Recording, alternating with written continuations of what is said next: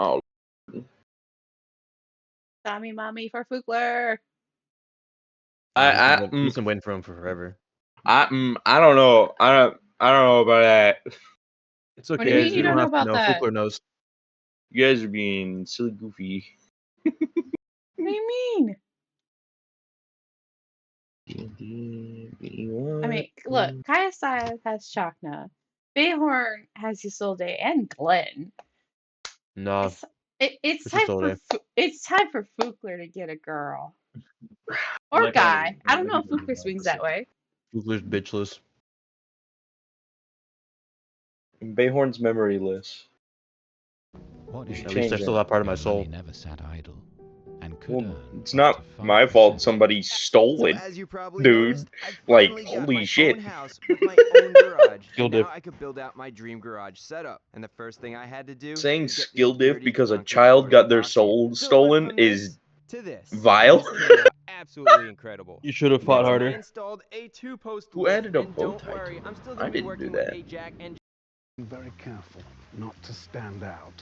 Good Who evening. did this to the alien thing in space? What the fuck did you just say? Now listen, I don't know about you, but I'm very much in the mood for some sexual intercourse. Simon's HQ is this fantastic nightclub called the Sassy Cat Club in Manhattan.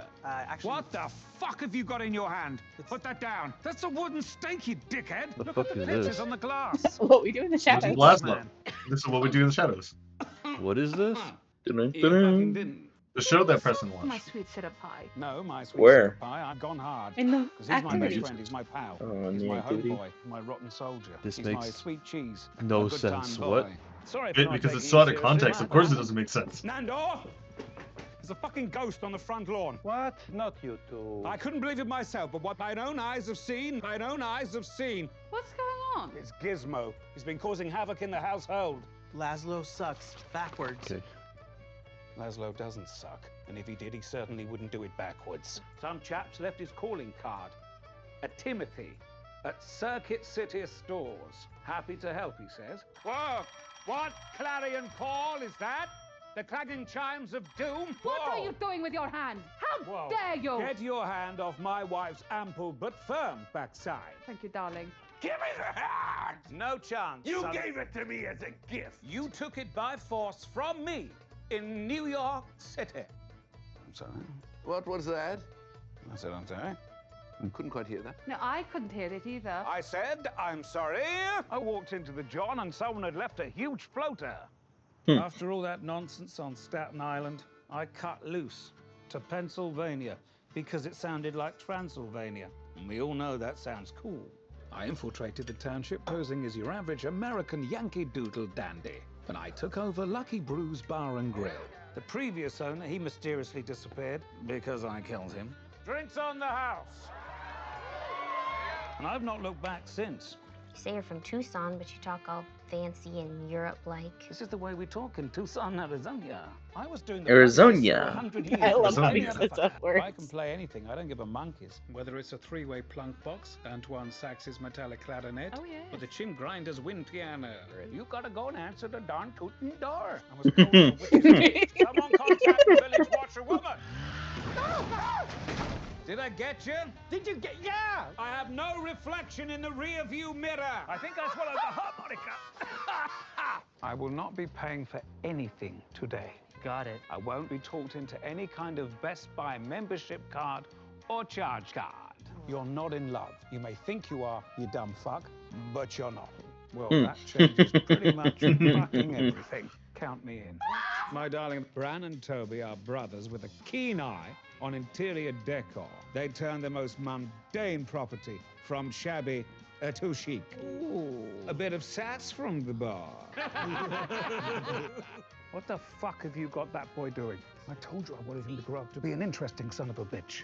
Practicing fine art and culture. No! Gizmo, shut the fuck up! We're doing a piece to Camarade. I've never been more cocksure of any decision in my life. Have you been watching Star Trek? This is Colin's father. You know, the guy from Incomprehensible Jesters. Nando, I've been double-crossed by the devil. You really are the most devious bastard in New York City. Milwaukee, nothing but heavy duty.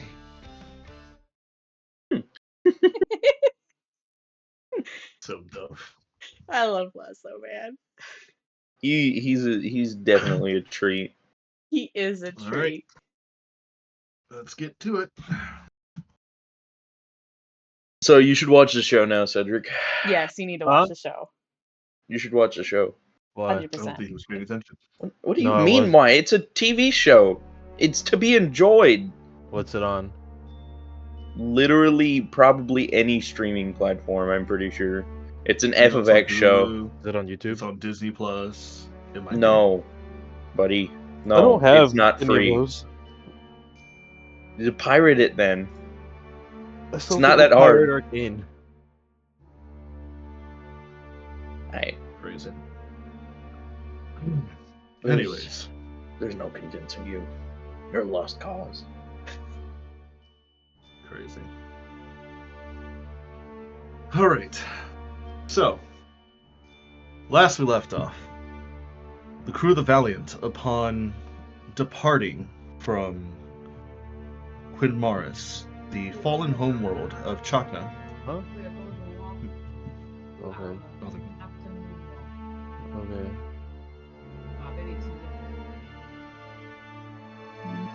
After managing to rescue and save Chakna's soul, you all departed, making your way over to an open portal in the middle of the Astral Sea to head to a gate town known as Glorum.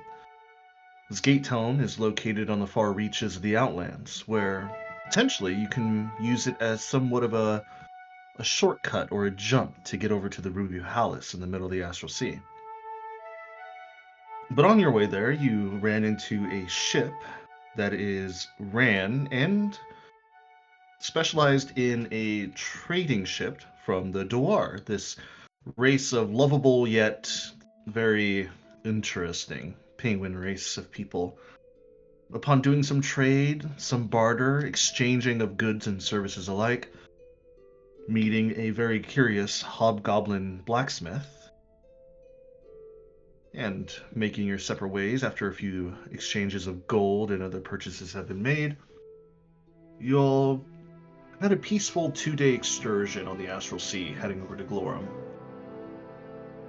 Fukler learned a little bit more about his soul or his personal history of Seraphis Callum. Kayasaya managed to create a simulacrum of herself to allow the ship to be in perpetual upkeep to make sure that the ship will run finely throughout the days when she is not on board. And Bayhorn himself managed to get a little bit more progress and a little bit more upgrades on the automaton that he's currently building and making, as well as connecting a little bit more with the Soul Day in hand after a little bit of a nudge from Finnegan. But as you are all in the mess hall, as Tiana has alerted you that you're about to enter in the portal in the middle of the Astral Sea to go into Glorum itself, the near-ending visage of starlight, of suns and moons in the distance, started turning into a blue, patchy, cloudy sky as you are all descending down into this very Nordic, very Arctic, and very cold expanse of mountain ranges. And as you're flying by, you are all seeing the snow-capped mountains, the aurora borealis shining in the sky, and massive waterfalls that are intertwining themselves within the mountainsides themselves. Out in the distance, you see what seems to be a large patch of land next to a big river. And next to this river, in this patch of land, there is a circle of a village, which you surmise must be Glorum. So as you are all descending down onto the gate town of Glorum itself, what do you guys do? Are you guys just waiting till you get down? Are you guys going to prepare? What you going to do? Prepare for what? Immediate fighting? We I'm shouldn't not too have sure. immediate You've never fighting. been to Glorum. I'm gonna prepare for immediate fighting. Damn, I didn't know he liked his women like that. Apparently. That's I mean, whatever you like, man. I'm not gonna judge you. You know, if it doesn't work with any of the Goliaths here, perhaps we should find him an orc woman. Fugler is squinting his eyes at both of you fucks. Oh god, he's turned Middle Eastern. Whoa! What does that mean?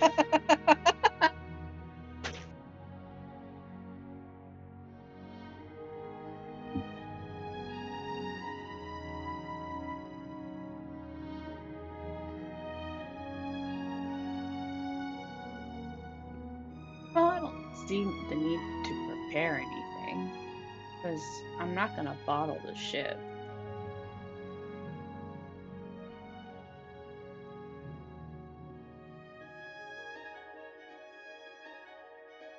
Why is that? You're gonna spend money at the docks? Risk keeping it there?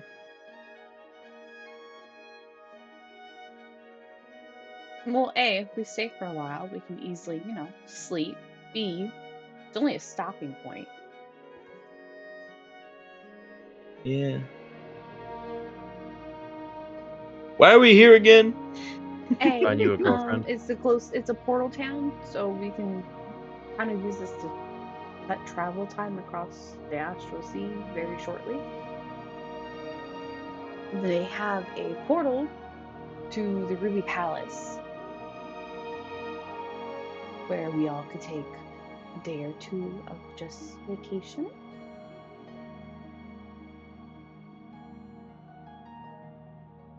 And while we're here, I was going to try and work with the local leadership to see if they would help us with our architect issue without informing them of the architect, so we don't cause panic and make the architect speed up his time frame.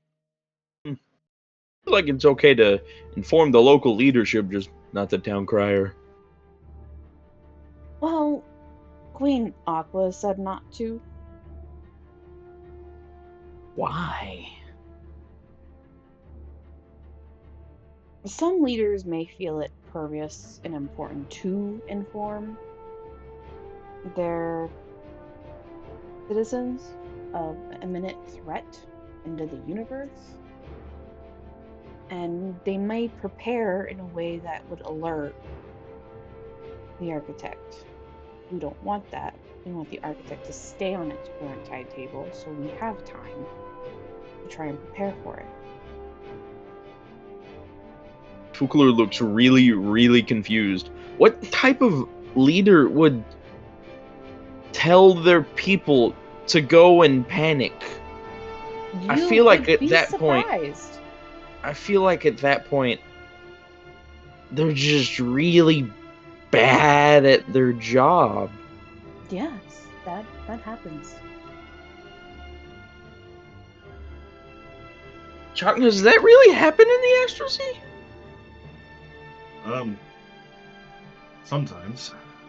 Typically, depending on the leader who's in charge, they either will fearmonger, depending on their vision for their power, if they like to fearmonger to grip and hold power as best as they can, or they might tell the truth and they try to make some sort of semblance of peace. It all just depends on who you're asking. Holy fuck, there are idiots in the Astral Sea. Fugler, there's idiots on every planet. Well, yeah, but like, I didn't know there were idiots in power. That's a bit different. Yes, there are idiots in power. Huh. The more you know. Mm-hmm. Which is probably why Queen Aqua does not want us to alert as many people to the architect's existence until it is truly time. Well, okay. If this is the case, then how are you going to convince their leaders?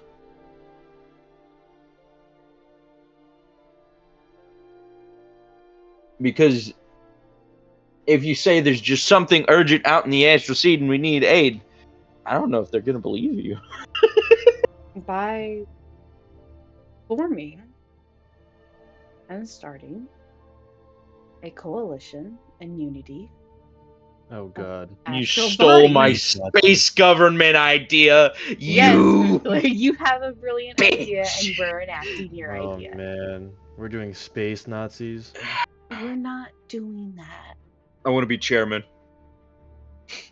I am not being a part of a space Nazi program where he's the chairman. It's not space No. Nazis. Not yet.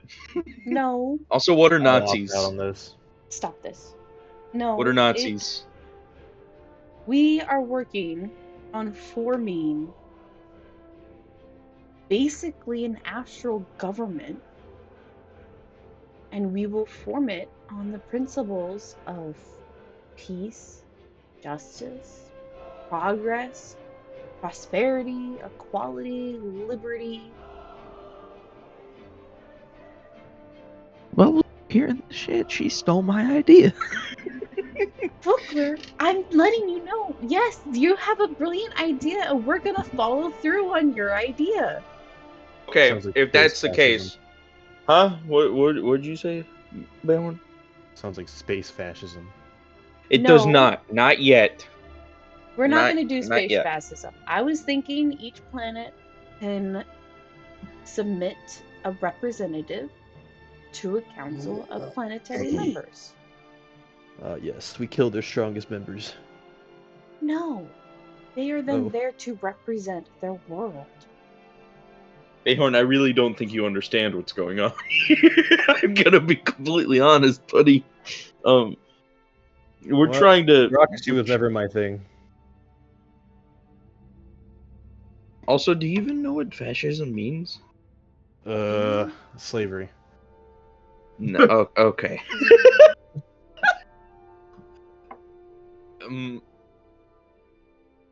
No. No, but I will accept that answer.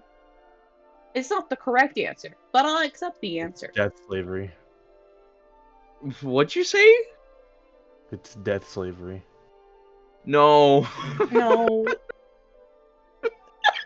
That's the wrong answer again. But I will accept this answer. But it's wrong. But I'll accept No, it. you accept it because it's right. I vote we make Bayhorn the treasurer of the new space coalition. Oh, good. I can steal from the poor, as space fascism does. Never No, mind. I don't. I'm Parliamentarian would suit you best, buddy. Kugler, you've had amazing ideas, but having Bayhorn be treasurer is not one of them. I changed it to parliamentarian. He has no real power, but we don't need to tell him that. You know, he can instead be an ambassador for his planet. Do they want that? I have no idea, but he's an option. But ironically, we will then have to go to Faerun and see if we can get Faerun into our I was gonna say, little yeah. union. Our new government. We need to name this shit. Alright. So we're at Glorum to try and convince the leaders to help us whenever we have a time of need. But what's B and C? B is to perhaps see if there's a Goliath woman that catches your eye. Skipping on to C.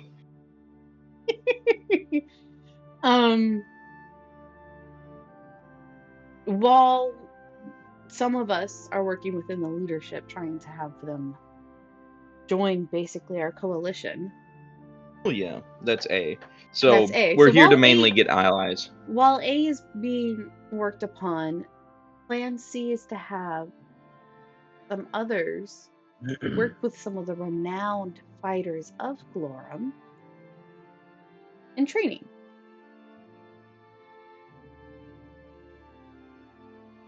I mean, this place is all about fighting, right? Well, from what I know, I mean it's farmers and village. It's a village. It's where people do village things, but they do have several warriors who are renowned.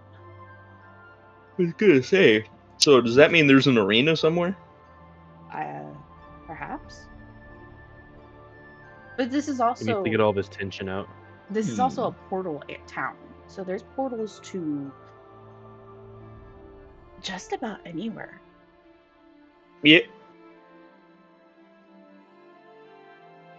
So when we're done trying to convince the local government to join our little coalition, some are done training, others, if they wish to partake in anything of the village, are finished.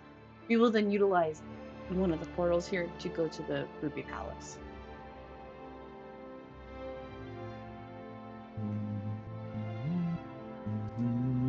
I'm mostly here just for two things. Get Fukler a girlfriend and get Fukler a girlfriend.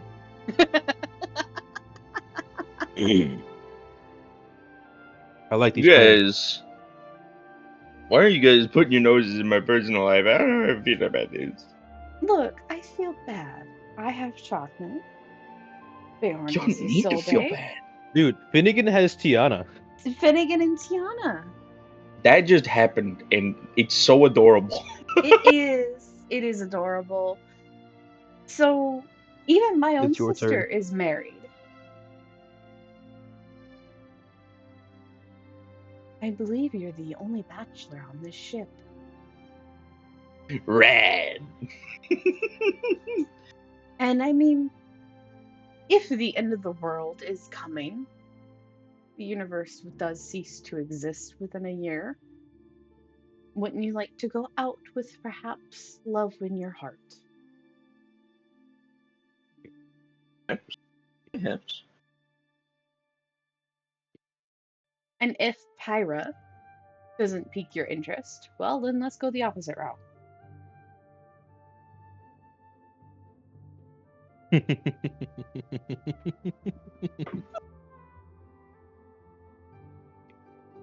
Well, you kind of switched up on Pyra real quick. Look, you keep turning her down. You keep dismissing the idea of marrying a princess and potentially becoming a future king of a kingdom. Kaisai, I don't think you understand what I'm trying to say. I'm not against that. Oh, you're She not. was 16. You're not. Huh? That's okay. What's happening? No, I genuinely didn't hear you. I need to turn you guys up. That's okay. It's okay. I'm not against it. She was 16, Kaisai. There's a And you're difference. 19.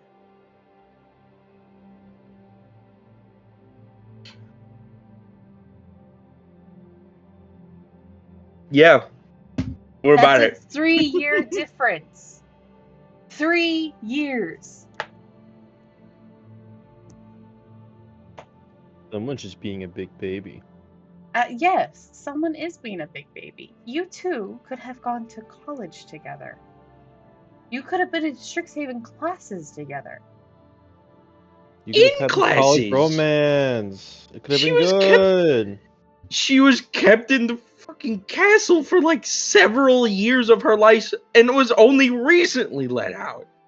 Yes, thanks to us. You Because her mother saved her is because you love her so terrified. much. Because I convinced her mother to finally let her go explore. Yes. Yeah, explore. So because of that, you have opened this young woman to the entire universe. Yeah. All part of the plan. Oh, you had a plan? Oh, maybe we don't have to interfere then. He I already has a guess we plan for don't. it. I mean, I'll go get the sending slab. What?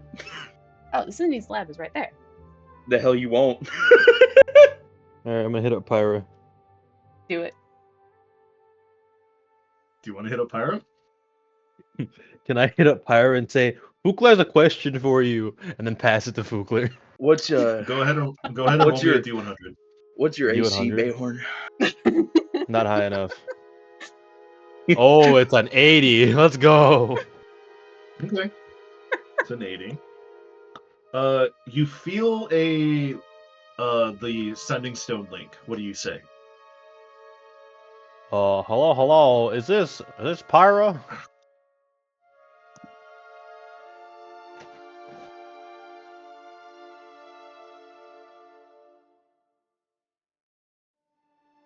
You don't hear anything. Imagine it connects to like her paladin. Oh, like the guard that she has. Yeah, like there's some interference and it immediately goes to her guard or some shit. Some like warding bond type shit. Yeah. Or, her mother gave her items to prevent stuff. For message spells? I have no idea. For unauthorized message spells. She's got a spam filter. Bayhorn's just gonna say, well, it's Bayhorn. You know me. Fukler has a question for you, so whenever you get to it, you should go talk to him. Bye.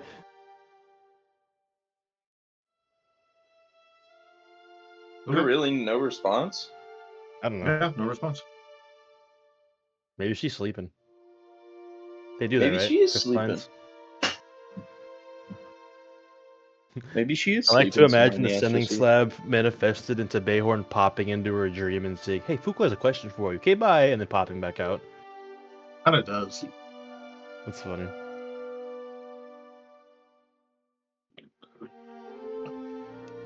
Bayhorn, after about like a few seconds after you hung up, you hear a ping in your head.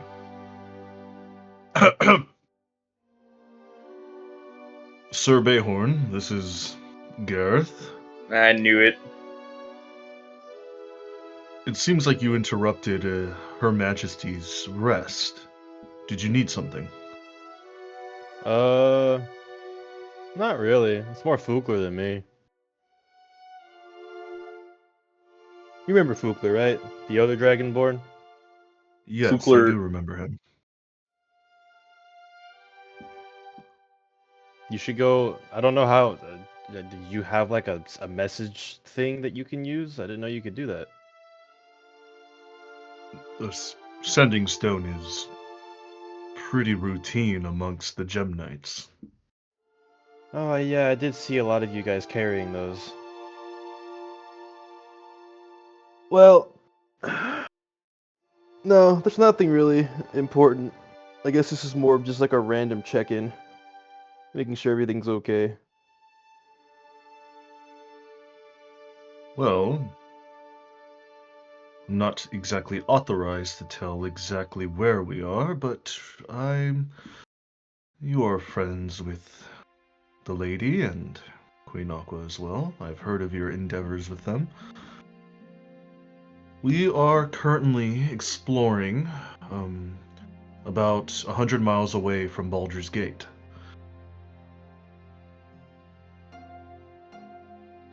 Baldur's Gate. I've been sent off on a quest to find some sort of underground temple with scrolls and clerical items that we are sent to retrieve. Not only is Lady Pyra here with us, as she has gone back to bed, we also have a new group here as well. There's 7 of us now. Ooh, big party. It is a handful. Are you babysitting all of them? In a way. I don't envy you. I'll let her know that you have called for her, and if she decides to reply back, that is up to her choice. I hope everything is all good and well on your end. Yeah, we're doing pretty okay. We're traveling. Good. I must keep watch. Have a good day. And You then as you feel the well. connection stop. Oh man. Alright, that was Gareth. They're on a 7-man party right now.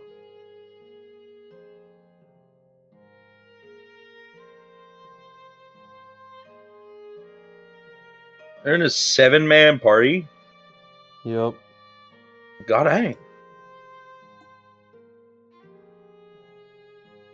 Yeah, they're going to some underground temple to retrieve clerical items. Where? Somewhere around Baldur's Gate. Wasn't He she wasn't really supposed to left tell home? me, but yeah, no, they're adventuring. Yeah. They're having a grand old time. Yeah. You're gonna probably meet some very interesting people. I agree. Actually, I know what else I can do while we're here. Moving on from you two trying to set me up with somebody, we need to get the cube written on. Yes. Chakna, would you mind helping me with that? I can help you with that. Awesome. What locales did you want to write on it? Well, gonna be honest, probably Strixhaven with the one blank side. We should also probably Alrighty. remove one of the other dangerous sides and replace it with somewhere safe. I agree.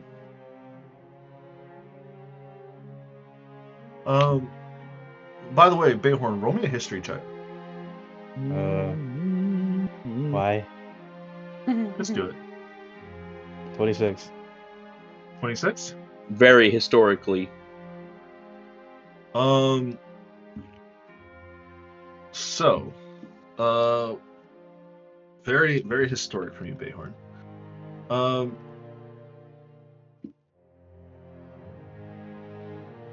You do remember where you lived, right? Or where you were born? I have it written down, so yeah. I remember it was somewhere in... I know I got it wrong the first time. Was it the Sword Coast? It was on the Sword Coast, yes. And it was somewhere, like... It was somewhere in, like, the middle of the map that I showed you. Like, mid-east-ish. Kind of. Hang on, let me go look for my notes. They're somewhere.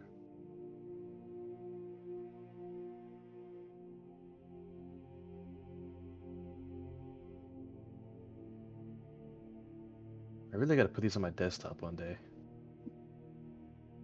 Alright. Lord. Motherfucker.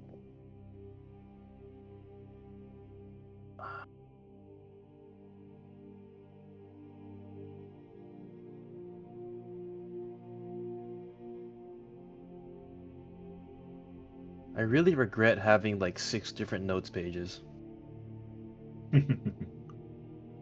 Here. No. That's Bayhorn's biography.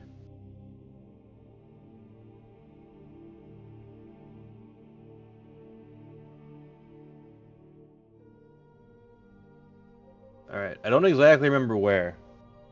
But I know I wrote it down. I just have to go look for it.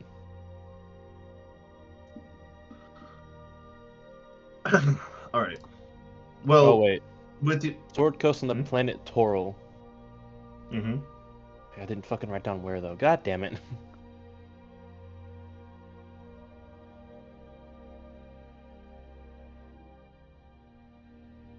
You're fine. But the history check was more about, as you're thinking, as you're relaying this information over to your team about where Pyra could be. You know Garrett said about 100 miles away from Baldur's Gate? And you would know that there's only about 2 major locales near Baldur's Gate where they could be at. They're either at the Fields of the Dead or at Wood of the Sharp Teeth, which both are pretty close to where your mother and father are at. Oh dang, I should have asked if they were around there.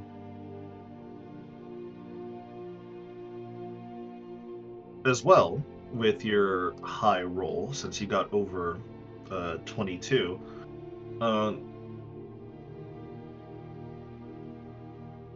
back with your old history, with your old crew, you do remember that there was some job listings about trying to find clerical items in the bottom of the Wood of the Sharp Teeth. There was supposedly a druid cleric, like, church society that had built underground in order to hide from any onlookers or those who wished to purge them inside the wood. Knowing that they wouldn't just burn the Wood of the Sharp Teeth down, because that would be a massive environmental damage on everybody's part, they built their church underground. Of course, the Fields of the Dead also have secrets themselves, but with your higher roll, you kind of point two and two together, and you know that they're most likely underneath the Wood of the Sharp Teeth. Oh.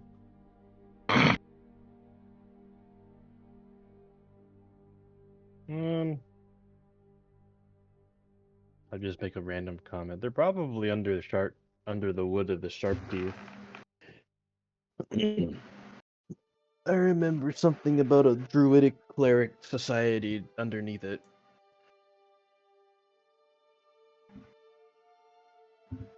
They probably took that old quest. They still haven't found it.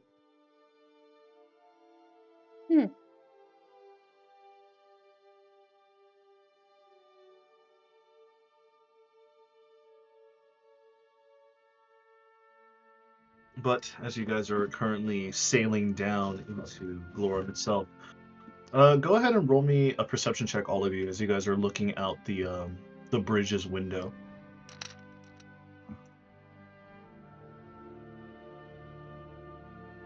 Wow, 30 from Bayhorn.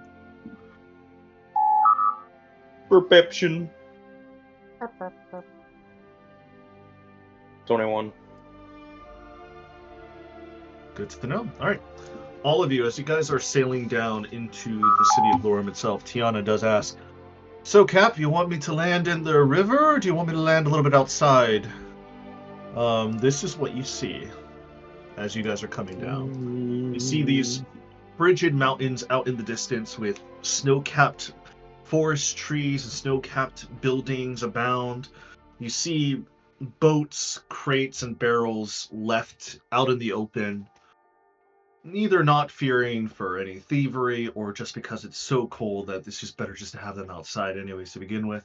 You see this massive shark-looking like animal that is being hanged off this far side as you guys are coming down.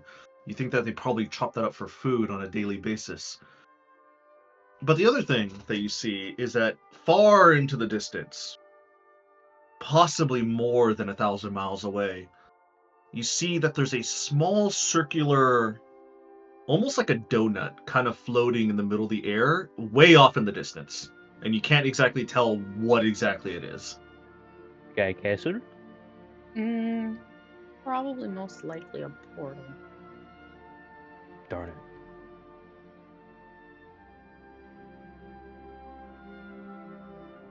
As well as you guys are floating and landing down, you do see that there is quite a bit of a commotion starting to happen with your guys' presence. You start to see people kind of walking outside, pointing at your ship, and you see more and more people like coming outside and pointing, and you see several people grabbing pitchforks and staves and axes, and they're kind of just waiting to see what you're gonna do. Land us outside the village very passively. They're gonna follow us. Yeah. But it might Sure be thing, yeah. easier to be outside the village than in the lake where they have boats. Yeah, Wanna I'll fight? take care of it. If they're wanting to fight, I got them. Calm down. We'll find your girlfriend later. I'm going to lobotomize you. This isn't a joke. If I could cast Feeble Mind, I would, you vegetable. I can. I know you can. Not without help, though. No, I can. Not without help. No, I can. Right now. He can do How? it actually because of his I have a tattoo. spell. No, I have a spell scroll. Oh, that's right, you do. No, that's what I was saying. He can't cast Feeble Mind without help with his tattoo. I have a spell scroll with No, Feeble Mind on it. I was explaining it to Kaisaya. No. You spicy asshole! Stop! Cease! It's not Tuesday. Oh my god. As you guys start to land, you see outside your windows that there's already a welcoming party for you, as you see that it's not a huge entourage of people. There's probably at the very least 7 to 10 fully battle-ready clothed warriors already.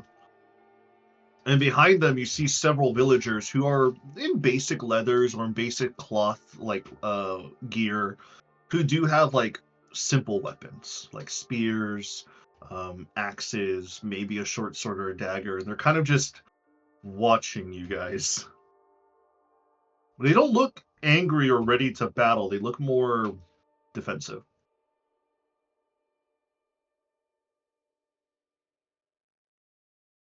Tiana kind of just turns over to you, Kai-san, and she says, "Are you you sure you want to step outside?"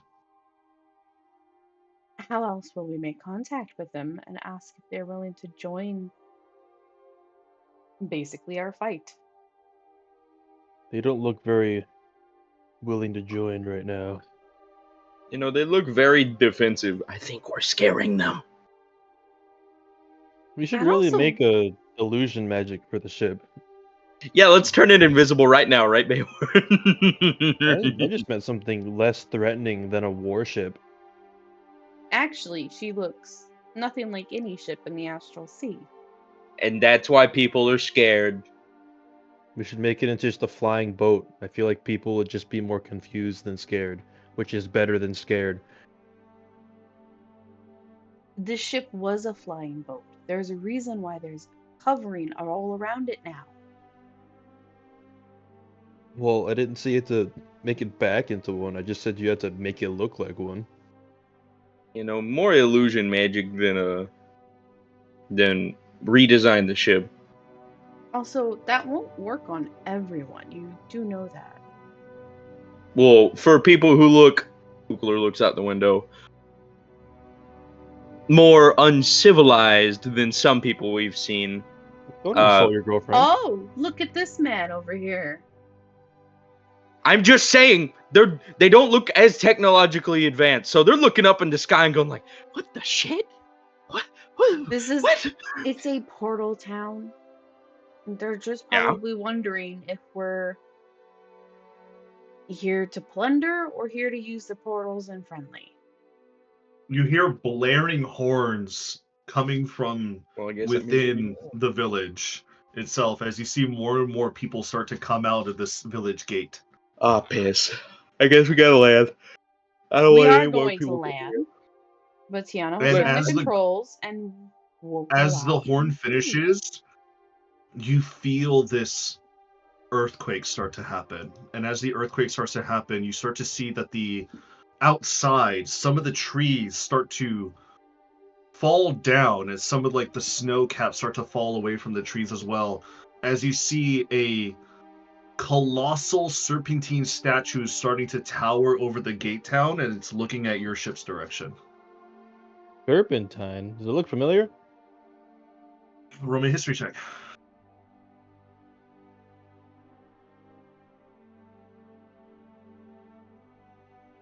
A 20. Of 30. Kind of does. Does it look like... Hang on.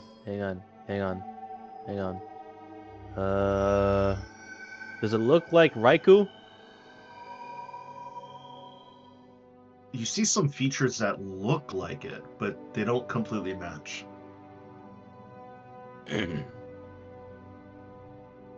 He's gonna check his sword. Is it reacting to this giant serpentine statue appearing? You see your is it a dagger or a sword right now? It's a sword. Generally is. As you pull your sword out of your sheath, you see that the tips of the blade is starting to react with electricity. Are we landed already? You have landed, yes. I'm going outside. Yes, I'm going outside too. He's like, I'm going outside. All right, who's going outside? Me, because I have Me. to convince people not to lobotomize us. AKA Bayhorn, A-Team. A-Team goes out. Bayhorn, I have The to 18 ask. goes up. If you go outside, don't immediately sleuth off, okay? We Please need don't. to look presentable in front of the Where's people the giant for at snake least. statue? Okay, I'm sorry, the what was that, snake. Cedric? It's not going anywhere. No, I just want to know, where is the giant snake statue in relation to the ship and the village? Is it on the So- other side of us, or is it trying to It's on protect the the other. village? It's on the other side of the village, and it's kind of like looming slightly above it from the back end. Okay, so we'd have to go through the village to make it to the statue. Yes. Okay, that's all I want to know. AKA, just wait until we reach diplomatic relationships.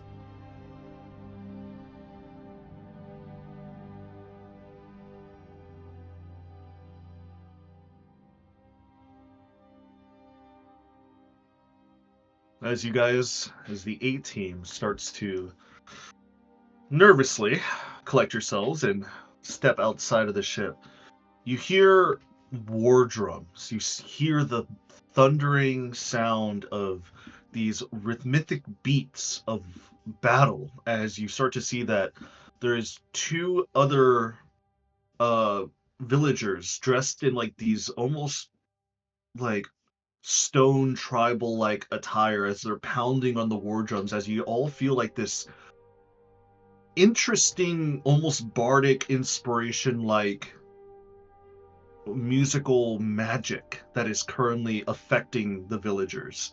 It's not affecting you, but you can tell that whatever they're pounding on is like some sort of magical instrument that is giving them some sort of benefit. They're buffed. And as you guys start to step outside and start to walk over, you notice in front of these humanoids and these other Goliaths that you see a multitude of people. You see half orcs, you see a dwarf, a human, you see giants, other humanoids, you see a few elves. It's like a really interesting hodgepodge of different looking warrior people, or at the very least they're just civilians as farmers or other type of suppliers here. But in the very front, you see at the very least a 8-foot tall Goliath woman that has half of her head shaven off, but the other half is kind of pulled over to the right side of her face in a giant braided ponytail with a red little wrapping on the end to keep the French braid all together. Her left eye has a huge gashing scar, kind of like, it looks like more of like a blade or like a claw scar that is scarred over her eye.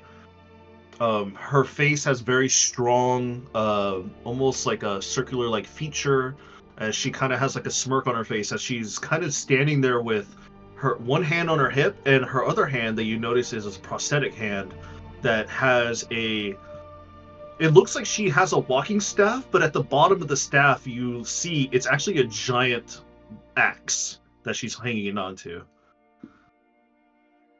She then kind of looks at all of you and she says, "My name is Teresa Bronebreaker. Welcome to Glorum, outsiders. My father, Flatnose Grim, has protected this land for many years until he fell into battle, and I will do the same until my last breath. State your name and your business here." I am Kayasaya, captain of the ship behind me. This is Fugler and Bayhorn, and we are here peacefully.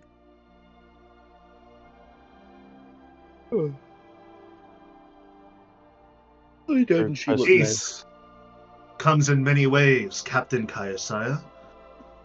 Do you bring peace of hellfire and battle, or do you come here for trade and diplomatic relations? Trade and diplomatic relations.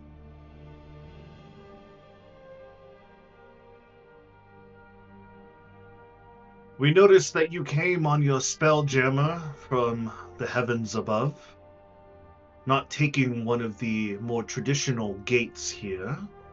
Which plane do you come from? Well, members of my Roll crew me- come from all types of planes. Roll me an insight check, Kayasaya. Yeah, something's a little suspicious. Don't be suspicious. Don't. Don't be suspicious. I'm gonna do guidance just in case. Don't be suspicious. 25. 25. The material or the astral. She's wondering what plane of the outland you come from. Could you repeat that? My The thing just went. Outland?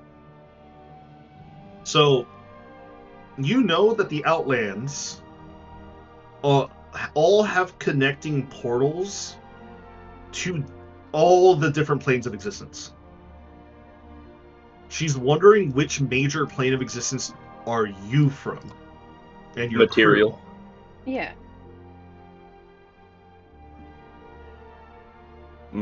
We should be material, unless Adrian has something in his back pocket that we don't know about. Right. It always does. Yeah. So Fugler's just gonna say, well, we all come from different places in the astral sea, but if you're asking what realm of existence we're from, we're all from the material plane.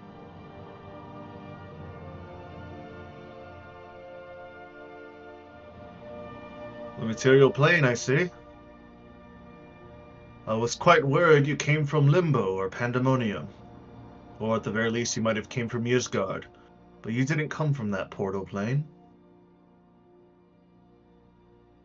And she kind of just turns over to the warriors and the townsfolk that she's there. Everybody, stand your ground. Keep your weapons at the ready. We have guests now. We should treat them as friends for now.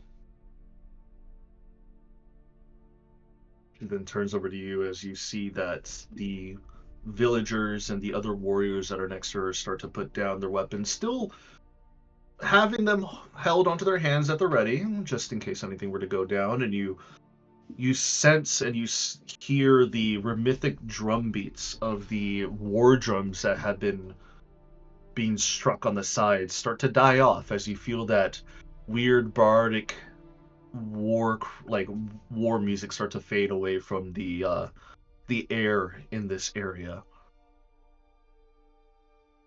She then starts to walk over to you as she takes her axe and she puts it over her prosthetic shoulder, and she holds out a hand over to whoever will take it. So whoever wants to reach out and take it first.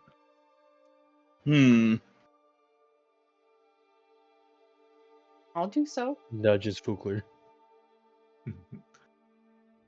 Were you saying something about people with prosthetic limbs, your buddy? Buddy? Kayasai, it's a tight grip. Roll me a strength saving throw. Oh, shit. Hence why I nudged Fugler. I get a +3 because Wiggly's right here. Yeah, Fugler is there. Doesn't fucking matter, probably. 9? +3. You feel a Nine. +3. You feel a finger pop almost to the point of breaking, but it doesn't break. The wizard folds. Her one weakness, handshakes. I'm a wizard. You're a Not min fucking wizard. paladin. I should have probably did that. You hesitated. I did hesitate. I'm not captain of the ship. Now that you see Tazara up close, she is completely covered in battle scars from whatever visible skin that she is showing from her armor. Her armor is very nicely plated and put together. You see that the belt that she's wearing has like this kind of awkward looking giant's face with like a big mustache and a giant crown on top of her. You can clock that belt is extremely magical that she's wearing. You have a storm giant belt. You can tell that she has this sense of air around her that she could either be your best friend or she will be the one that puts the axe in your face. I'm giant belt. I have hill giant belt. There is no in between here. Damn. She's either going to be the best that she can be around you, or she will kill you. Mentally. But you can tell that Is this the kind of girl you're looking for? You need to shut up right now. Fukler has a crush. No. Fukler has a crush. Nuh-uh. And as she lets go of your hand, Kaisai, as you're kind of like shaking it, like because you kind of felt a finger pop that you didn't mean to, she kind of like breathes a sigh of relief and she says, "We've been having a little bit of trouble, thanks to some fire and frost giants, respectively sending hulking subjects and objects over our village walls. We were afraid that your ship was one of them, but thankfully you landed peacefully."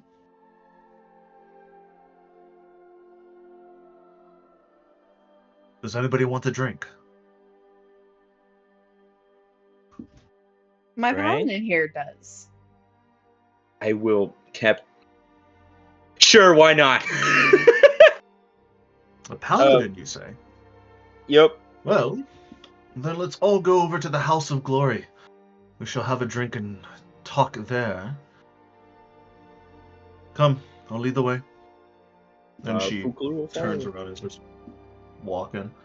As she walks over, you see specifically there's 3 warriors that are waiting for her, like where the big group is at. The group has started to disperse now, seeing that this is a friendly encounter, not a combative one. You see the human male, this towering man with the wild red hair, scarred face, blue eyes, huge bodybuilder type. She looks over at him. He says, "Jorvin, see to it that the house's glory is stocked up with ale, mead, and whatever drinks and necessities we need. We have a lot to discuss with our new friends here." See Jorvin kind of just give her a nod and put a hand over his chest and like gives it like a fist bump as like some sort of salute, and he rushes over at the into the direction of the village of Glorum. You see this half orc female, a little bit shorter than the majority of the people here. However, you see that they are completely covered from head to toe in very nice, fine iron and steel armor. But she doesn't carry a blade. She carries a huge tower shield behind her.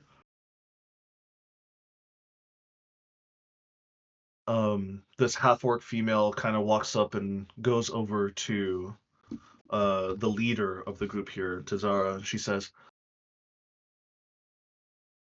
"My lady, is there anything you wish for me to do in this time of friendship?" I'm a friend. No. At the moment, just keep eye and keep guard for any of the new entities that have been bothering us recently. Sound the war horn if you see anything, and we'll come right out. Understood. And you see the female half-orc just towers off. And then you see the male dwarf kind of just watch you guys. This stocky, battle-hardened looking dwarf. You see that there's hundreds of different type of runes carved over his armor. You see that he wields a sword to his side and nothing else. It looks like he only takes a sword into battle. You see that the helmet that he wears kind of covers his whole entire face, almost to an extreme that it's really hard to even see where his eyes are at.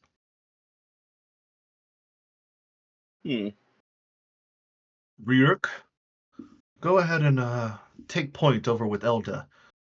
Like I said, sound the horn if you see anything suspicious other than, well, that hunk of metal out there. And she kind of refers to your ship. Oh, thanks. There.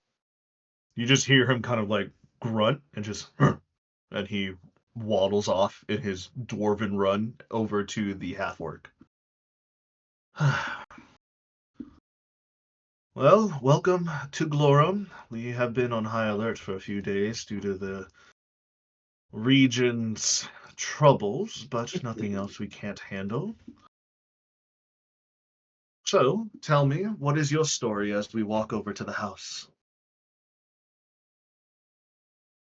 Well, we are all from the prime material plane. However, we are from different worlds.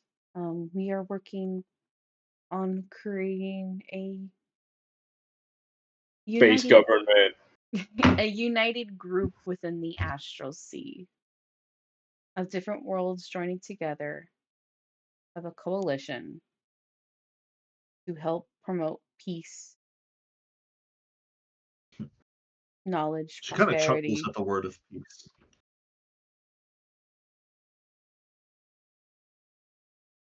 It's a lofty goal of yours, little red-haired one.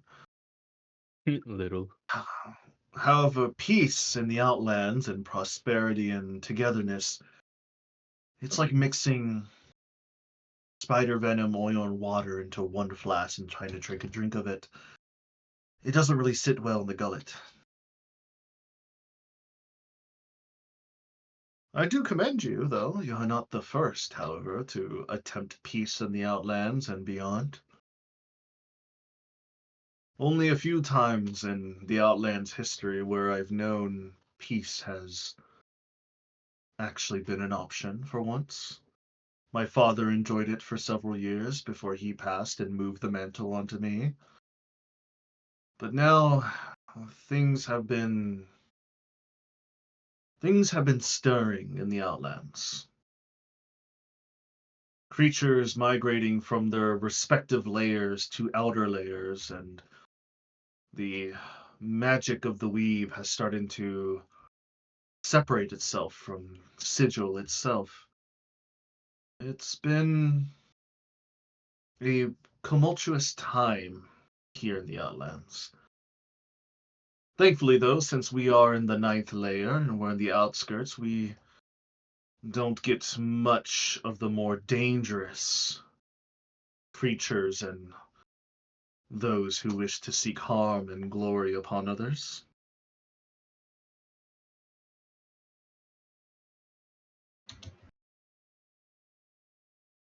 As you guys are continuing to walk into the city of Glorum, the wooden gates open up for you, and you see beyond the wooden gates there is dozens of children running around. All of them head shaven. Kind of hard to tell who's a boy or a girl due to the fact that all the children kind of look the same, except with some defining features. But you can hear the gigglings and the cheering from those who are participating in snowball fights or who are tackling each other to the ground in a game of wrestling. You see farmers and woodworkers carrying pallets of items and materials to different sets of areas. It is a thriving little village. However cold and desolate this place may be, at the very least, there is a semblance of life happening here, thankfully. But as she turns over to the left and walks you down the main city center, um, you don't notice any sort of inn or any sort of place for respite. It seems like they don't get a lot of visitors, and if they do, it's very rare. However, she walks you up this hill-like area, and you see that is it's a two-story, almost a three-story building that is huge in nature that kind of overlooks the village itself on the top of its own little hill that's protected by a smaller circle of wooden barricades. As the gate opens up, and she kind of looks at the big area in front of her. Welcome to the House of Glory. You see at the top of the House of Glory, on top of the big doorway, you see a skull of some sort of huge creature that is currently mouth agape and looking down at everybody, where you guys kind of walk up. And you already hear that there's cheering and glasses being clinked from the inside. It is loud inside the House of Glory.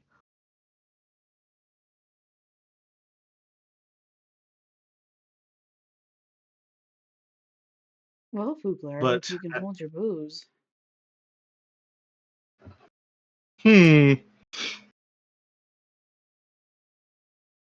Gee, I wonder if an almost 8.5 foot, 400-pound dragonborn can hold his booze.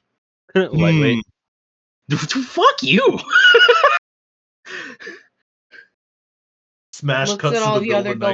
Goliaths. I was about to say it smash cuts to the middle of the night. Fukler's like over the docks throwing up. Bayhorn rubbing his back. There, buddy. It's okay. Let it all out. Absolutely horrible. You hear the sounds of drums are erupting within the House of Glory as more and more people are starting to yell and clinking different types of ale like glasses to each other as she takes both of her arms in her hands and she opens the door in front. Inside, it is a fucking horse mess of a building. There is people cheering and jeering. There's people eating. You see that these barmaids, all Goliath women, are handing out beer and drink. You see that there is quite a few weapons that are hanging on the wall that are behind these glass cases with like little inscriptions written down beneath them. The big thing that catches your eye is at the very top of the House of Glory that kind of furls down. You see a giant crackling fire pit underneath that dominates this smoky chamber.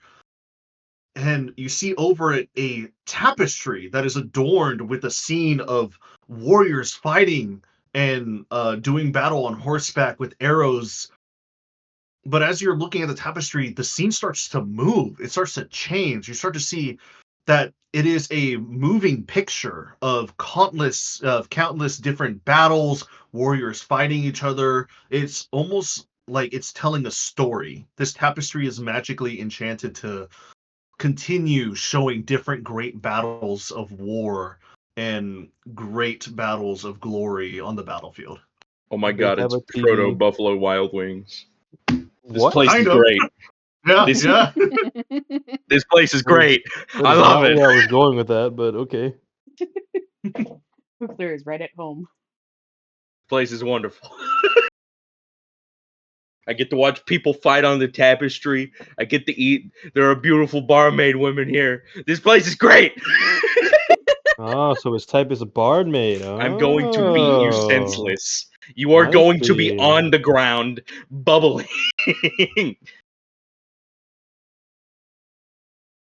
You see Please. Tazara kind of look at all of you and she says, I hope this is enough to your liking. Does anybody want a drink or any meals?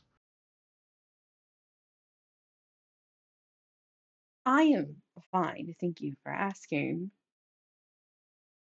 Boys, Our dragonborn friend wants something to eat. Huh? Sorry, I was distracted.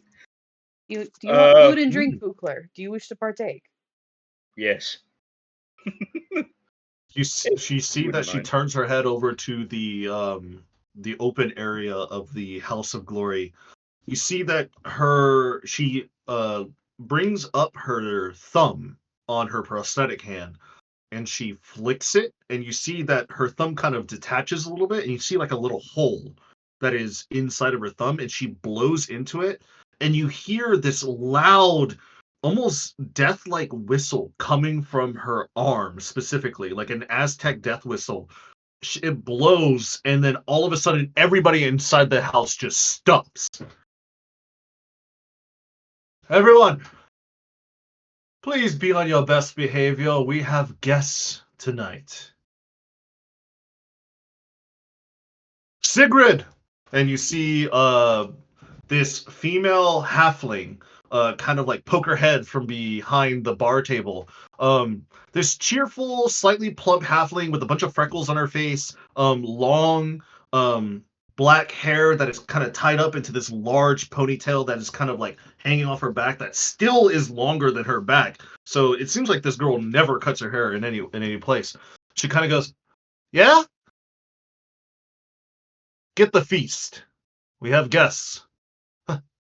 Okay, yeah, I'll take care of it. And she jumps above the bar table and she rushes to one of the back rooms as you hear clanking of like different dishes and different cookerware start to like smash all over the ground. And you just see Tazara kind of just chuckle to herself and sighs a little bit. All right, well, now that we got dinner started, everyone, like I said, play nice with our fellow visitors here. Continue on. And then as she says that, they just continue going back to smashing each other and over the head with like different plates and beer, and you see food start flying now. It seems like whatever command she gave just flew out the window and it got worse. And then she just starts shaking her head a little bit. What'd you just do? I tried to implement some sort of order, but these fuckheads don't know what order even means here, I guess. It's fine. You'll learn how to live in the house, just like the rest of us. Come, I'll take you to my personal room. And you see that she walks ahead and she goes over to the left-hand side and she walks up some stairs. As she's walking up some stairs, all of you see that on the sides, you see like different types of weapons that are currently locked up into these cases. Some of these weapons don't have inscriptions on them. It seems like they're more just for show, or maybe, and in case of emergency, you can break the glass and you can grab the weapon. But she continues upward, and as soon as you guys reach the second floor, it kind of like overlooks the major of the house, bottom floor. It's a lot more peaceful up here. It doesn't seem like a lot of people like to go to the second floor for one reason or the other. And she leads you into this back room where she opens a door, and you see it is definitely more of a traditional dining room. You see that there's this long table that could probably fill maybe 6 to 7 people if you kind of scooch in together. A crackling fireplace on the back end side, and that same tapestry is inside the room, albeit a smaller version of the tapestry, is still showing great battles that are happening in the background. And as she shows you all the room, she kind of goes to one of the far ends of the table and she takes a seat and she looks at all of you and she kind of looks at the table and she says, "Go ahead, sit." I sit. Find a seat. I like to imagine You guys all Bayhorn's just standing. Bayhorn, are you gonna stand or sit? Number sit. You're gonna sit. So it's just the A team right now. Chakna, I will say, did stay behind to stay on the ship just in case anything would have happened. So it's just the you three there with Glorum's leader right now, Tazara. She kind of looks at all of you and she doesn't say anything for a few minutes. She's either waiting for you guys to start saying something, or it seems like she's kind of examining you one by one. So if anybody would like to interject now, you can. Well, we're here for two things, mainly. These two have a side objective that I'm not exactly here for, but the two things we're mainly here for. One, we want to talk to your head of government, I guess, if that makes any sense. Because, like my captain said, we're considering putting together some sort of governing body. While it might not make everybody peaceful, it's better than just keeping everybody in the dark, we feel. Especially as more and more people decide to travel the astral sea and go around. Now, we're not talking exactly interplanar here, more just purely the material plane for the time being. Well, it basically anywhere that you can go through the astral sea. Well, yeah, but baby steps. Essentially, as someone who's a veteran of the Warpstorm Crusade, I do not want to see the astral sea plummeted into another crusade. As soon as he said the Crusade names, you see that she's currently like leaned into her chair and like she's kind of like resting on her prosthetic arm side, and she kind of like just throws 2 daggers of eyes at you as soon as you said the Crusade name. You're a veteran of the Crusade, I see. Yes. Sadly. What battles have you partaken in? Do I know of a notable battle that might be noteworthy for her?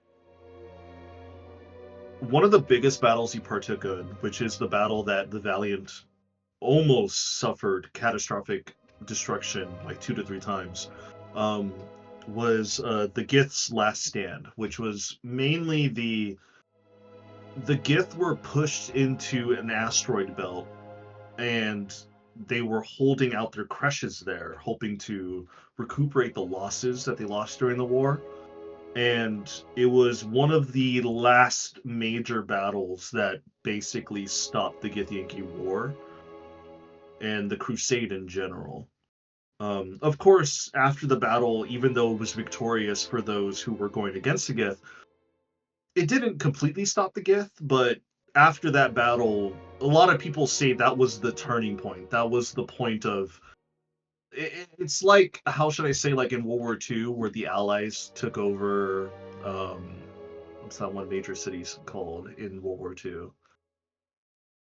Fucking, I'm trying to like make a comparison here, but it's kind of like one of those. It's like one of those like battles. Like since the good guys won, that was the killing blow. Like after that, it was just slow bleeding for the enemies until they just lost. So it was basically Yeah. the Gith's final stand. That's what you know of the battle name. I'll explain that as part of the final stand. I've heard of stories of battles out in the stars from my grandfather.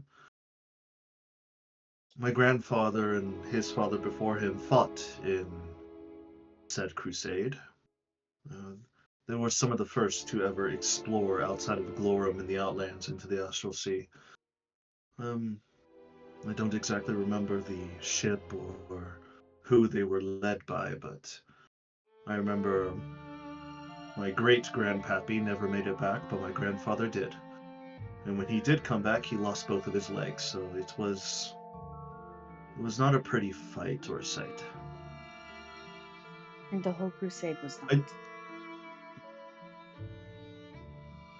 I do commend that you are attempting some sort of alliance or some sort of gathering of peoples to protect the Astral Sea.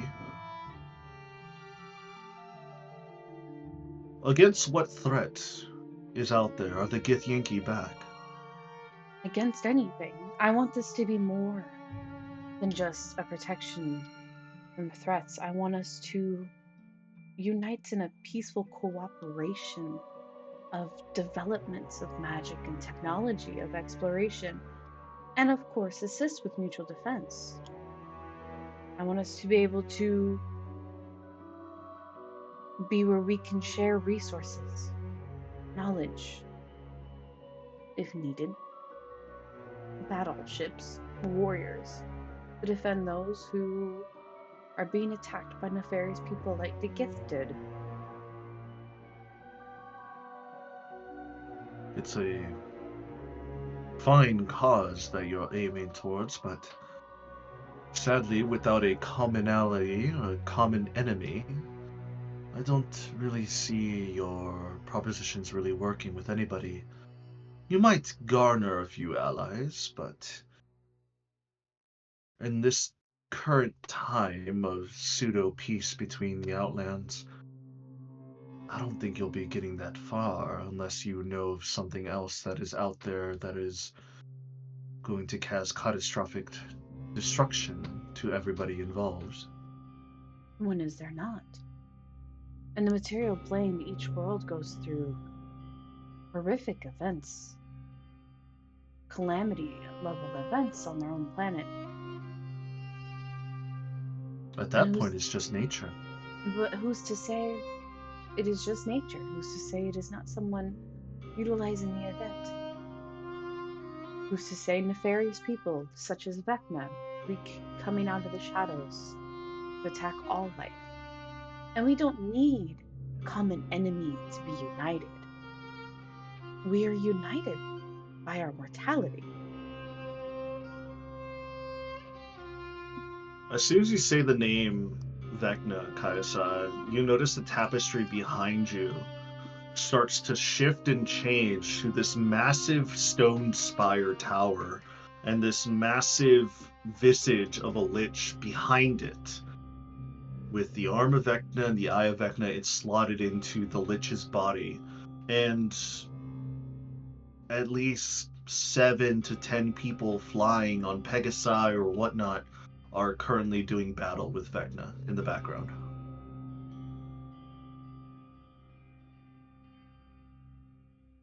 Calamities happen on a daily basis, Captain Kayasai.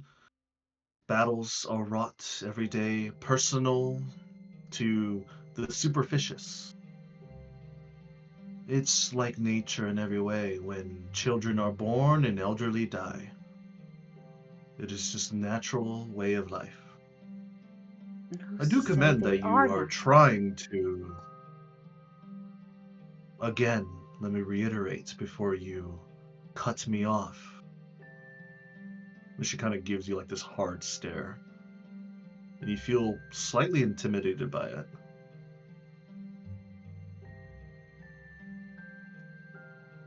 You need to give me some sort of reason why you are currently here, trying to facilitate some sort of coalition of peoples to form this, I wouldn't say government, but I would say an alliance, like you said.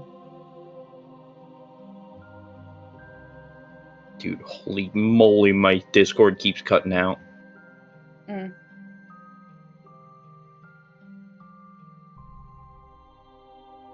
Do you want to restart your Discord?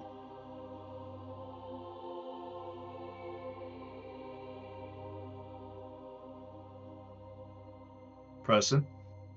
And he's gone.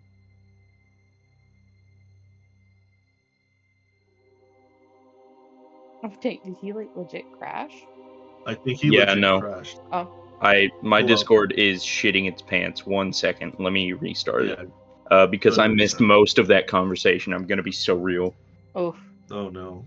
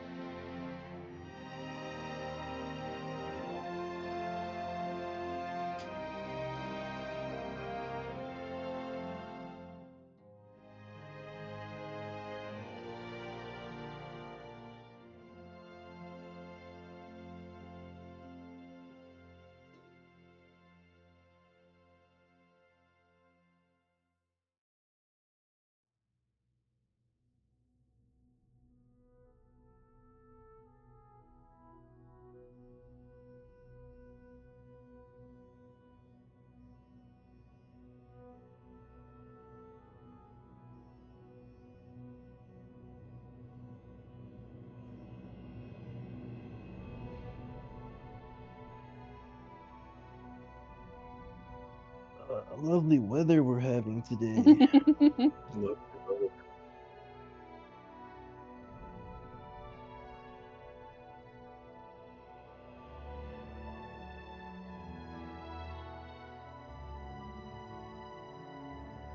Oh, there it finally goes. He finally blooped. Alright, so what is this Goliath girlfriend gonna look like for him? Calm down.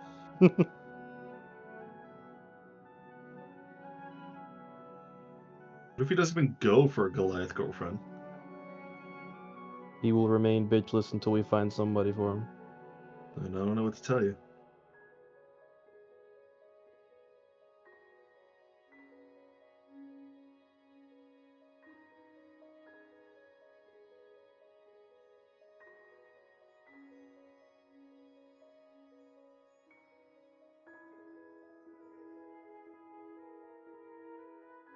Welcome back. Alright, so what was most of that conversation? I hate to do that. So the majority... No, you're fine.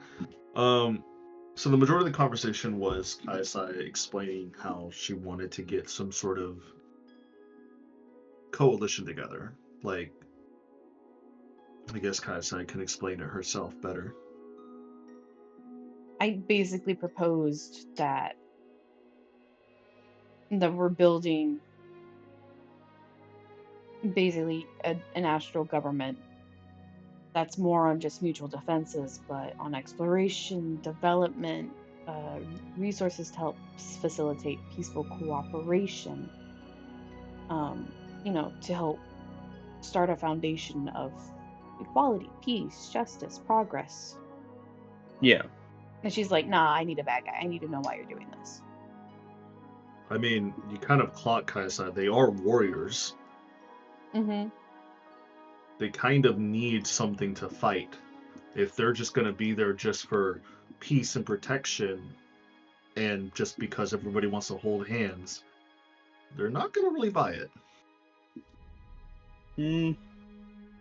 They're going to want to fight? Well, or at least have something to defend against. I will ask her first if she noticed details on my ship.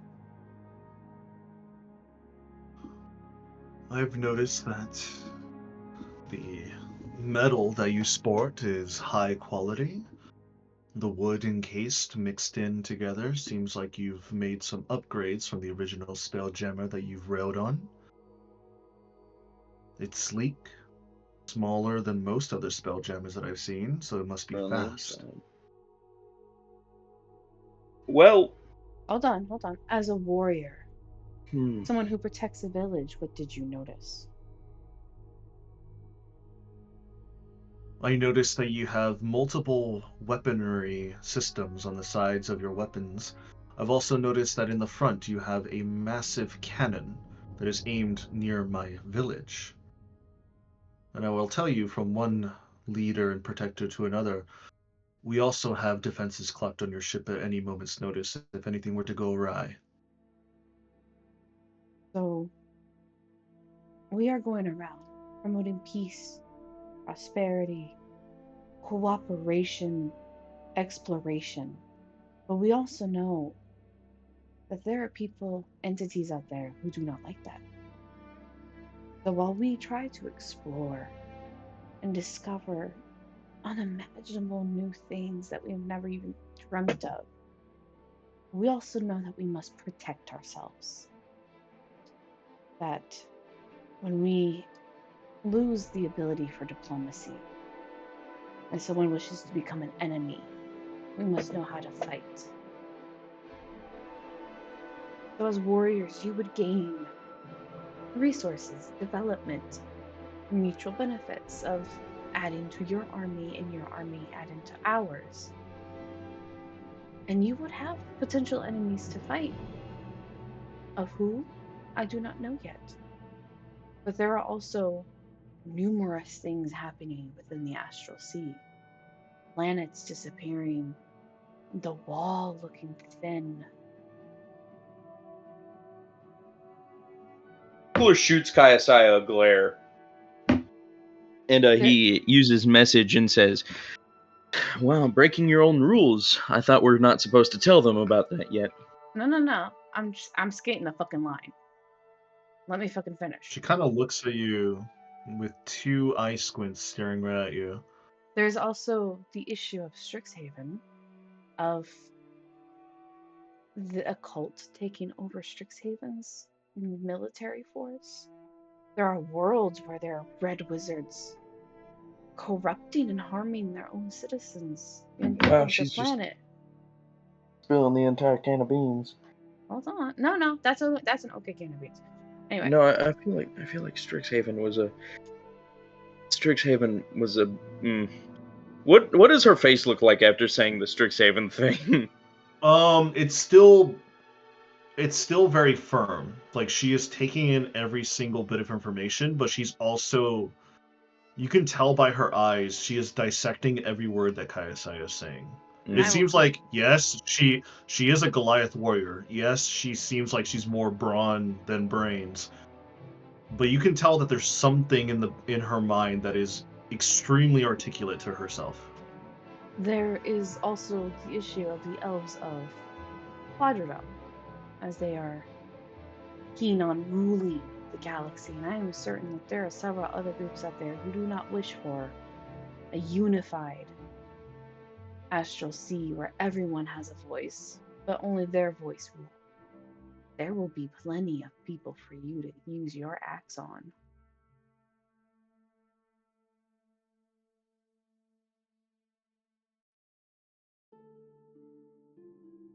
So you wish for me to be in this alliance as an attack dog, then?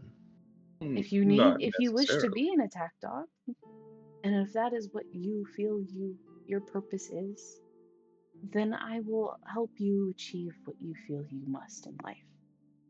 But if you also wish to instead help facilitate peaceful cooperations among many worlds, to help others explore, to help with progress across all of the astral sea. I'm not going around trying to make peace naively. I understand with peace, you must also be ready for defense. Peace does come with a price, and there's a price to keep it, and that is to defend yourself. As much as I wish none of us would never have to know the weight of a blade in our hands, there are those who do not like the idea of peace and would do everything in their power to stop.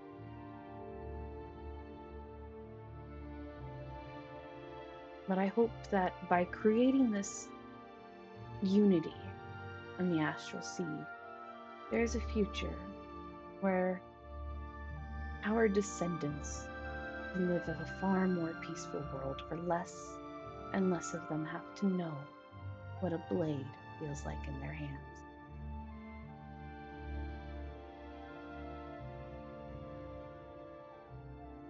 Peace can never be truly attained unless every single soldier and every single child knows what a sword in their hand feels like. Only then will they understand that fighting is senseless. That war is nothing but grueling bloodshed day after day. If we make a society filled with peace where no child and no man nor woman would know the price of having blood spilled on their hands, that's not peace. That's not what I said. I said most children. As with peace to be needed and created, there will be those who will have to know that to help keep the peace. And what peace is needed that we needed to unite different worlds and different beings from across the astral sea and the outlands? It can't be just these small colony of elves on this random planet. It can't be Strixhaven and their military might. They've tried already with Sigil and they've already lost. There is something else that I can tell that you are not telling me, Captain. And in this house, I do not like deception. I will glance at Fugler and Bayhorn. What are you looking at us for? See your thoughts. She ain't gonna budge unless we tell her at all. I'm gonna be real. I kind of thought we were just here to kind of look around, head to our main destination. Don't be so boring. We're here to get an ally too. We're trying to get as many allies Alright, on the way so as we can. what's the big bad thing we haven't told her? Yes. We told her quite a lot. Not a whole lot. I skimmed a lot. I skimmed. So, as Call it the Kayasaya, skimness of milk. Literally the skimmest of milk. Well, she did let slip that Strixhaven's been taken over by a corrupt government. Besides that, most of the important things, like the architects and the people following other people around, and that reality as we know it might fall apart, those things haven't been told yet. So we haven't told them about the whole, the world's gonna end soon unless we stop it? Mm-hmm. Skating the edge, but not quite. Alright, tell her that. Okay, so you're in to do that, Hoopler? Do you think she's a leader who would be safe to tell this to? She's a warrior at heart. She wants to protect her people in the village, but she also wants the Astral Sea to be able to protect itself. Which I am completely for. I want people to know how to protect themselves as well if an external force beyond our comprehension like this does arise. Which is why I want her to join. Because she would be able to tell people perspectives that they would not be able to see on their own.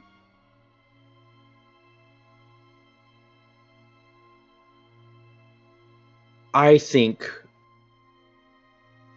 her point of view is invaluable here. Don't you? I agree. So, I will then look at her after having our if that's telepathic the case, talk. And I'll hold a hand out and say, if you wish to know the truth, follow us on our Of ship this- and we can show you. of the threat that the entire universe faces. Oh god, can we show her the papers? Oh god, can we do that? Allow me into your mind to share. But do note, once you know, you will not be able to look at everything the same. And if this information gets out too far to too many people, well, let's just say this might end up being the last conversation we get to have. You make it sound like a threat. Not. I'm not making a intimidation threat. check. No. I'm trying to make it like No, like a no, warning. no. The words you of- literally said I sound worded like it an wrong. intimidation. Let me continue. So that's how you worded it. So make me an intimidation check. Bitch, I suck at English. Let me reword it. Can I kind of tell this is going down a wrong path? Fuck. It's whatever If path you think of. If things Let me get too finish. spicy, I'm gonna step in. Can I finish Alright. my sentence? Okay, so you can finish. This will be the last conversation we have. As for the universe itself might be over. Okay. It's a bit better. Not much, though. It's still a warning, but it's a warning of I'm not gonna do anything. It's just everything would end. I mean, here's the thing. By the way you ended it, sounded like a threat. Mm-hmm. Everybody here thinks that it was a threat. But you jumped in while I was speaking. I thought you Roll me were a done. persuasion check. Persuasion check? Yes. Fuck. I'm gonna cast Silver Bottle on my ass. Ah, yes. Wait, hold the on. New guidance. One second. Fuck me.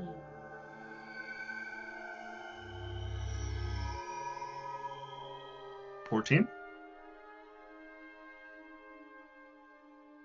I'm gonna swap my dice. Does she need another one? Yeah. Is it enough, Adrian? I won't tell you until she locks it in. Knowing him saying that, it ain't enough.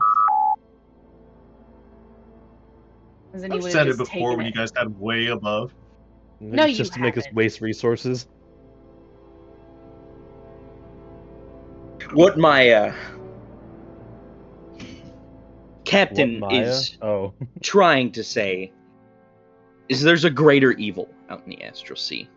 As much of how she was trying to word it, she is only concerned for everybody living. There is a greater threat out in the astral sea that is incomprehensible to many.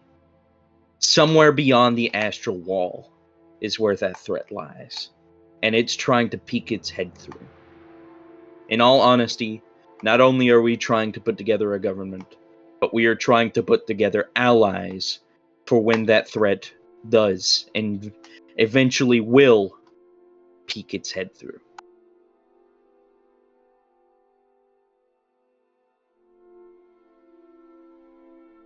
So,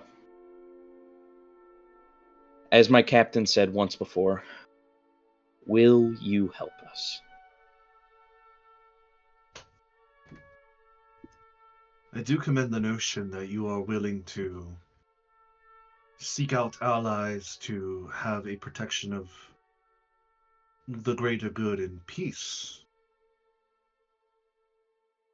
I see it's almost futile with you have no backing, no kingdom to back you, no funds, no resources. We All you actually have is do. a ship and your words. Whom do you have then? We Do you have have the Lady Queen. of Pain's word and sigil? Do you have the Red King in the Ruby Palace? We were going to visit her next. We were going to visit Do them you next. have the greatest heroes that have walked the lands over in Baldur's Gate? Do you have their protection and word? Or do you have some backwater queen or kingdom that is from a planet unknown? I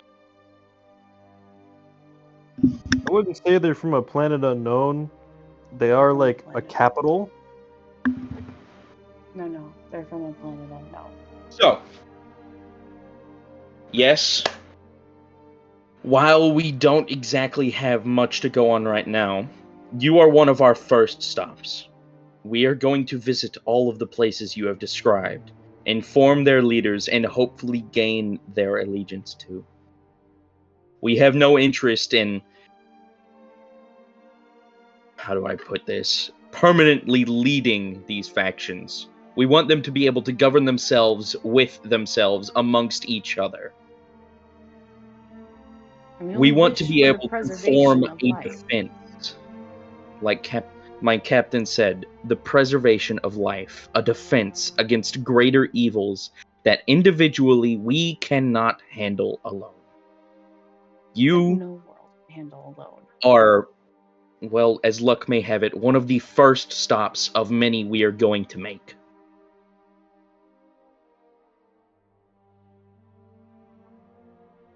She kind of leans into her chair as you hear the door open, and you see coming in is that small, freckled halfling woman coming in with like a giant platter with a dome on top, and many other Goliath men and women coming in with like drinks and other types of food and ale, all ranging from the most meatiest of like chicken to duck to boar with an apple in its mouth. All the way to the smallest, where it's like croutons and some breads and simple fruits and vegetables around. As they all start to plate and set in, she kind of just stares at the food and kind of clocks every one of you. She kind of like darts her eyes in between all three of you. The both of you roll me separate persuasion checks. Separate persuasion checks. What Yes. What is her, I forget what it's called. Alignment? Yes.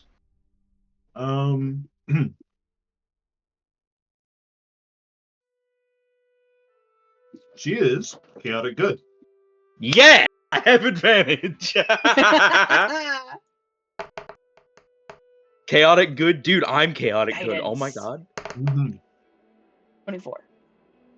Rolling with advantage. Ooh, not as well as I'd hope. Still 23 though. I with both your numbers combined, a couple. The DC did increase, but with your help, Fukler, the both of you managed to pass. She kind of like rubs her chin a bit with her prosthetic arm.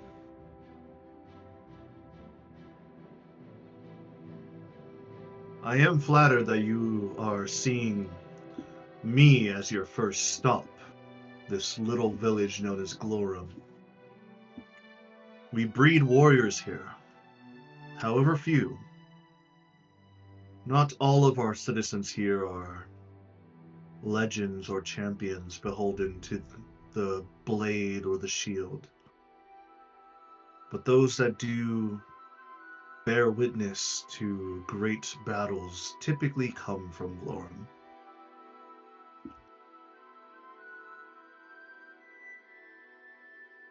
I am intrigued in your cause. Peace is always a fleeting dream of ours. However, I can see here that you might have a chance, even a modicum crumb, like a bread piece that flung off your shirt.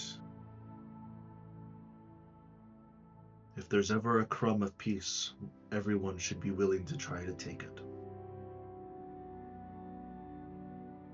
But there is something that does bother me, Captain. I may be this battle-hardened warrior, but I'm not a fool, and I do have great insight in those who are holding back some information from me. She insight checked you. Mm-hmm. I do understand your qualms for peace. I understand that there is bad actors in the universe and beyond the Outlands into the Astral Sea. But we deal with those on a daily, monthly, yearly basis, from Sigil and from beyond. This decorum for peace, this alliance, sounds like it must be meant for something grander. And as she says that, you see the tapestry behind her start to form into this giant cloudscape filled with lightning bolts of energy, and it starts to change up more and more. So what is it that you are alluding to that is out there, that is so important that you must create an alliance in order to stop it? If you really wish to know, take my hand and open your mind, and I will show you.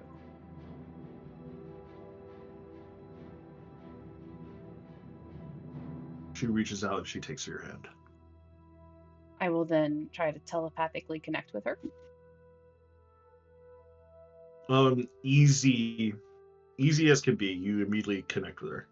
And then I will show her everything we've seen and learned of the architect, including the papers.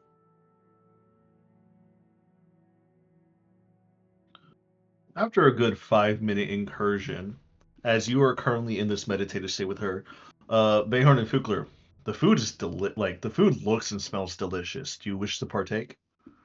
What foods do you have? So think of a Nordic Viking's dream dinner. So there's Ranging from yeast turkey, rolls. chicken, Yeah. yeast rolls, pigs. You see one of the pigs has a golden apple in its mouth? Oh my god. Do I get regeneration from that? Fugler takes it. Yeah, you get regeneration and fire resistance. 1. It's already in Fugler's hand. Damn, that's a low roll, Bayor. It's actually a 29. Do I take it out of Fugler's hand? It's absolutely. You're on the other side of the bullshit. table. I know. You can't reach. How that are you gonna far, reach, bastard? You gotta get over here. I jump across the table and I yoink it. Are you going to make a Fucking- strength check against me? Yeah, you can make a strength check.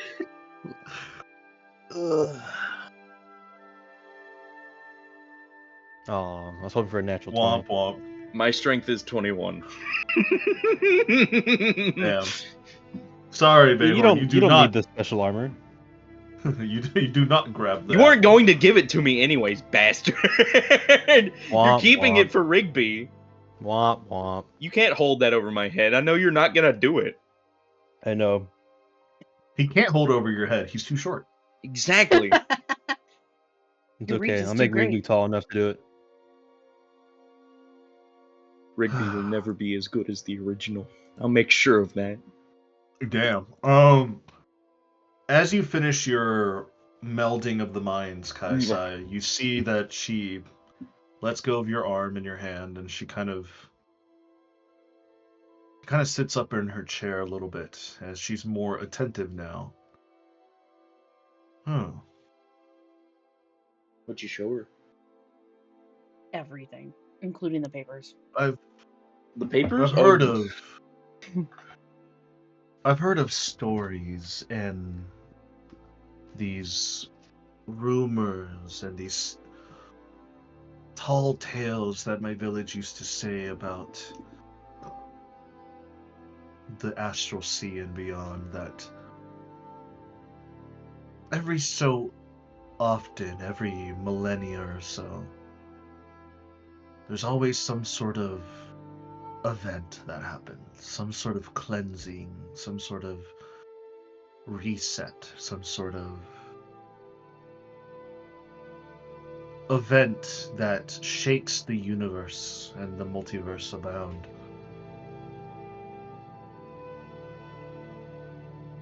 And from what you have shown me, it seems like I understand why you wish to create an alliance with the powers that are out in the astral sea.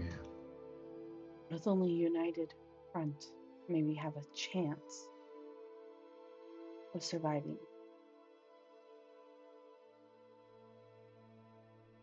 But I don't wish to just survive. I want us all to win and thrive.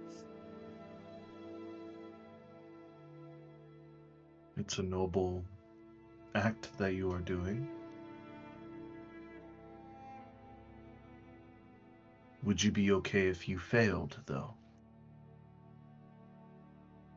Would your soul pass on from the great battlefields of war and find its resting place if you were to fail?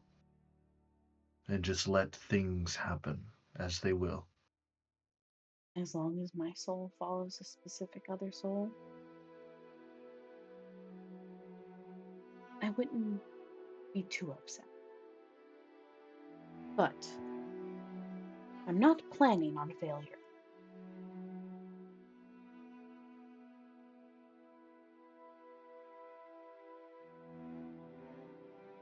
My ship was known for one thing during the Warp Storm Crusade, and that was luck.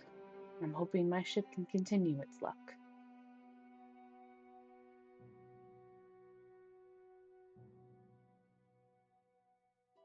I feel like luck doesn't have anything to do with your ship's survival. More about skill and those within the ship itself. As she says the word skill instead of luck, you see the tapestry behind her. That once clouded visage starts to spread away, and you see a singular man wielding a large katana and a volley of arrows heading his way. As you see the tapestry moves, you see he coordinates some sort of dance in between the arrows as he bobs and weaves, and he dodges every single arrow with finesse and almost like in a dance-like maneuver. Just before the final arrow falls and it strikes him in the heart and he falls to the ground. Luck always has to run out, Kaisaya. So you must use your skills to survive the onslaught that faces ahead of you.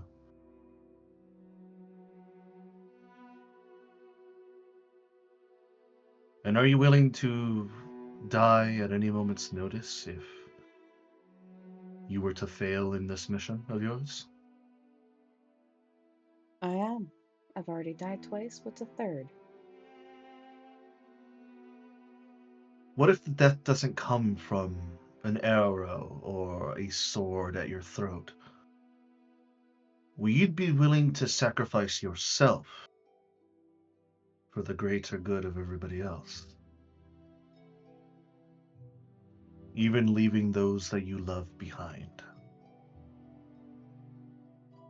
Yes. I've done that countless of times, willing to sacrifice myself for others. And I will continue to do so, because that is who I am.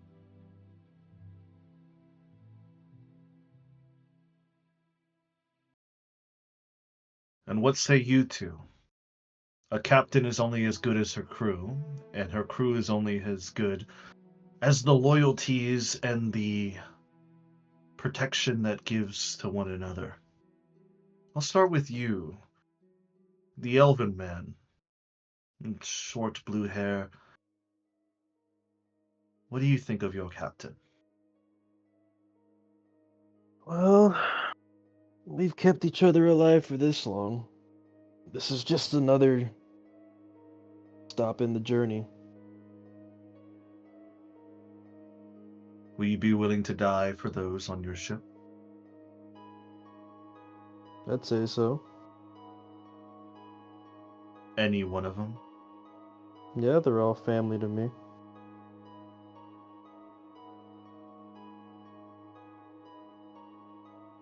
And you, Paladin, White Dragonborn?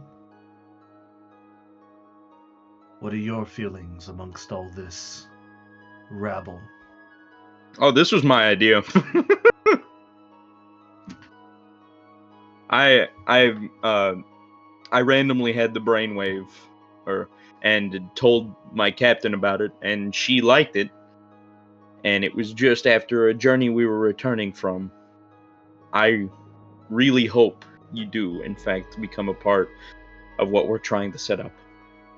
Like you said, you may not, well, everybody in this village may not be a warrior, but Glorum's name does in fact speak for itself. And for what we have on the horizon, we will need great warriors.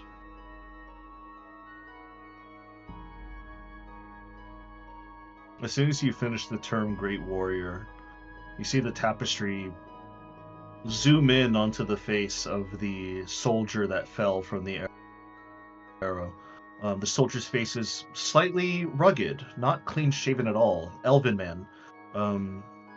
Dark brown eyes, with a large katana at his side. Bayhorn, you recognize that's Zen on the tapestry. How do you have him on your magic screen? You guys know him? She turns and looks over at the tapestry. That, my friend, I do not know that elven man personally. However, I assume you noticed the tapestry down below in the main hall. This House of Glory is a mammoth of a gymnasium where we train, boast, revel, and feed. The weapons on the walls are from heroes past. Hand-wrapped sabers, spears, iron fans of exotic weaponry, wicker shields mounted beside the trophies of battle. The tapestry itself is a scene-changing image, where we see great warriors charging into battle and fell in battle. We only can decipher so much, but that one I do know.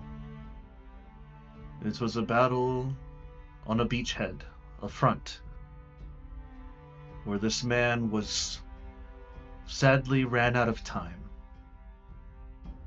Fired upon a volley of thousands of warships onto the single beachhead, with his last breath he sacrificed himself for his crew to escape. Death and honor for Glorum and its people doesn't mean you have to slay thousands of individuals to earn a place in Valhalla. But dying for a grand cause and one that you believe in is just enough that you can join the walls of the Rainbow Road. This house is built to be just like Valhalla, with the visions and scribes and the dreams that we have been given. We meticulously built this house to look exactly, or as close as exactly we can, to Valhalla's walls.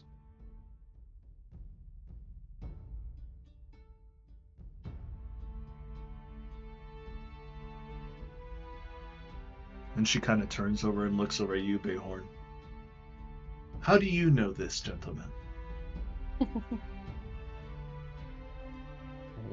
He's gonna look at his captain. Are we gonna be fighting anytime soon? Not that I think so. Nor hope so. Okay. He'll turn back to like this chief and say, "You want to see a magic trick?" Kind of tilts her head a little bit. And he'll take out the conch and blow into it. As you take out the conch and blow into it, the whole entire house shakes. And you feel that fine mist and the blowing wind start to envelop the room as that fine mist from the doorway spreads. And in comes Zen in his samurai attire and gear. He looks straight at you, Bayhorn, and he kind of raises an eyebrow and he says,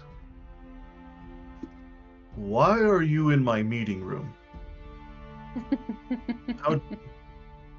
Huh? And he kind of looks around. Huh. This is not my room.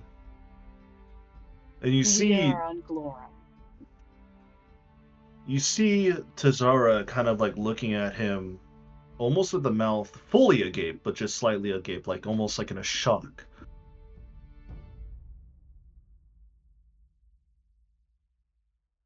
And she says, "That can't be him, right?" It's how do you say, a fragment of him. I found this conch shell in an ancient chest somewhere in the lost ruins. Turns out every day at some point I just blow into the conch shell that you saw, and be it in combat or just hanging out somewhere, I can have his assistance in some way. He has saved us quite a few times. She slowly stands up from her chair and she walks over to you, Bayhorn. "May I see that item of yours?" Sure. And he'll carefully hand the item to her.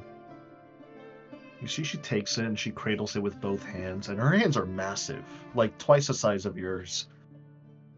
She cradles it almost like you would cradle a child almost in her two hands. She then reads the inscriptions on the conch shell and she looks over at Zen himself.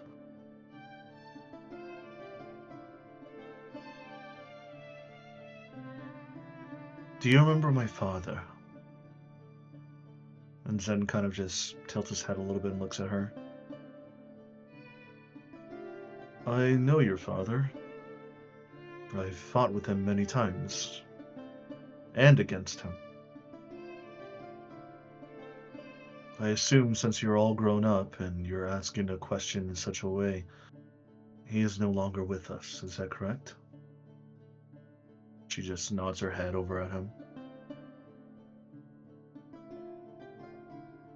"I'm sorry to hear that he has passed. He was a good man, albeit very rowdy, and I can never drink him under the table, but he was a good man." You see Tazar kind of turn over at you, Bayhorn, and hands you back the conch shell before she goes to sit down.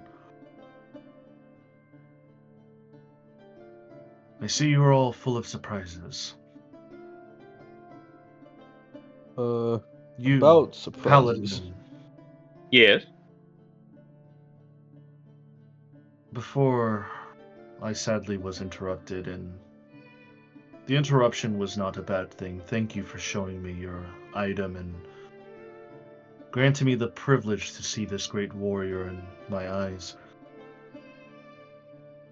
What is your name, Paladin?"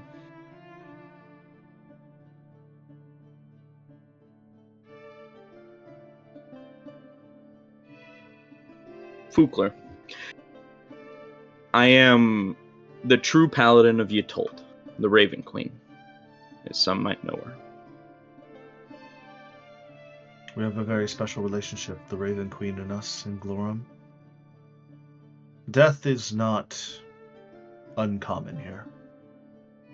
Battles are taken almost daily against giants, hags, or any other individuals who wish to break down our walls for resources or for conquest. Death is like a friend to me. So I thank you for your words. Your words have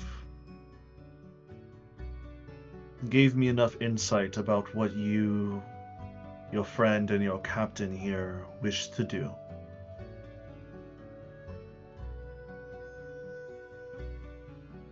She then raises a mug of ale to the air. I, Tazara Bonebreaker, will accept your agreement to start this alliance of yours.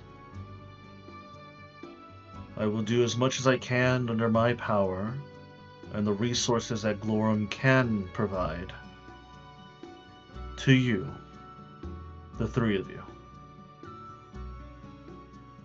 Let us toast and drink on it. Cheers. Who would like to toast their glass with her? I'll pull out my Obviously. flask of coffee. She looks at you, Kaisai, and she says, No, ale. Shit. Do it for the diplomacy.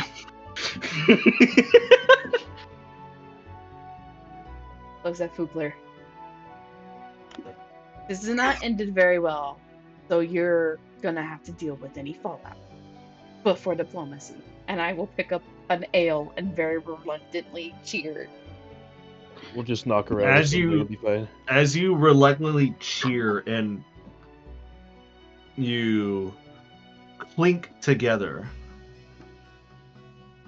as you all take a giant swig, it is some of the worst ale you've ever had in your life. Damn, that's an accomplishment. I need all of you to roll me a Constitution saving throw. Oh, it's that bad. It's that bad. It's okay. I rolled a 17 plus 2. It's so historically bad. It's kind of like it's kind of like Roggen. It's like Roggen beer. It's like made in 1516. It's like so old and so disgusting that it's kind of like a staple. Tastes like dust. I don't know what Roggen is, but it doesn't sound very nice. It's a German beer. It's a German beer, yeah. It's like- alright. It's oof. definitely not the best. It's is alright. now. Tastes like sawdust. Yeah, that's an piss accurate water. description. It tastes like sawdust. It's where piss water got their name. No, it Kind makes of. piss water look like delicious wine. Yeah, no, it makes That's even worse. Yeah, no, it's like yeah, no, it's just pretty bad. It's just bad. It's just bad. Yeah. It's like, hey, you want to grow chest hair in like 2.5 seconds? Just drink that. That's disturbing. I'm Yeah. so sorry for all the germs. Is it a lager or is it It's a lager. I was gonna say It's a lager. it's a lager. It's a lager. Lager I prefer Guinness. from trees? That's just me. From trees. Oh my god, dude. It's okay. He's not educated on beer, and that is okay. That is okay. I don't want to be. I rolled a It doesn't 24 taste for good. con save. Beer doesn't taste rolled good. I a don't want to 10. know what that is. Oh, it is awful. Like you almost spit a little bit some back into the cup. I will roll silvery barbs for Kayasaya if necessary because this is important. Well, we don't know No, what's you gonna rolled a- happen. You rolled a 10 plus 3. Act So like I it. rolled a 13. I rolled a 13. Let's see what happens. Act Jeez. like it is kind of wild. Bayhorn, You you rolled a managed to- 22. So with a 13, Kayasaya, you managed to stave off the puking of like puking it back up into your cup, and you managed to swallow it. It is rough, like immediately like hits you like a truck. Bayhorn and Fukler, you guys are fine. It's rough, but you guys are fine. Yay! Delicious. All right, Kaisaya, round 2. No, this is the type of stuff you have to keep drinking until you can't taste it anymore. That's the secret. No, so you can't remember it, bro. All alcohol. Exactly. This stuff's probably like 35%. After her one sip, she's gonna try and like put it back on the table. What are you doing, Kaisaya? You gotta finish the whole thing. Bayhorn, you are an absolute bastard. I hope you know that. Chaotic energy ensues. Looks at the Goliath lady to see if I do have to finish this. She doesn't pay you no mind. She understands that the thing is terrible. Is she a Goliath lady? I thought she was like She half is. Goliath. No, she's a Oh, can I ask her a question? Sure, what's your question? After I finish drinking my whole cup and like somehow stomaching it, he's gonna look at her and say, "Oh, by the way, would you happen to know another Goliath by the name of Thorn? Long shot, but I've been asking every Goliath I've come across." Thorn? Yeah, he let me see. What's her family name? I'm gonna roll a history check for that because I didn't write that down, and I don't know if I ever did know what that was. I don't think you ever wrote it down. 23? 23. Guidance. Let me go ahead and look at my notes. Hold on. Guidance. Do I need the guidance? You don't need the guidance. I mean, it's better if you just had it written down, but let me look for you. It is better. I should have done better. I rolled a 3 on guidance. 26. So.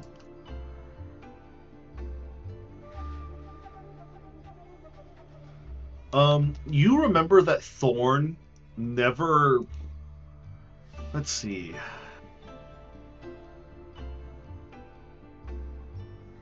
You know that Thorn never really used his family name, but he did have one.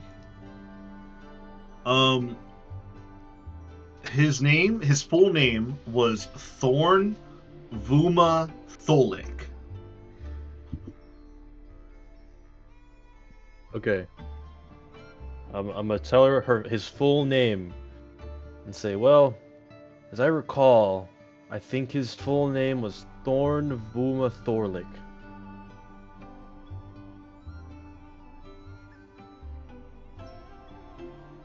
She kind of looks at you with like a raised eyebrow and she kind of nods. Not under my watch, but under my father's. They disappeared a long time ago. We seemingly thought they just fell in battle and we never found their body. How do you know this person? Well, it's kind of complicated, but in the past, I was in a party with him and a few others. But I don't really know what happened to everybody, save one person.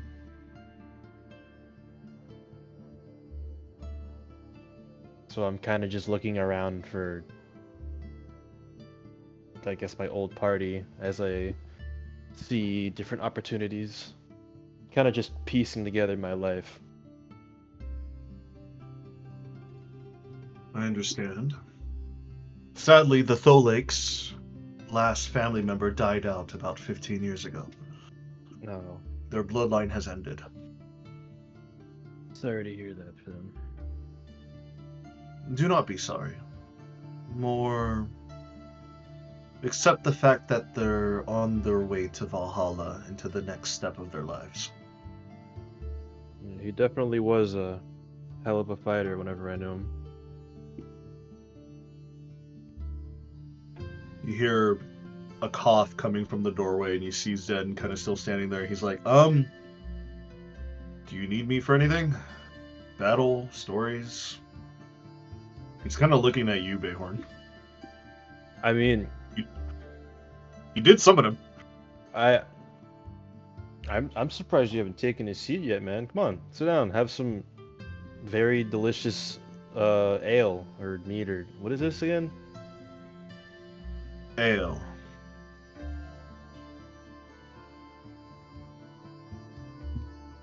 Huh. Is Zen gonna come sit down? Zen's gonna walk on over, grab a cup, and just chug it. And he slams the cup back down, and he kind of just wipes his lips. Oh no, that's from home, all right. Or at the very least, back where it should be. Well, welcome back, kinda home for the next 10 minutes.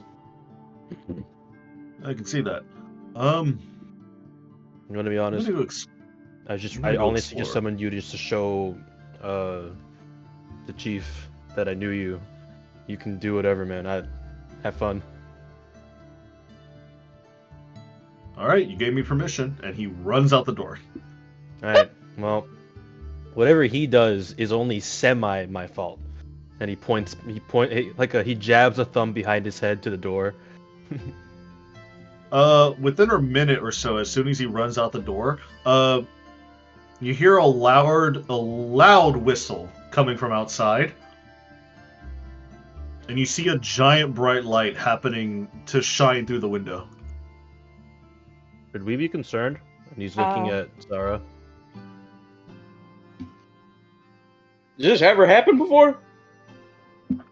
She kind of looks over and she says, "No, this has not happened before." Everyone's gonna bolt out the door and see what happened.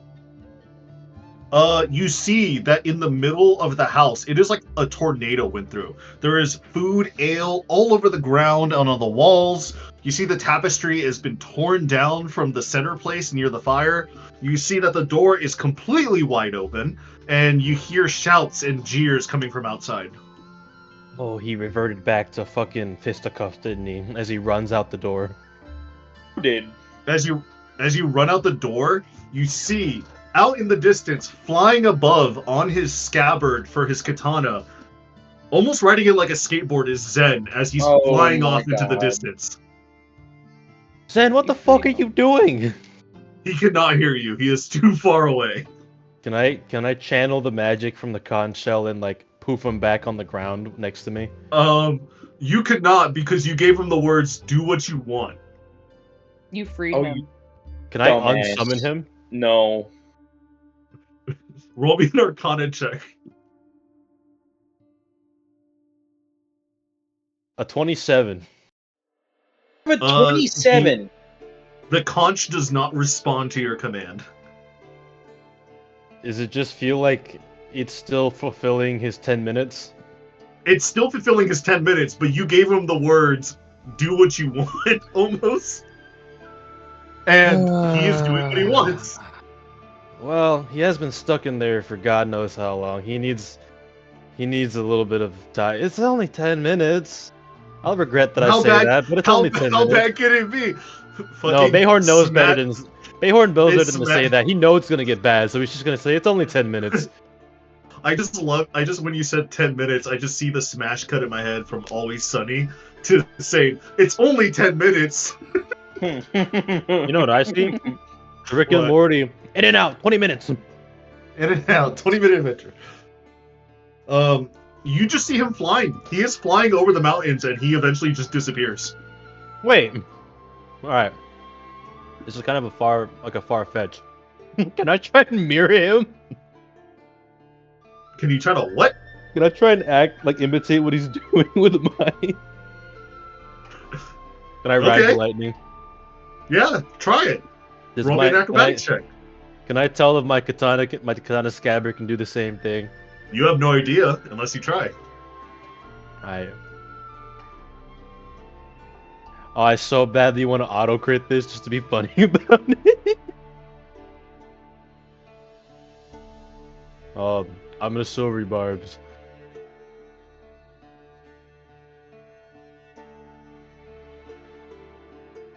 Adrian. Okay, yeah, that's fine. Silver barbs. What's your roll? Tell me your roll. 22. 22. All right, with the 22, Bayhorn, you immediately think, I could do that. You start to run. You throw your scabbard underneath your feet. You land your feet on your sheath, and you start to try to feel the wind under your feet, and it just falls to the ground, and you start to slide like a small snowboard. Oh, I need to do like enchantment magic, or I need to do like wind enchantment magic. But as you are currently overseeing and watching Zen the Wanderer just piss off out into the distance, back I into see the the Wanderer wander. back into the dining area with Fukler and Kaisaya, Tizara Bonebreaker looks at the both of you and she says, does this normally happen on a day-to-day basis? No, he's No. just a dumbass. Yeah. I can see that. So it seems like you're the brains of the group, you're the talker, and he is the wild One who card. does stuff. He is the wild card. Most of the time, yeah. Hey, wild cards are nice to have. Sometimes. Sometimes, and then other times, you blow up people's dining halls! I didn't blow it up. I made it look like a tornado went through it. You see that she flicks her thumb open and she whistles into her arm one more time as everybody kind of just stops what they're doing, picking up shit off the floor and kind of looks at the three of you. Oh and my also, God. Bayorn, you hear this outside as well. It is by my order Oh shit. that these fine people of the Valiant are welcome into Glorum. They are under our protection as long as they stay within our walls, and they will garner our respect, and they will receive our aid for any future endeavors they might come forth. She then slams her battle axe into the ground, and you see her axe glows in this like almost blue frosty like effect. As you see, it trails these magical runes that are embedded in the walls and in the floor of the house. As the House of Glory lights up into this symphony of magic arcane runes, you all feel this pulse, this immediate effect that is glowing around all of you. Now that you are considered honorary citizens of Glorum, as long as you're within Glorum's 50-foot radius, you all have advantage on death saving throws. Hey. Oh. Nice. Heck yeah. I knew that. I do that a lot. And that is that same effect that you felt when you interacted with them on the outside with the drum beats. This place is gnarly. It is. I'm gonna help with the cleanup effort. Yeah, you should. Bayhorn, around like 3 minutes into your cleanup effort, you hear a thunder strike out in the distance. Oh man. Do any of like the other people helping clean up look at me? Yeah, they don't look at you. They all just kind of like lemurs, all kind of like sit up and look outside the doorway, wondering what the fuck that was. Bighorn cleans faster. He just starts cleaning. As you start cleaning, you accidentally kind of like run into that same female halfling, Sigrid.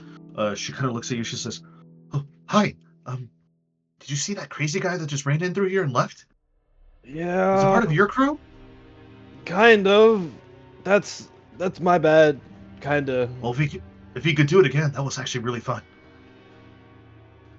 I need to see what he did. First of all, so I might just take you up on that.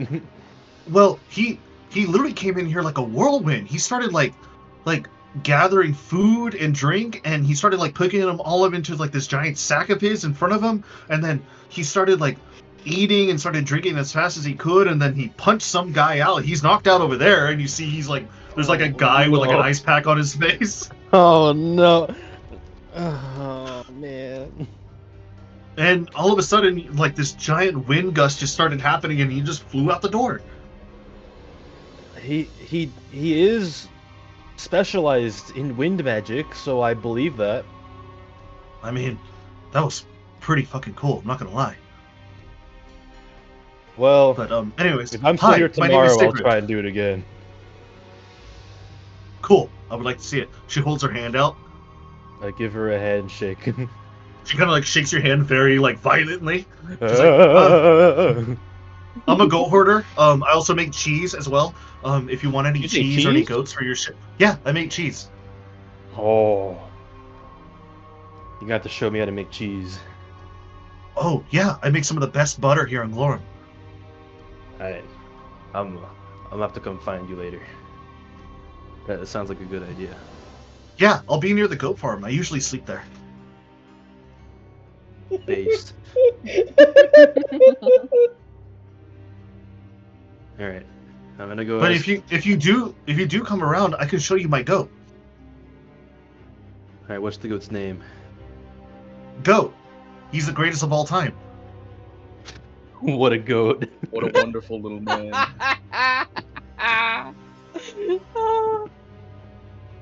I'll come by before we turn in sometime. Maybe around Cool. dinner. I'll probably have you. I'll have you milk him if you want, so you can make some good cheese. Sure. It sounds fun and interesting, or both. She then scattles off and she starts cleaning other places that needs to be cleaned. At this point in time, the guy who got punched in the head by Zen kind of like starts looking. He's like, "What the fuck just hit me?" Oh. I got bad news for you, man. It might happen again tomorrow. Oh no! And he knocks out again. You see Tazara kind of just shake her head and she starts chuckling a little bit. I have a question again for her. Do you walk up to her and ask her something? Yeah, I walk back into the room and I'm like, I have another question for you. One that is hopefully less destructive. I hope so. Can What you is tell your me about the question? giant snake statue that appeared when we landed? It looks a Yeah. little bit like Raikou. Like who? Giant world serpent-esque snake, and he unsheaths his sword. Is it still crackling with energy from being around the statue? It still has some energy being cracked around it, yes. And he'll kind of show her like the inscription of the snake along the blade and said, "This is what this blade is kind of made after, I presume." Interesting. I was Well, wondering if you since could we help me are go over there. friends, and we are now in an alliance, I can tell you. We call that area Serpent's Rise. We do not have a name for the serpent. We just call it the Serpent. Serpent's Rise is home to several briar communities. The one that leads the largest tribe is a gentleman named Jek Thanol, a bearded wanderer with a jeweled eye patch. It's a tenuous alliance that we have with them. The Briars are sentinels who treat the Serpent's Coils as bridges between the summits, and they strike down forces that are violent towards them wherever they parked up. There is a guide, if you wish to seek them out, an absentee-eyed human boy. We call them the Lemming Boy. They guide travelers through the mountain, along the snake-like ridges and the paths.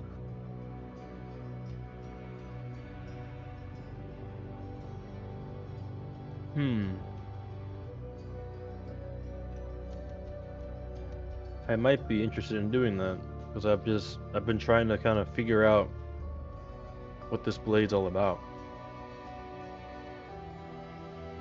She kind of like takes a look at the blade that you have. That is one fine weapon you have there. Where did you get this weapon? It was a gift from a very powerful friend. We got it as a sort of reward for completing an errand of his. Interesting. We have other weapons that are collected from fallen warriors from the times. None that look like this, though, so thankfully it's not one of ours. If I had to guess, it was probably made by those who guard Serpent's Rise, if you have some sort of inkling feeling that it is connected to this land. Or it could also be connected to somewhere else in the Outlands. Well, this is the first time the blade's ever reacted without me doing anything. And this is also the first time I've seen such a large statue. And it even resembles this snake deity just a little bit.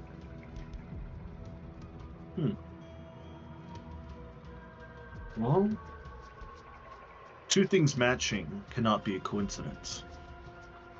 It seems like a reoccurrence.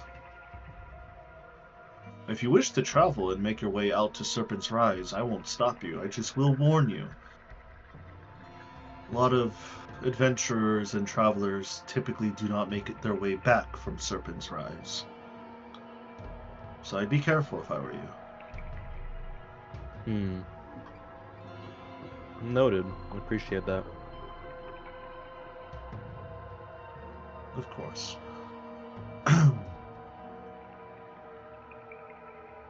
Well, now that our meeting has been adjourned, and at that point you hear one more giant thunder sound coming from the distance before a giant bright light envelops the sky, and then you just see hundreds of birds start to fly out from the distance. I'm going to kick his ass tomorrow. You can certainly try.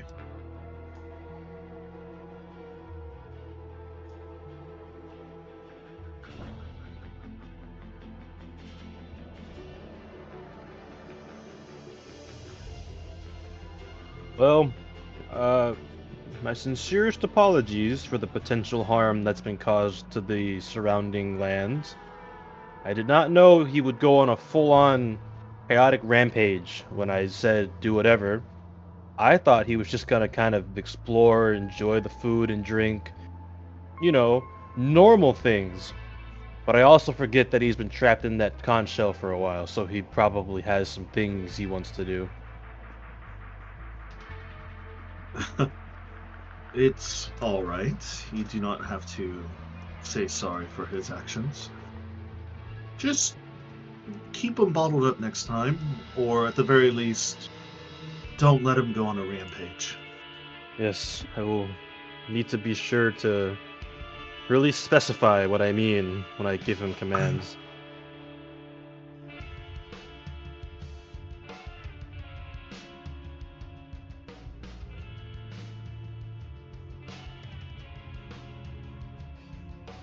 At this point in time, Kayasai and Fukler, she kind of turns over to you and she wrestles into her side bag and she pulls out what seems to be a wrapped up scroll.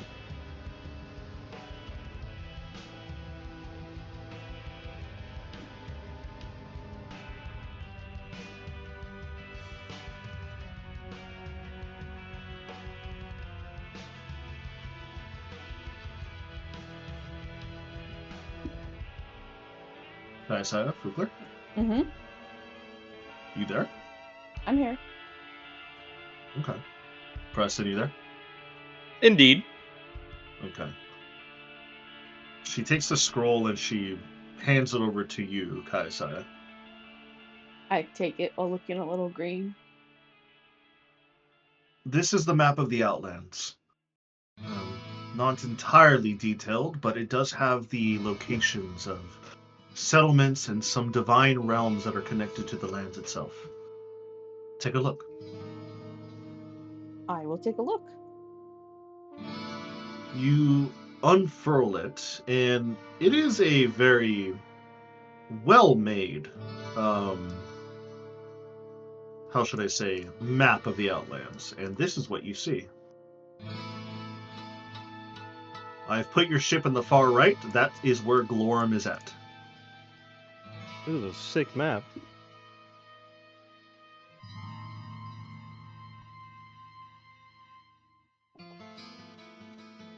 Mm-hmm. Each gate town on the edges of the map are connected to one plane of existence or another. Glorum is technically connected to 2 planes of existence.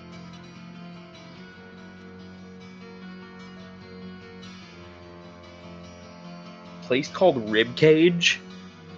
There is a place called Ribcage. That's metal as hell.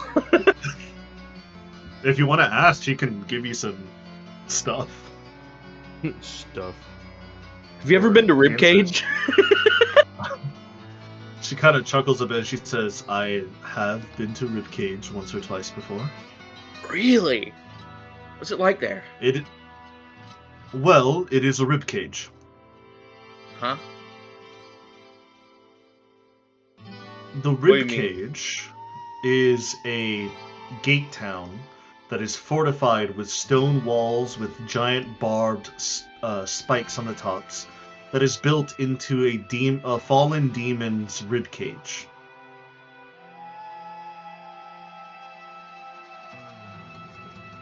That, you know, I was out of all the things I could have asked about, I wasn't expecting that. It's ironic. It's called Ribcage too. It should have been what I was expecting. But mainly devils and humanoids make their place home there.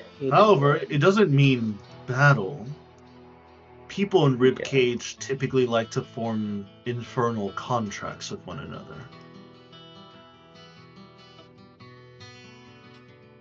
Divine realm. So, Adrian, outside of D&D, what are we looking at?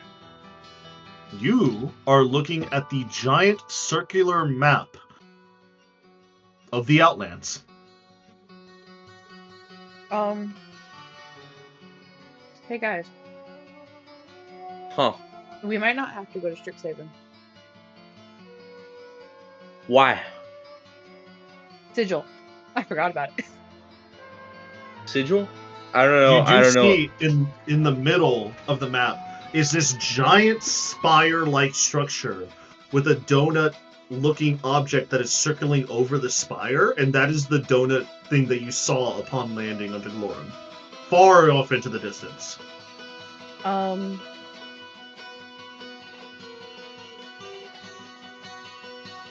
With Sigil, why does it have a circle and everywhere else has triangles or squares? Perhaps you should roll a history check, Kukler. I have no idea, dude. This is new. This is brand spanking new. It's brand spanking new to Preston, but Kukler should roll a history check. Fuklo should roll a history check. Baba Booey. So it's gonna be a 16. Guidance. You roll a 16? Guidance. Yes. KSI is making me roll guidance. 18. Be your own man. Reject the roll. So, with your history and learning in Strixhaven, you've heard of Sigil. You sadly did not get to your final year to learn more about Sigil, but you've heard of it. Didn't graduate, L. You didn't graduate. Kill you. Sigil is known as the City of Doors. As far as you know with your limited history, Sigil is kind of the crossroads of the universe, and some people say the multiverse in general. It is in the center of this great wheel, as some people like to call it, that it connects every single plane of existence together. The tell me if I And blew up this- Sigil, I would disconnect every single plane of existence? You're a bastard. You are a bastard, but it could happen. You do know that the City of Doors is brimming with commerce, travel, schemes, and adventure. Sigil is actually commonly referred to as the Cage, because the only way in or out of the city is through one of its portals, its pathways, that is controlled by this enigmatic being known as the Lady of Pain. Other than that, you don't really know what Sigil is. But I rolled a 30. Yeah, you did roll a 30. Go So to not the only other call with Adrian. not only I do rolled you a know what nat Sigil one. is, You're not even Mayhor's there. like, what? Huh? Huh? Yeah, this is a map. This is a map. I know these places. Not really. So, Time to map, time to map, Kai's time to map. you Oh my know God, that Lord, these Sigil swords, actually. simultaneously exists in the center of the Great Wheel, and it doesn't at the same time. You know that boy. Sigil is protected by this Lady of Pain. The Lady of Pain is the greatest entity in Sigil. She watches over the cage. She appears almost human, although she is definitely not a human.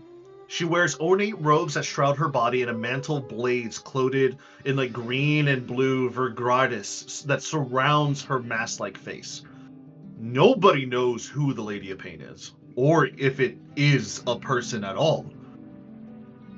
But it is widely accepted that the Lady of Pain is on par or sometimes could be even stronger than deities themselves. I want to meet her. She sounds like a really interesting lady. Her name has intrigued me. You also know that the Lady of Pain Are you into that? forbids followers of her own, because in her words that she says, to worship her is more than a taboo. It is a crime to worship her. Oh, I'm sorry, masochists out there. You can't follow her. That's okay. They As have a different well god. with the 30, Kaisai, you've never been to Sigil. However, you've always been intrigued by Sigil, this place of being that exists and doesn't exist at the same time. It always tickled your mind. You know that the way to get in is, of course, through portals. These doors that could honestly be any door or any wall. Most portals are not always open.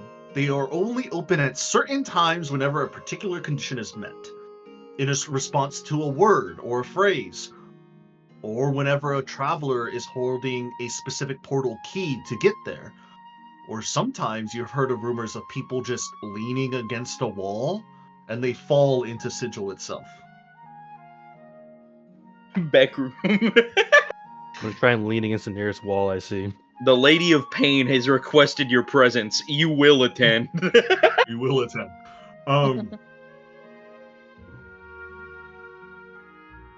So that's what you know with your 30. Other than that, you don't really know much of the history of Sigil, the factions. You only know that it is a giant city in the middle of the Outlands, in the middle of everything. Wait. Don't and I the know Lady of anything Pain. from my time at Strixhaven? That's basically what you know from Strixhaven. What about Strixhaven's view of Sigil? Like, Oh, they are at war with each other. Oh, not like in terms of like military conflict. More of like intellectual, yeah. more of like rivalry between colleges type deal. Yes, exactly. Although even though Sigil is not a college, it is a grand experience to go there. Alright, so we're definitely going there. But this is a really, really big map. We're not going to Very be big able map. to go to all these places before the year is up. That's I the mean, thing. You could. We're not going to be able to go to all of these places and make friends before the year is up. Because some of these cities are enormous. and taking time to try and get to know each of their leaders would be a multi-year endeavor. We simply don't have the time. But if we did, we I have would love it. allies now who can assist with this. I agree. The more Though- allies we gain, the more allies we can gain through them. So on and so forth. Glorum is the first step Glorum to is a the first hear- step. mighty cause. Yes. You do hear a cough coming from Tazara. She kind of looks over at you guys as you guys are like looking and oogling over the map. She kind of like starts to draw with her finger like a giant circle on the side. So go ahead and look at the map on the Roll20. on the Roll20. So she starts to draw like a big circle, kind of almost like this, that kind of encompasses the far reaches of the edge of the Outlands. This is the outer edge. The Outlands is very wild in a way, specifically with cosmic realignments with the outer planes, and also magic in general. We here at Glowworm are not so magically inclined, however, magic that we do have works perfectly fine here. Then she continues and draws another circle, kind of a little bit farther away from the initial line. And she tries her best to like keep it like a straight circle she can. Once you pass that line and you start to head into the other line, higher levels of magic do not work anymore. And then she continues on with another line. Another smaller circle that is just beyond the initial line that she just drew.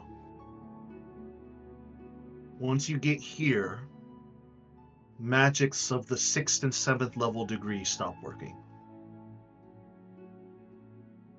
And before I continue drawing more and more circles, the farther you get into the Outlands to sigil on foot or by flying, the less magic you will have access to.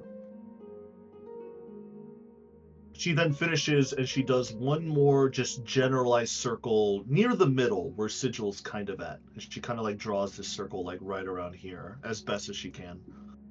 Once you get around there, nearly all magic is unavailable. Why is However, that? that is where some of the most dangerous creatures tend to live and peruse there. Sometimes they like to spread and try to feed in some of the outer circles where magic is more abundant. However, the more abundant magic you have, the easier it is to defend yourself against some creatures. That's why we at Glorum and those in other gate towns tend to live on the outskirts of the lands, so that we have as much magic and protection as we can. The closer you get to Sigil, the harder it'll be. So if you wish to explore the lands, I will say, do so. Try to explore and survive to your heart's content. There are many, many gate towns. There are many places, these divine realms that you can find potential allies or equipment or magical things that will help you along your cause. But to get to Sigil itself, if you wish to go on foot or by flying, be careful. I'd highly recommend you find some other portal to get into Sigil itself. Any particular Not reason like- this phenomenon occurs?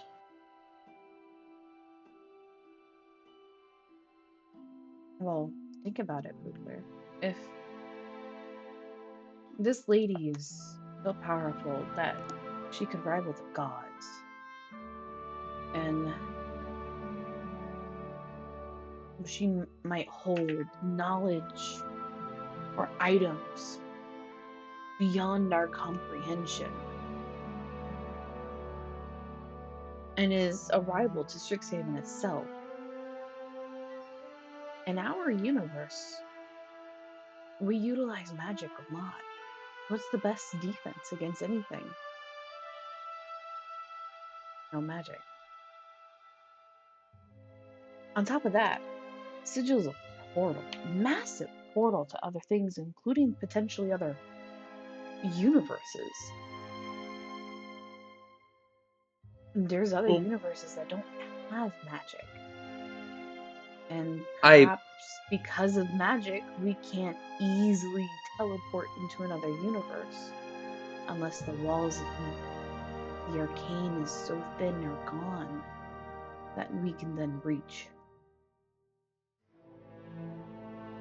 I assumed something like that was happening, but I'm wondering why it's happening.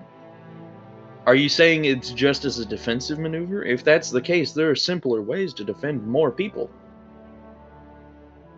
What if it's for multiple reasons? Explorations Yeah, that's of what I'm wondering. portals, defenses. I mean, it's like how I designed my ship. I designed my ship with multiple things in mind. Safety, speed, exploration, comfort, defense. Well, yes, but at the same time, magic is incredibly useful. If someone is just nullifying it because some people use it for inherent danger, that's kind of a waste. But if they're also nullifying it so they can then breach a wall. I'm just wondering what other reasons might they have. And I get the feeling Fukler puts one of his fingers near Sigil, not quite on it, right on Tyr Fo Thuin? Right here. Mm-hmm. They probably know the reason. The big lake. Tyr Fo Thuin. The They Goliath probably next to know you, why. She kind of shrugs and she says that nobody knows why this neutralization effect happens. It's been here far beyond my father and far beyond my great-grandfather was even born. Nobody exactly knows why it happens. It just does. Go ahead and get rid of the lines for you. Behorn's gonna just randomly ask, has nobody figured out if there's like a path through? Well, how are you supposed to climb that sheer of a cliff face without magic? That tall of a sheer cliff face without magic. If there were, I'm sure people would have figured it out by now. Or there could be some condition or riddle or prophecy that needs to be met. That's what I mean. What if there's some mechanism that's... We would then have to spend time figuring that out. But there are other ways to Sigil than just flying, or, well, can't really fly with my ship. But there's other ways to get in there. Yes. Portals. It's a portal city. Yeah. It's a portal so there city. should be We just have to find the right portal and go through. Though that's also concerning. Like she said, it's a cage, and I now understand why. If you can't use magic to get out, and it's on that high of a cliff face, and you can't even use fly, nobody's leaving until that lady says so. Exactly. So it's also a risk of going there and upsetting her and being stuck. I'm gonna try and do a lot of that talking. Yes. I'm still a bit rusty. And that's perfectly fine. But what other town did you say was after this, Captain? We were wandering around in the sea for a little bit. We're gonna go to the Ruby Palace. There's another there potential ally there, as well as it is of luxury. I've been there before. It's very nice. What was the other small one we were going to, though? Here. No, there was Glorum and somewhere else, and then the Ruby Palace. I don't remember what that option in the middle was. We had an option of either here at Glorum, or we could have gone far more north to Excelsior. Yeah. That makes sense. That makes sense. But the two of you got all excited at the thought of warriors, cold, I like the cold. It's nice. and Goliath orc ladies. Nudges Fugler. I will crucify both of you. They won't find you. Yatolt will be happy to I'm accept just your soul. repeating what was found and said.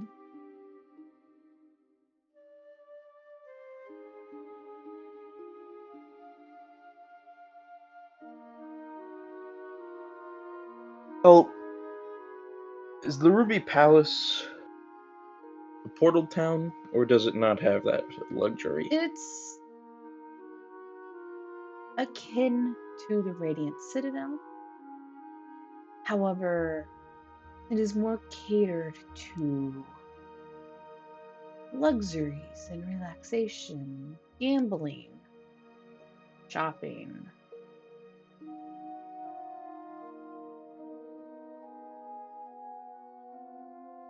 Money. Lots of money. Money. Money. Hmm. But the people who control the Ruby Palace are quite powerful. Yeah. And I Adrian, solved a murder there once, Yeah. so hopefully that can be cashed in. I'm gonna put a pin in that, Kaiosaya, because that's interesting. But Adrian, how is Yes. this geometry working? Because we were in space a couple minutes ago. We landed on a planet. What the hell is this? So you are not on a planet. We're not on a planet. Did we go through a portal into a different dimension of plane existence? Yes. Is that- Yes. You are now a different plane of existence called the Outlands. The Outlands, think of it as a disc world. Okay, that helps me envision it a lot better. Okay, thank you so much. You are welcome. Because Ava. I was so confused. So if you layer this map with another map of the planes of existence, they match up. Okay, that makes sense. So I'm guessing Excelsior is what's it called? I know Ribcage is part of hell. Excelsior is the gate city to basically heaven. Yeah, I was gonna guess that. I didn't want to. Automata, there's a bunch of Modrons probably living there. I don't know what the Hidden Realm is. Ribcage and Torch, that's hell if I've ever heard it. Hopeless and Crust is probably also hell. Plague Mort is also hell. Wow, there's a lot of bad places here. Yeah, it's kind of like, how should I put it? Like, up this way is okay. Everything else is kind of like, now we're kind of getting into oof Sadness. territory. Bayhorn, we need to stop by the Palace of Judgment. I'm pretty sure someone's waiting to make a chess move with you there. Well, just die real fast then. No. We'll take the long way around. No, he's expecting Yeah. me to die. No, and he's go expecting back. you to move pawn to e4. There's also the Library of Lore. The Library of Lore sounds like the Black Library in Warhammer, and it scares me. You know, where all of history has ever been written, and it's guarded by giant things. Hey, Shelby, you want to tell them about Campaign 1? About the library? Oh. What'd you do? We don't need to talk about that. No, I want to hear it. Adrian, please tell me the deets. So, in Campaign 1, Campaign 1's crew somehow made their way into Valhalla. And in Valhalla, they managed to Not only survey beat their Zen way in through combat. not only beat Zen in combat, they also managed to wrap their way through Valhalla into a different corridor of existence that led them into a library. One of the books was writing out one of the players' story in front of them. Literally. And it was a giant library with books flying everywhere and being written at the same time. And they It is could pick kinda out any crazy. book they wanted, and they would find a story of an NPC. Adrian, you thought it would be funny to just let one of your players find their story being written actively? Yeah. We freaked out. We panicked a little. It sounds about right. But these characters have no idea that's happening. Yeah. Regardless, it sounds like somewhere Fugler would want to visit. So, he's going to say, after we visit the Palace of Judgment, I am kind of interested in the Library of Lore. Sounds like it's guarded, though. You want to ask our new ally?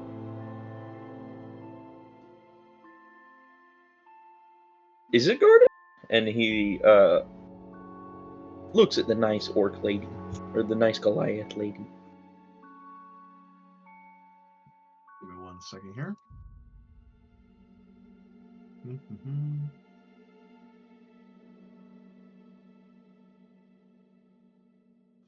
Let me get my notes up here for the Library of Lore.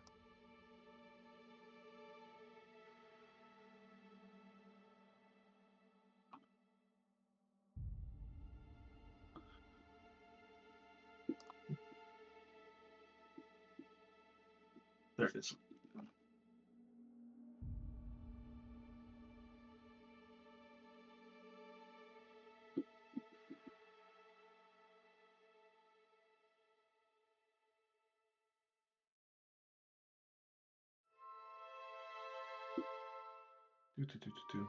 So, she states,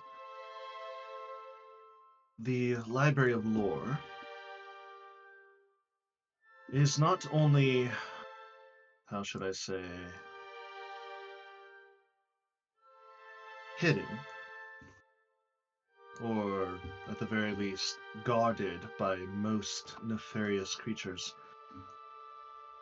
Supposedly, it contains a copy of every non-artifact magical item created by mortal hands. They are sealed beneath magical wards, traps, golems, and shield guardians. It is a paradise for anybody who wishes to study artifacts or weaponry abound. There's a Kaiosaya. Still a little green To from even ale. even to get into the Library of Lore, you have to find its hidden passages alongside the Dwarven Mountain, which is a lot easier said than done. Even my own curiosity and my own hunting parties who have tried to visit have never found it. We know it is there, however, due to the many tales and qualms of people who managed to spelunk and delve into it, and managed to have somewhat of a semi-accurate marking on our maps to find it. Not a lot of people have managed to escape it alive, or at the very least in one piece. Huh.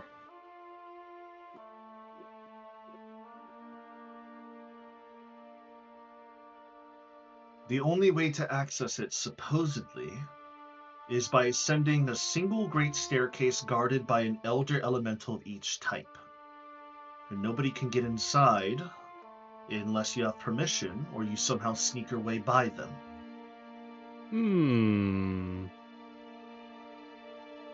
It is said the walls themselves are proof of teleportation and astral melding. And those who try to teleport within will always find themselves at the base of the Great Stair.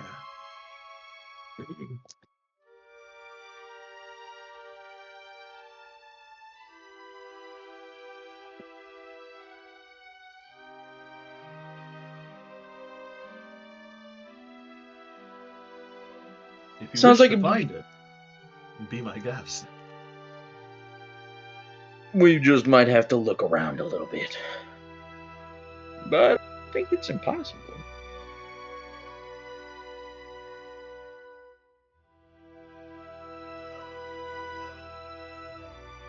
Alright. So you said we're going to the Ruby Citadel after this? Ruby Or the Palace. Ruby Palace, excuse me. Yes, You're we're going to the Ruby excused. Palace.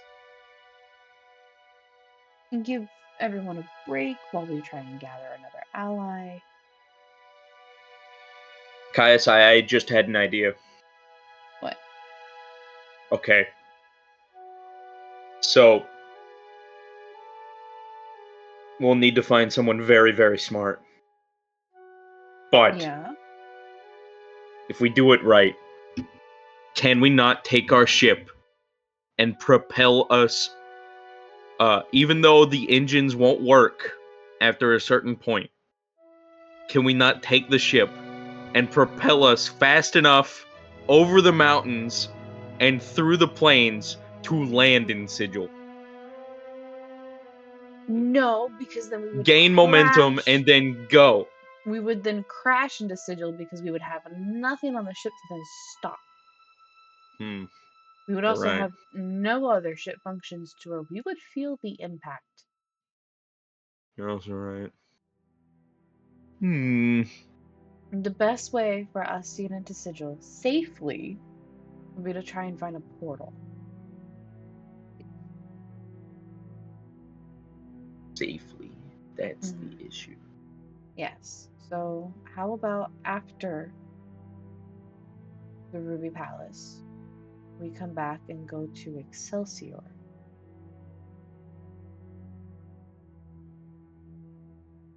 There are a great many good and holy people there that I'm sure we can persuade their leader to join us, as well as perhaps help us get into Sigil. They are very magically heavy with clerics over there.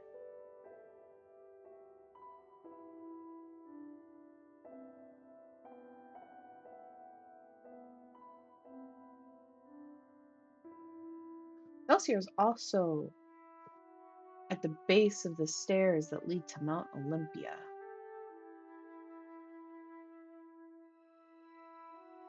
So we could literally go into certain gods' realms and talk to the gods themselves.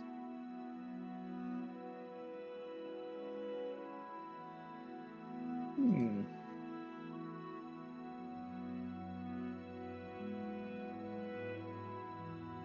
Perhaps convince a god or two to try and join us. I mean, they are also going to be affected by this.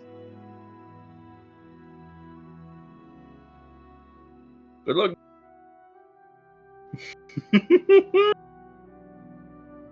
I know, I wish you good luck with that. Oh, no, shucks. I mean, you are the paladin who has read from the Book of Exalted Deeds. The true paladin of your told you should be totally fine with talking to other gods. Stop saying things out loud. Stop it. The less people that know about that, the better. Because I don't want people trying to, like, actually take my fingers off one by one, asking me where it is. Well, here's the thing: is you will never know where it's at because it's disappeared. Exactly. I have a copy of it, but they'll never And be able those to who are read it. aware of the book will most likely also be aware of that specific function. Well, yeah. But those who aren't aware of that function will still try to torture me. But then Yeah. they also are then not fully aware of the book's power. Yeah, they just want to sell it. Then they are Exactly. a poor salesperson. Maybe. But yes. Actually, Adrian, how do I spell this lady's name? This lady, her name is Tazara Bonebreaker. Tyrza, and then Bonebreaker, how it sounds. Tyrza Bonebreaker. Yep. Okay.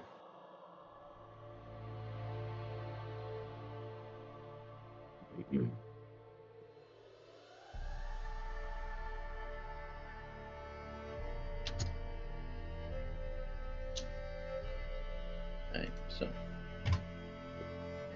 I am making a list of representatives we currently have on our side. So far, it's not many. Yeah, it's Aqua with Erisire and the Illuminati, as well as Glorum now, and I forgot its name, but that floating city.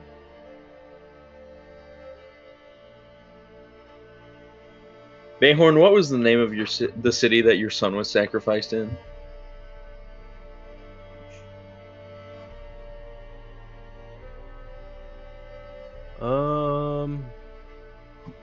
Let's see.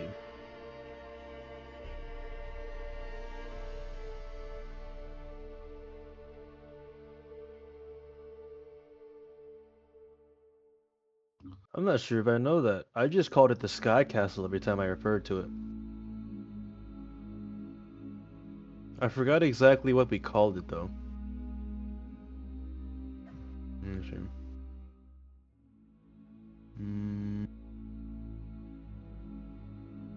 Adrian, what's that city's name? I'm seeing if he knows it. If you don't know the city where your son was sacrificed, I'm gonna laugh. Very deserving laugh, dude. Like I said, I called it the Sky Castle because it was a fucking castle in the sky. You should know the name of it at least. So, the Sky Castle was called the Celestial Keep of Kalendor. Kalendor. I knew How the do I Celestial spell it? Keep fit, but Kalendor is where I struggled. Kalendor. Oh, we should have probably told her about that. Nutty. We don't want to accidentally piss someone off because we accidentally align ourselves with their potential enemy. We don't know who's their enemy and who's not. So it's like, let's try and be on the safer side. Devil's advocate looking at. Yeah. There's a universe at stake. Well, yeah. Why is my music gone? There we go. Alright. So we have Tizura Bonebreaker for the Glorum representative, Queen Aqua for the Erisire representative, and the Guardian for the Kalendor representative. Yes. That's 3 okay places. Yeah. And hopefully we can get another one with the Ruby Palace. Agree. And then hopefully we can get one from Excelsior. We gonna help these people with the Frost Giants, though? And then, of course, Yatolt should be on our side, yeah? Yatolt's on your side because I'm on your side. You never did ask Yatolt what she gave me. Well, yeah, no. I'll ask about it tonight. How about that? Okay. You and Chakna are blessed with something. I don't know what. Blessed with something. It's a blessing, not a curse, so it's just hopefully a good quote-unquote thing. Little do you know, it's whenever you die, you actually die. I'm gonna be charismatic here for a second. Fukler, while taking a sip from his shitty ale and taking a bite of his food, while talking about the map, he's going to look at Miss Bonebreaker and ask, if you don't mind me asking, from someone missing one himself, how did you lose your arm? She kind of, in the middle of eating her own slab of meat, she kind of takes a swig of her ale and she looks over at you. Well, I was defending one of our gates over near the sacred well. And because of that action and that defense, I was sadly struck down by seemingly what seems to be an apparition that ambushed me.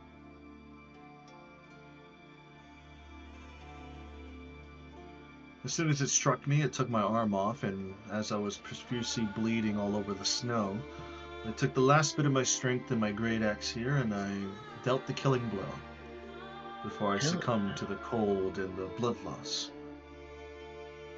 I only survived due to one of the sea hags that was nearby. Friendly enough to Glorum, and we friendly to them, she healed me. Wasn't able to save my original arm. As a hag will always be looking for payment, she took my arm as payment to save my life. And from there I had to craft this arm for myself. It's not as strong as my original, but it gets the job done.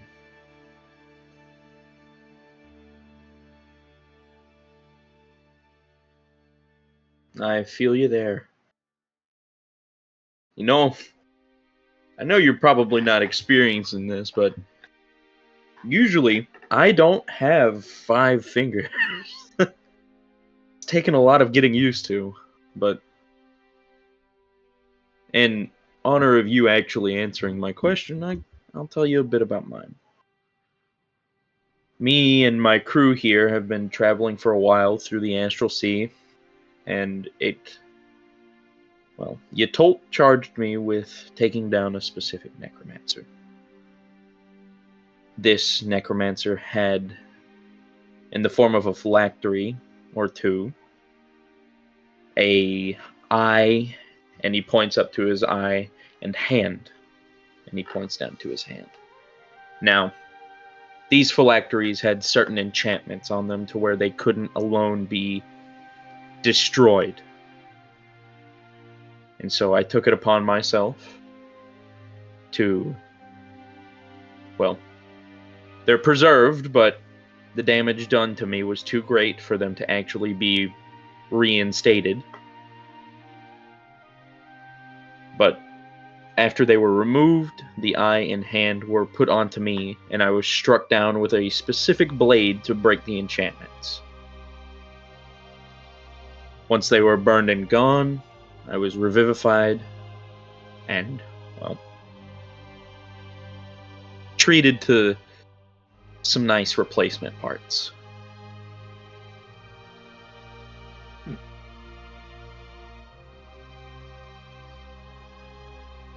Well, it seems like you have a very strong will and a very strong soul to endure such pain and malice. I respect you for that.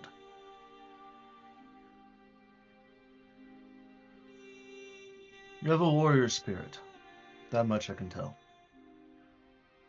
If you were born here, you'd fit right in like a glove.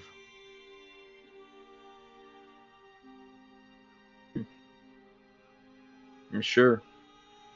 I've always loved cold places. And not to mention, surviving your arm being cut off, unconscious for who knows how long, and then a sea hag carrying you back to Glorum, but only healing you. You want to talk about warrior spirit? You have more than just a little. That warrior spirit doesn't come freely. It comes with a lot of pain and hard work. It comes with a lot of thought and preservation of oneself to see a brand new day. When your mind fades from blood loss or a bludgeon to the head or just exhaustion of battle, there's always something in your mind that you think of that carries you that next step, that allows you to push forward. For many of us, it's a loved one, a spouse, a partner, someone to cherish. For some, it's a child, a relative, a family member. For me, it's my village. The city of Glorum is my home. Its people are my family. Its children are my children. The animals outside are my pets and also my dinner. I live in this constant state of nature and life. That's what pushed me to continue living during that day. And I hope each one of you has that same drive to live for something, even if it's not just yourself.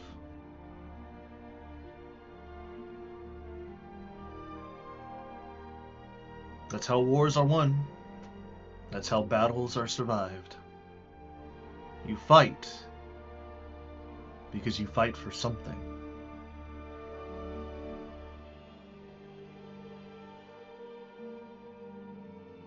And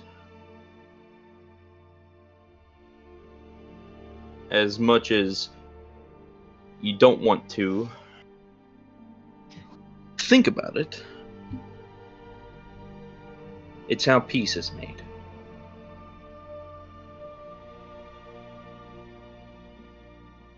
You're exactly right.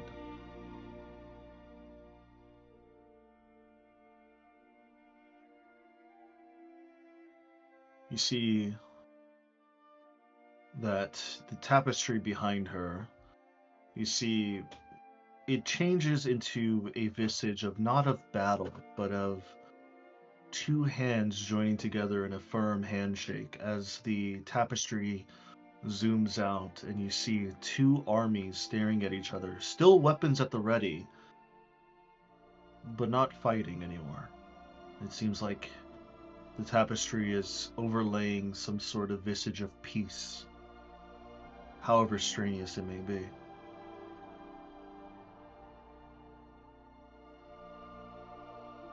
Some of the greatest battles are won by word, not by swords or fists. I'm sure you've all had your fair share of battles that not even a single drop of blood has been spilled.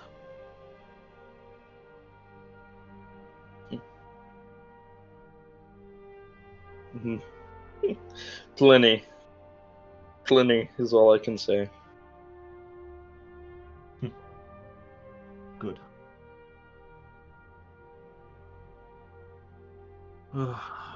Well, I've had my fill. How has the food been the rest for you? Wonderful. Isn't that right, Baylon? It's very delicious. And you, Captain?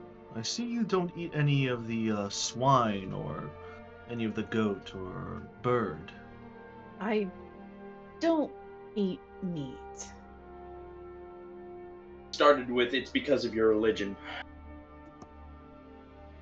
That's a shame.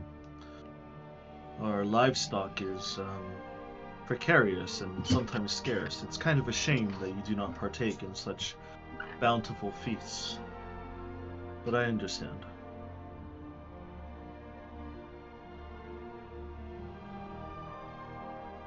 What are your plans and resolutions now? We have made an alliance, albeit a small one, for just the two of us. The city of Glorum and those on the Valiant.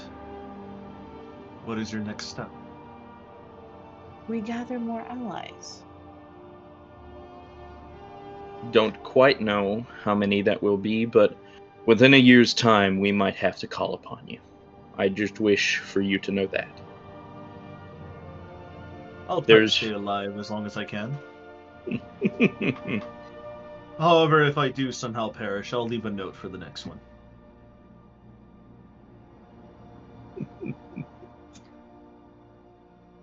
We should be going to the Ruby City next. After that, I'm not quite sure.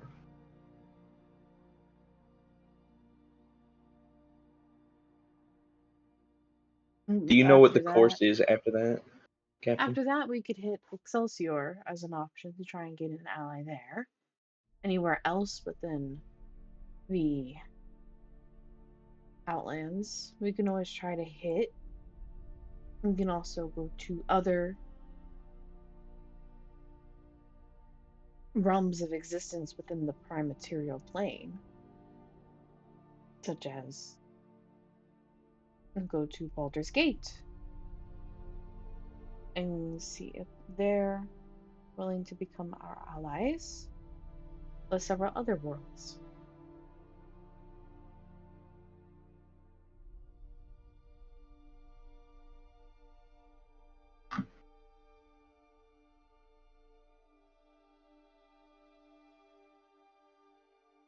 Hmm. And I Don't think forget the this- Radiant Citadel. Well, we've been at the Radiant Citadel. You don't exactly. Haven't made allies at the Radiant Citadel yet. I have a friend there. But the Radiant Citadel is currently overflown with refugees. When is it not? Unfortunately. Actually, there are times where it's not.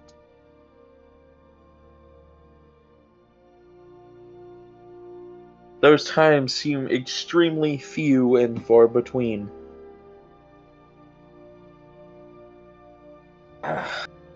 Only to those who do not live a longer lifespan. Fugler cuts you a glare. Well, yes, I'm sure for somebody who fought in the Great War, it seems like it was just yesterday that the Radiant Citadel was nice and openly spaced. Well, actually, during the war, It's it just was... old. Kaisa, I it's would just... like to point out for an elf, I am not that old. Oh, my bad, ancient. Who's older? Is it Bayhorn or Kaisa? For sure, Kaisa. Actually, out of all of us on this ship, I am the second oldest. After but the ship is older. Yes, the ship technically is older if you look at the wood, but After I meant, Vorthecaron. okay, the third oldest on the ship. Okay, who's the first oldest person? You. Chapman. Huh? He's older He than me doesn't count. by 2 years. He doesn't Okay, that count. is such a small margin for how old you are. Yes. He lived in like some space age freezing area. Actually, no, we have been just traveling the astral sea for that long. Okay, fine. I'll How fix does my a human statement. live that long? By traveling the astral sea. I'll There fix are my pockets- statement then. You're both old. Geezers. There are pockets within the Boomers. astral sea where those of typical short lifespans can live centuries. Space boomers. Space boomers is right. I just thought of something, Cedric. I am a terrible person. Outside of D&D, the intrusive thought of childless just hit my face. Just pointing at Kaiasai, childless. I am a horrible person. You tried dude. and you failed. I am an awful person. At least you realize that your halo's been gone now. No, it isn't. I didn't. I refused. I didn't do that. I didn't do that. See, I made myself not do that. That means I didn't do that bad deed. I'm Adrian? a good person. Yes. Did it happen? What happened? Are you trying to get my book of exalted deeds taken away from me, you cunt? I'm chaotic to everybody, not just one person. I'm gonna unscrew several pieces in your robots. Just so it drives you insane. That'll definitely lose your halo. Yeah. And as No, a call result, it- they have no like ties to anything. I'm gonna slightly loosen your arm so the next time you make a big swing attack, your arm goes flying off in the distance and you're I now do maintenance on my crippled. arm every morning, bastard. Try again. I mean, you don't have to know which screw it is. and unscrewing specific pieces of his robots is not a bad deed. It is mischievous. No, it's a Two bad different deed. things. No, You it's would've not. killed my robot. That's manslaughter. No, it's not. And that's not manslaughter. They're not sentient yet. Yet, he said. So they can gain sentience. Oh, they're going to gain sentience. If you try hard enough and get the right things. Right now, you don't have exactly the intelligence things that you need to make them sentient. Yeah, you do. Mm-hmm. Do you? Felnor gave me something. He gave you the egg piece. He didn't give you the intelligence piece like you did on Ronald. Oh, that was just to make sure it worked. That was to make sure he gained sentience. That was the whole goal of that. It was also a steel defender. This is an actual Warforged. And Adrian, correct me if I'm wrong, but Warforged don't typically gain sentience either, do they? Warforged do. All the time? Get fucked, nerd. Specifically, if you're trying to build them as like a race of a being. It's kind of confusing, a little bit. So Warforged are, how should I say this? The first ever Warforged were mindless automatons. Back in D&D lore, a certain house, I think called House Cannith, devoted vast resources to improve the warriors. However, a breakthrough produced fully sentient soldiers by blending organic and inorganic materials.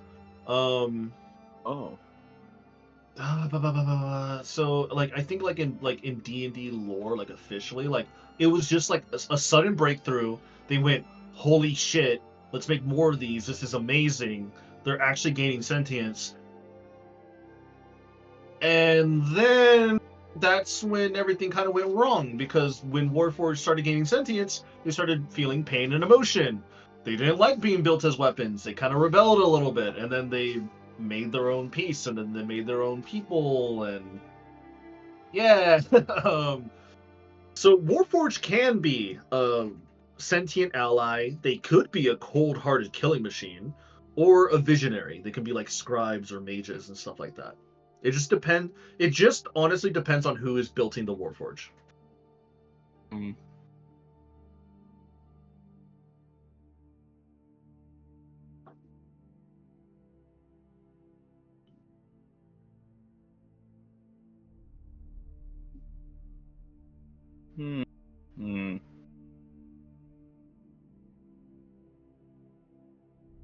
Okay. Still gonna unscrew certain parts of him. You're not gonna stop me. Then you committed manslaughter. He's not gonna die. It's just maybe while you're building him, his leg falls off. So what if whenever I make him and you're in combat, he dies as a result of what you did? Oh no, I'm not gonna do it once they wake up. But while you're working on them, while you're asleep, I'm gonna unscrew certain parts of them. Yeah. So what if that indirectly causes it to die out of a catastrophic malfunction? Is it like one of those things that you're saying, Cedric? It's like you brake checked somebody, causing them to slow down just a few miles, but those few miles that they had to slow down, they missed passing the train tracks, so they get hit by the train. Is that your fault or is that their fault? He's trying to butterfly effect me, and I'm not having it. Yeah. Yeah, you're trying to butterfly effect him at this moment. I don't know, man. In your example, it'd be the guy who brake checks faults. Look, Cedric is just being a little piece of poopy right now. A little stinky guy. Piece of poopy. Little smelly man. He can't accept the fact that I'm going to do pranks to him, and that will be his downfall. Unfortunate. Shame, really. You're welcome to undo certain pieces of my armor, like make it to where certain pieces fall off and I have to fix them later. Nah. That interferes with your ability to live. I don't go that low. Exactly. And I'm just saying, while you're working on your Warforged one time, maybe the leg falls off while you're trying to do something to the chess piece because a screw was unscrewed in a certain place. I think if I ever figured out that you did that, I would unscrew every single screw or attachment piece that was in any of your cookware. Okay. I understand now. And you wouldn't know which one. He now You could be cooking for a very VIP level guest and fuck it all up because you dropped it because the handle wasn't on there. Shit. He I now understand. understands. Pick your He battles wisely. comprehends. You're facing a rogue. A very, very mischievous rogue. I understand. You understand the stakes that are at play now? Yes. Good. Doesn't mean I'm not willing to play the game. Just be ready for the consequences. I will be. Don't worry. But, what else do we have to do in this village? Besides option B. I really don't want to worry about that right now. What, your girlfriend?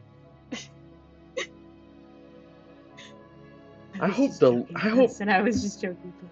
I hope Miss Bonebreaker hasn't heard you say that like 4 times now. She's currently just listening. She's just watching you guys rabble on. Oh shit. She's just having a drink. Okay, good. She hasn't heard that several times. Maybe she has, and she's ignoring it. There is nothing else for us to do here.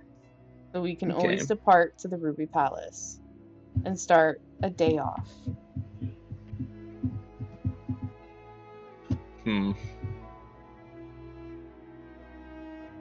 Should we help them out with their ice giant problem? Do they want I help? don't see why not. That is a good question. Do you want help with your ice giant problem? You said they've been throwing things over, and you were worried that we were one of them.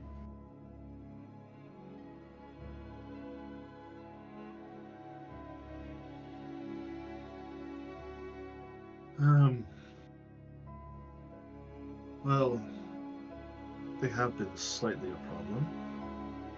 Nothing we can't exactly take care of here. If you wish to go and find them on our accord and take care of them, I wouldn't say no. In fact, I would probably reward you with something if you did. Help you on your way. That is up to you to decide.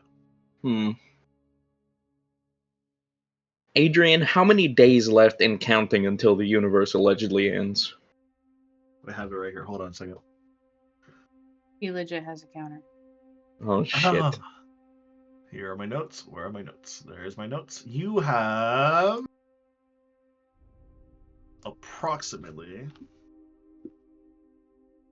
Gotta spend our days wisely. As much as we would love to help everyone, sometimes we can't afford to help everyone just yet.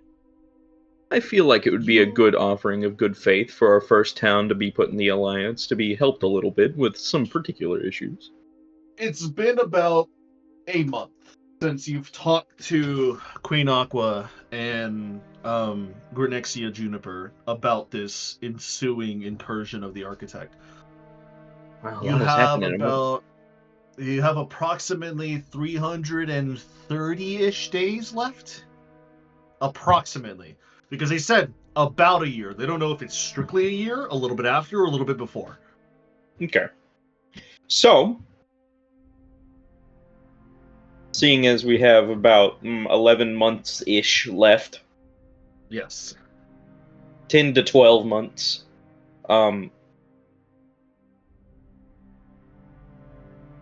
Do you know where the ice giants are? If I might ask. Well, the ice giants do like to roam around, specifically near Grism's realm and in the Dwarven Mountains. They typically don't like to go too far south. Typically, the Dwarven Mountain is usually the place they like to hold up, due to the fact that it is such a formidable place to stay in. It's kind of hard to track them in. So they're probably usually around there.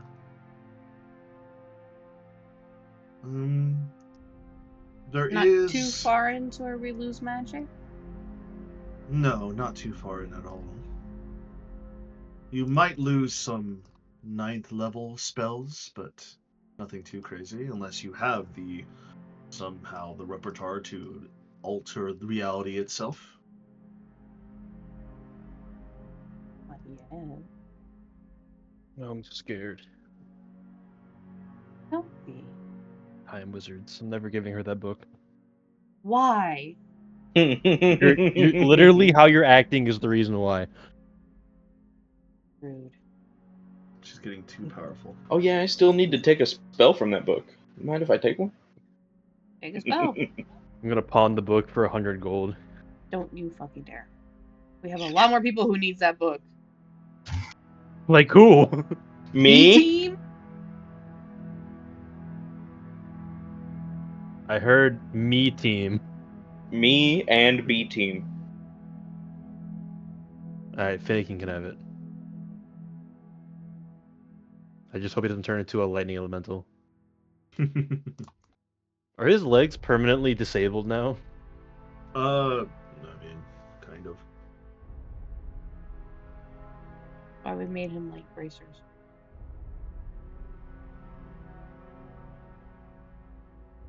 We need to make him like a suit of Iron Man stuff. Mm-hmm. Give him metal pants. Full metal suit. Full Metal Alchemist. I was about to fucking say that. Alchemist. Full Metal Alchemist.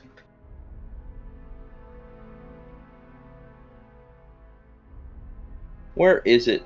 There we go. I have an idea of what spell I want. What do you want? See invisibility. But wait, don't you already get that with your eye? You already have that. Yes, I know. So you don't need that anymore, because you have that with your eye. Oh, you're right. You're right. You're right. You just really want to see Bayhorn, don't you? Yeah, I do. I don't want him betraying us. You do know you're not going to be able to see me all the time with that, right? Like, I can just hide normally. I think that's bullshit, by the way. Bending light around his character, my ass. You disappear into the thin air, the light bends around me. What the hell? What do you want about? What the hell? It's halo cloaking. It is halo cloaking. You're correct. I just called hunter dodging. Hunter dodging. Yeah.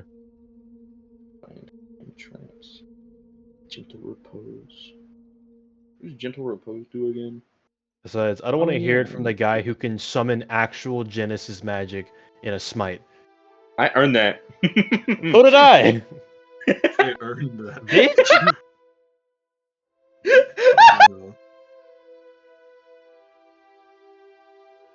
I joined forces with a parasite that could have killed me and won. Yeah, I know. Are you sure you won?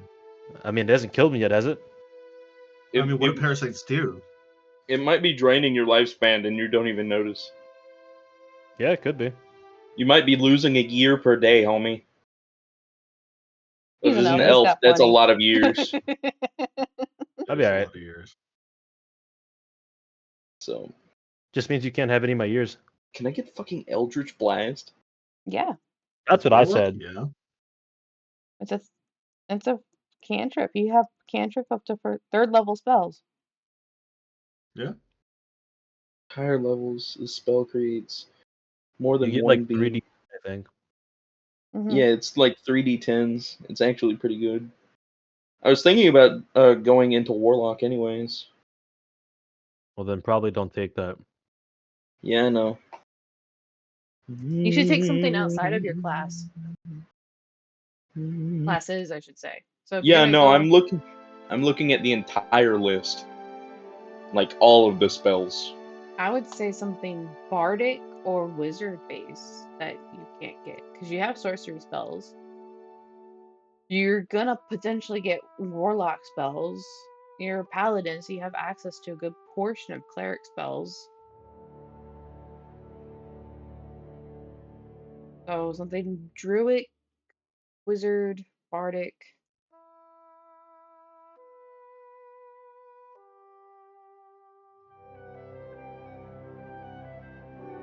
Vampiric Touch is another nice one. Mm-hmm. On a hit, the target takes 3d6 necrotic damage. You regain points equal to half of the amount of necrotic damage dealt until the spell ends. You can make the attack again on each of your turns as an action. And it goes up for more. So, I might do that.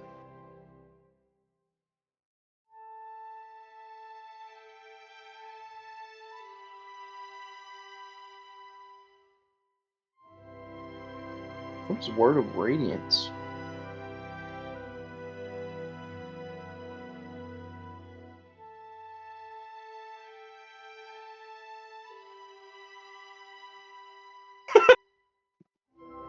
He giggles.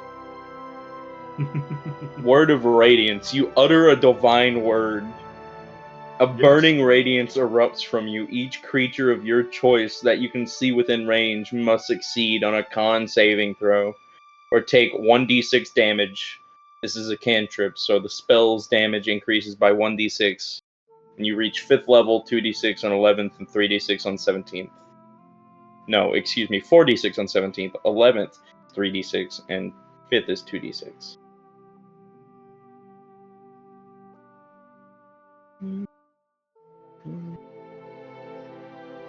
What is this spell?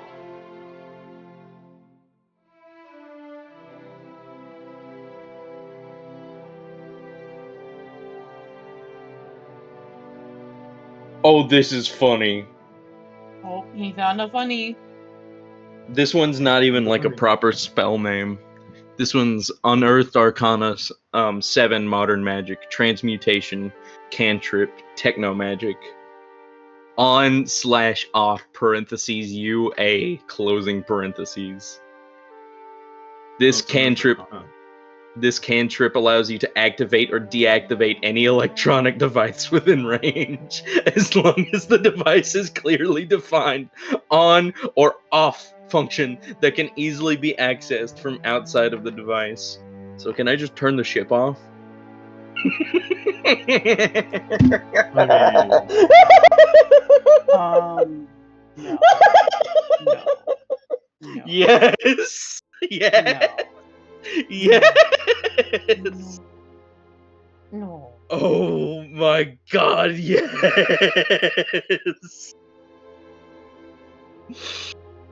Any device that requires a software-based shutdown sequence to activate or deactivate. Oh, it cannot be affected by an on/off. Oh man, shucks.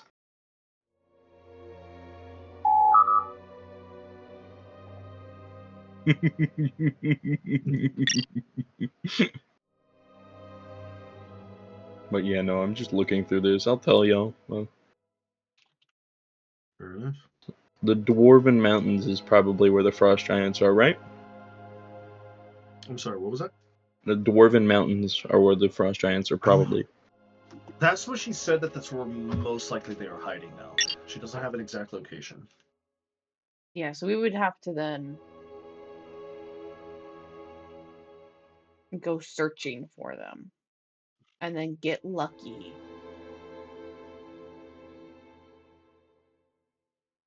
And then fight them.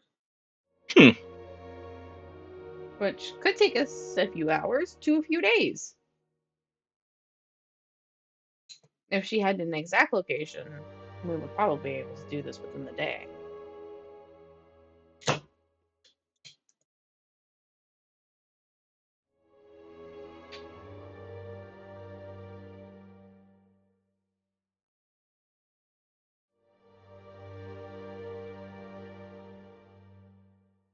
She eventually does speak up as she continues. Well, in any case, you are welcome to explore Glorum at you as well as you see fit. If you wish to go fishing, go fishing. If you wish to enjoy the festivities in the house, you can. I have some work that needs to be done, and I need to check on some trainees that need to be finishing up their duties and making sure that their shoes are shined and their swords are sharpened. She steps out of the seat and she puts her ale mug down where she left her already clean plate of food. If you need to speak to me, you could probably find me. Or just ask anybody and they'll lead you in the right direction. I'll be at the training grounds. And then she just walks out.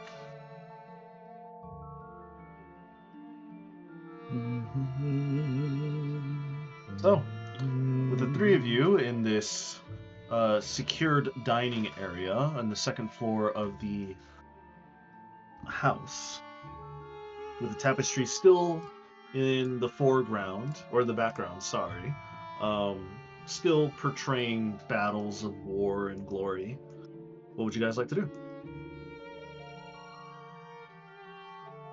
Do you guys want to go try and find these frost giants and fight them, or do you want to head to the Ruby Palace? I was exploring our options. I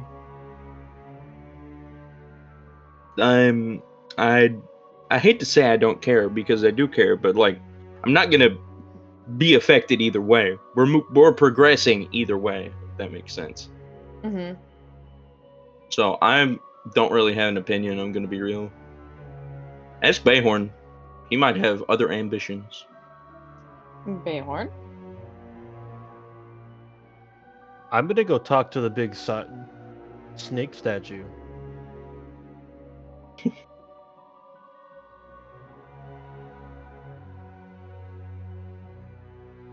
Okay, I guess we're staying a little longer. I guess so. All right. I got an opportunity, and I'm taking it. Understood.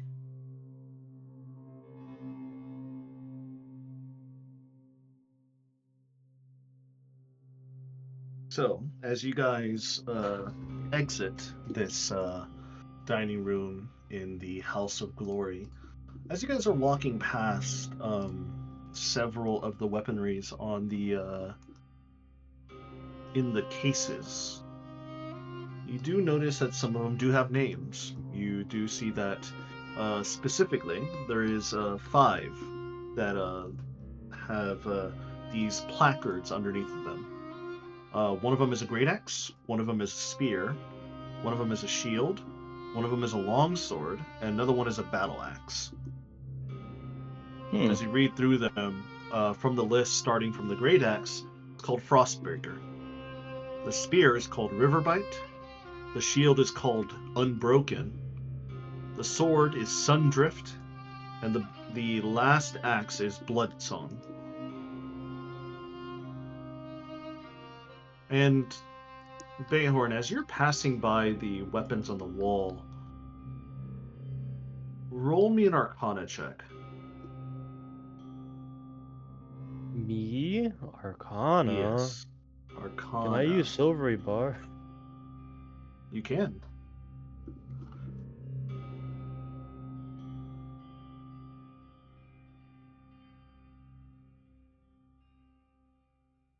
$19. 19. As you pass by Riverbite, you sense a weird motion and fluctuation in the weave of magic around you, as you feel your own katana starts to pulse as soon as you pass by the spear.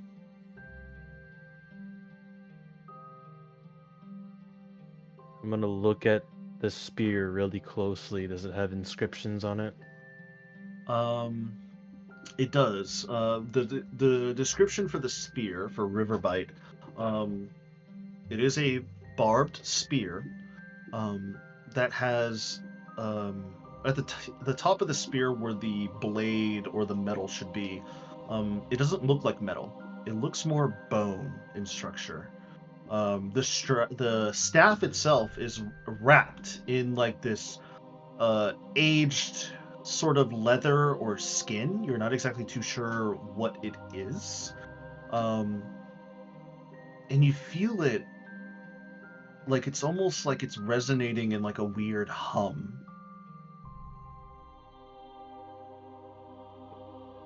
Are there any inscriptions on it? The same as my sword? No.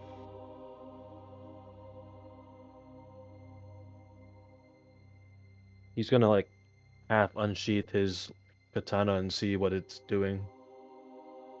You see the inscriptions on your katana slowly build up their glowing runes. Can I roll like to see what it wants me to do? Or what it's like drawn to? Roll an insight check.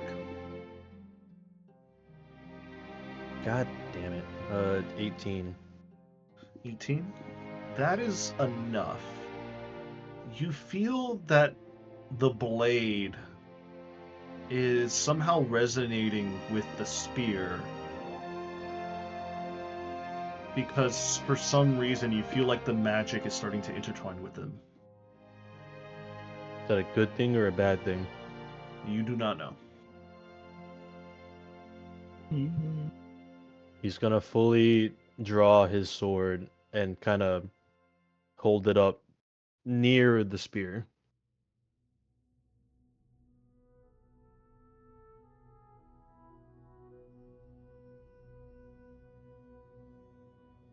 You draw the blade and you hold it up near the spear. You see the bone on the spear tip.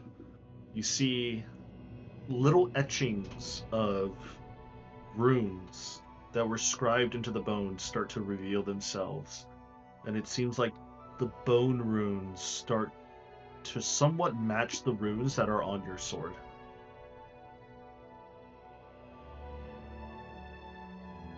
Is it copying it? Or They just look like revealing they're its own copies. runes? It looks like they're Oh. copied. He's gonna look around for anybody that's still hanging out in this area. I mean, there's nobody up in the second floor. It seems like the only people that are here are finishing cleaning Zen's mess down below. But you do have Fugler and Kayasaya that are nearby.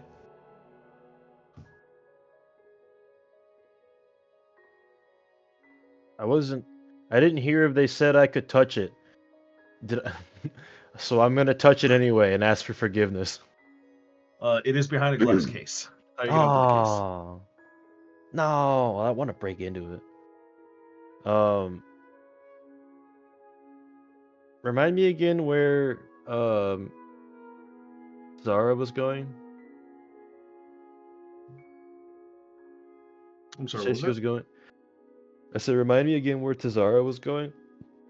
She said she was going to the training grounds.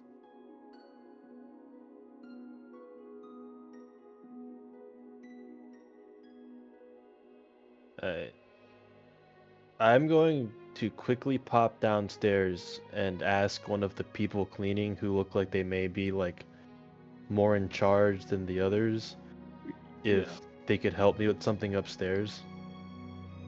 As you head downstairs, you run into this male tiefling, broad-shouldered, dark-horned. You see that their stomach is slightly open, but not open as in like their guts are spilling out. You see like a flame is currently like sitting and ever burning within their stomach. He kind of as you ask him questions, he kind of looks over you. He says, "Yeah, what do you need?" It's a little easier if I can explain, if I can show you as well what I ask. You may All right. understand why I'm so curious about it. Lead the way then. And then he'll kind of quickly make his way back to the Riverbite spear behind its glass case. He kind of follows you and he looks over at Riverbite and looks over at you. Oh, I see you're intrigued in Riverbite. Name's Kjorn, by the way. I tested all these weapons when we retrieved them from battle, and I placed them in the cages up here. What are you so interested in it? This, and he'll draw his sword again and hold them near so the runes start glowing on both of them. Oh. Huh, would you look at that? You found one of the Master's weapons. The who? We call him the Master. A mastersmith somewhere in the Outlands who leaves weapons for treasure seekers or smiths to find and claim. They all have the same etchings and markings, and you see he points to the markings from your blade, and he points over to the bone that is on Riverbite. Yeah, I noticed they were similar, if not the same. Typically, that's his mark. He typically leaves them all the same. They all have one commonality. They all deal some sort of lightning or thunder damage. Very fast, quick weapons. He doesn't really particularly like battle axes or shields of that nature. Well, this one's pretty damn fast, I will admit. Well, any thin blade such as this should be able to swing through the air pretty quickly. Are you interested in the Master's teachings or his armory? Yeah, I've always wondered where my weapon came from. I even wondered if I would be able to. I guess I shouldn't say improve. This looks like it's basically perfected, but a friend once told me I could more modify it to suit other needs if I so chose. As you should. Any weaponsmith needs to modify a weapon to be needed and fulfilled. However, you must realize that not every weapon can be one tool fits all, if you know what I mean. Right. Like I imagine that spear would never perform well in close quarters. You'd be surprised. When I tested it out, on will, I can shrink the size of the staff pull. Makes it a little bit easier to handle in close combat. Sounds familiar. So that's also a trait of his weapons, as Bayhorn does the exact same and shrinks his katana to a dagger. Yeah, looks like you definitely have one of the Master's weapons in your hands, or at the very least, a very fanatical fan and copied his work. Sadly, nobody knows exactly who the Master is. We just know they leave these weapons all along the Outlands, and whoever finds them, finds them. Supposedly, there's a grand collection in Sigil. I have never been, though. Interesting. I would have liked to find the place that these weapons were made, ask him about them, see if I can't garner any insight. Your guess is as good as any. People have been looking for the Master for many years. People think he's already been dead, and there's just some other apprentice or a copy that's been just doing his work because he's been at it far longer than I've been alive, and I've been alive for about 50 years now, and I've heard of stories of the Master leaving weapons far farther than that, so. Think he just made so many that they're still being found? That could be another part of it, that is true. He could have just made so much that even by the time he's dead and gone and dusted into the wind, people would still be finding them. Nobody's exactly too sure, though. The time it takes to make crafts like these, though, especially that hold such potent magic in them, I don't think I've ever seen any other weapon that can do as much as this weapon can. You'd be surprised. Some of these weapons here are all fairly unique in their own way. Like the Riverbite here, the one that you're looking at. Deals thunder damage. Once wielded by Inar, the Salt Soul, warrior of ours, taken to fight a kraken in the depths of Oceanus. Perished, although Riverbite was found buried in the beast's corpse when it washed ashore days later. Allows you to breathe underwater, deal lightning damage if you're near or in water. Allows you to control a mass amount of water as well, big enough to be a tsunami. So we display it here is because, well, it was one of our own. It seems he fought a very valiant battle, facing a kraken of all things. You wouldn't believe it. But that's Riverbite. Over here, on the right-hand side, we got Frostbreaker. Well, Frostbreaker wasn't a part of the Master's collection, but Frostbreaker aside, it is a magnificent weapon. Wielded by Jarl Skadi the Frostbane. Led an expedition to Ysgard's frozen peaks. Flew an ancient worm there with a single swing, or at least that's what they said. It is said that he died laughing in a blizzard, and when they found him, he was frozen stiff with the axe in his hand, pointing to the sky. Well, hope the joke was as funny as it seemed to be. The joke was that he died to a blizzard and not in battle. Yeah. Pretty funny, And of if you course, ask over me. here, this is the Unbroken. No matter what we do, we can't break it. At the very least, no mortal has been able to break it. Said to belong to a woman named Hilda, a mother. Used the shield in a last-ditch attempt to save her children from a pack of wolves and hyenas that raided a village after bandits took it over. Sadly, she died, but one of the children picked up the shield during the process and somehow was blessed by a mother's embrace and gift to never break as long as its wielder is using it to protect those it cares about. Yeah. A parent's protection is something that's never easy to break, if not just completely unbreakable. Mm-hmm. We have Sundrift over here.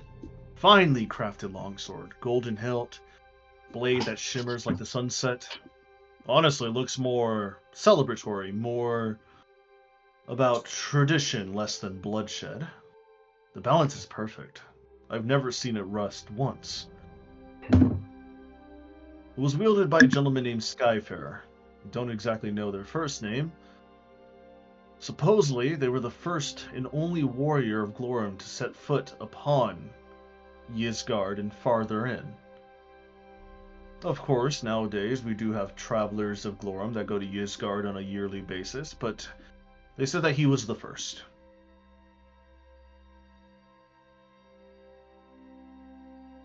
Supposedly it deals tremendous damage against fiends, undead, and even celestials themselves.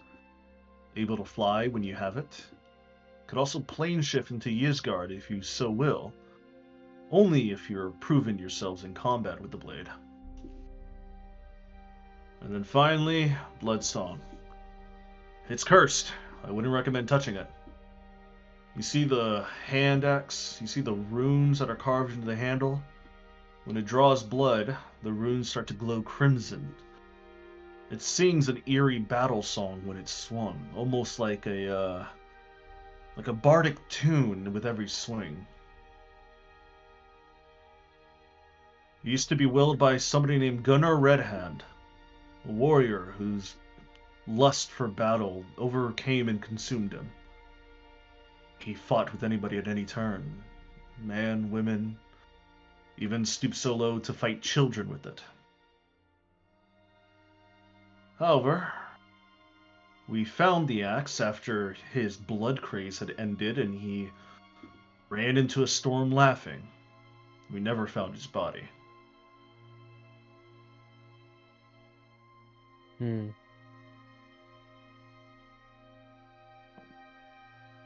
these are the 5 weapons that we house here in the house. Of course, there's many others, but those were just mainly magical weapons or mundane weapons of great warriors that fell into battle. These 5 here. These are the more important ones that we keep hold. You ever have to use these? Say if Lorem ever became sieged upon? Or have they just been for display in honor of these warriors that held them? Display in honor only, to be honest. Thankfully, we haven't had such a situation where we needed to take these weapons out of their cases. May the gods help us if we ever need to. Well, if anybody has to wield these in such a time, may the spirits of those warriors guide their hands. I appreciate that. I never got your name, and he holds out a large tiefling hand towards you. Name's Bayhorn, and he'll grab it and shake his hand. It's a very firm grip, very warm to the touch because this tiefling literally has a fire within his belly. It's actually almost comforting because of the cold that is like currently shifting in and around the house and the outside. But nevertheless, it is a very tight and firm grip. Well, like I said, name's Kjorn. It's a pleasure to meet you. I saw that you came in with the other two, the Dragonborn and the Elf. You staying here for long?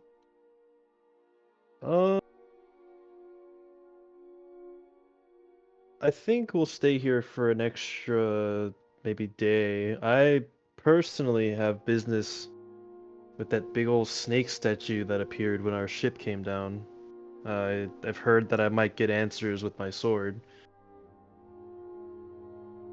Well, if you're ever in town any longer, if you wish to come and visit, I have a smith station on the edges of town. I typically make weapons and I test them in combat and against training dummies and others. I also have some other wares and materials if you'd like to trade. It seems like you have an eye or a knack for these things.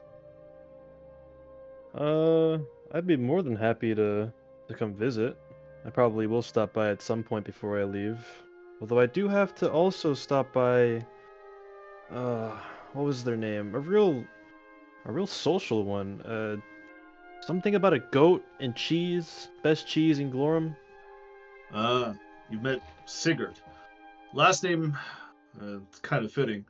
Her family name is Broadsmile. Yes, I know. It's a joke in itself. Sigrid, she's a button. Goat herder, cheese maker. She'll most likely ask you to milk a goat, and depending on how well you do, depends on how much she respects you. She definitely asked me to do that already. But I'm not going to lie, she does make some of the best cheese and butter that we got, so.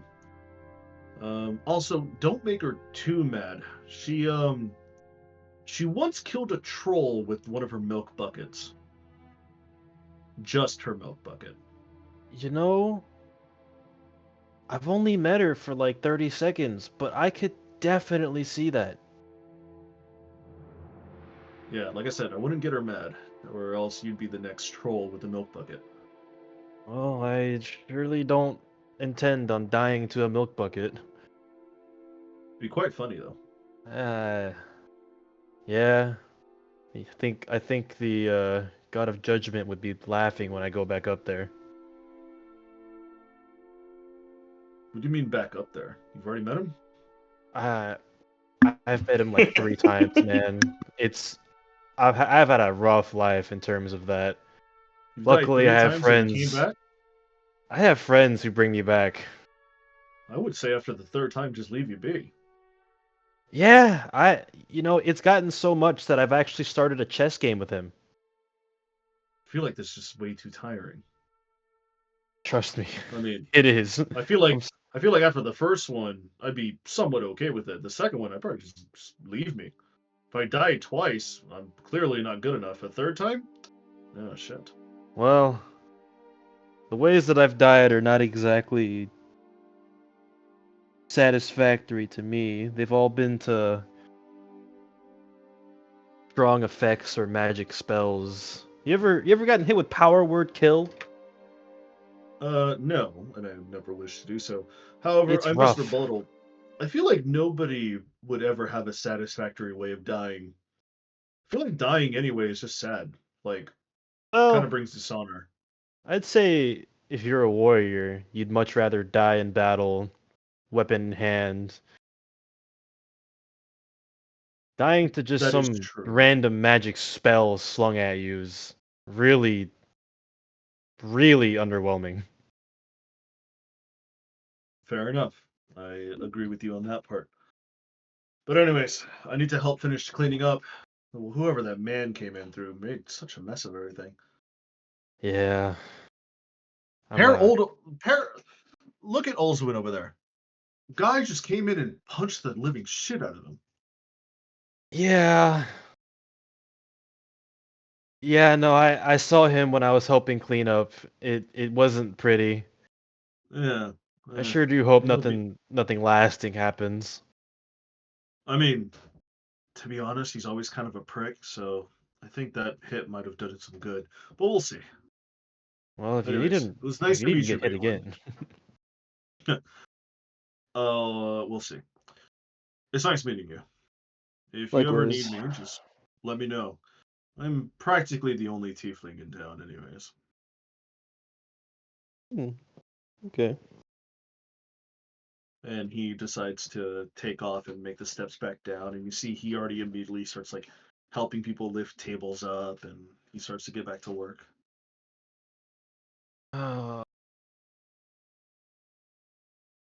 I need to go ask Zen about who the master is after I get really mad at him for causing havoc.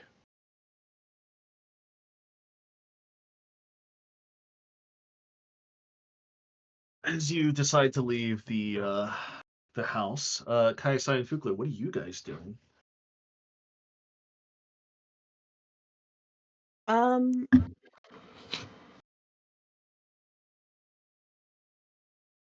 Walking back to the ship, trying not to puke. Don't worry, I'll bring you another cup. Dang. She ain't having it with rancid beer. It's tragic. Damn. For real, for real. For real, good real. For shizzle. For shizzle. For shizzle, for shazzle.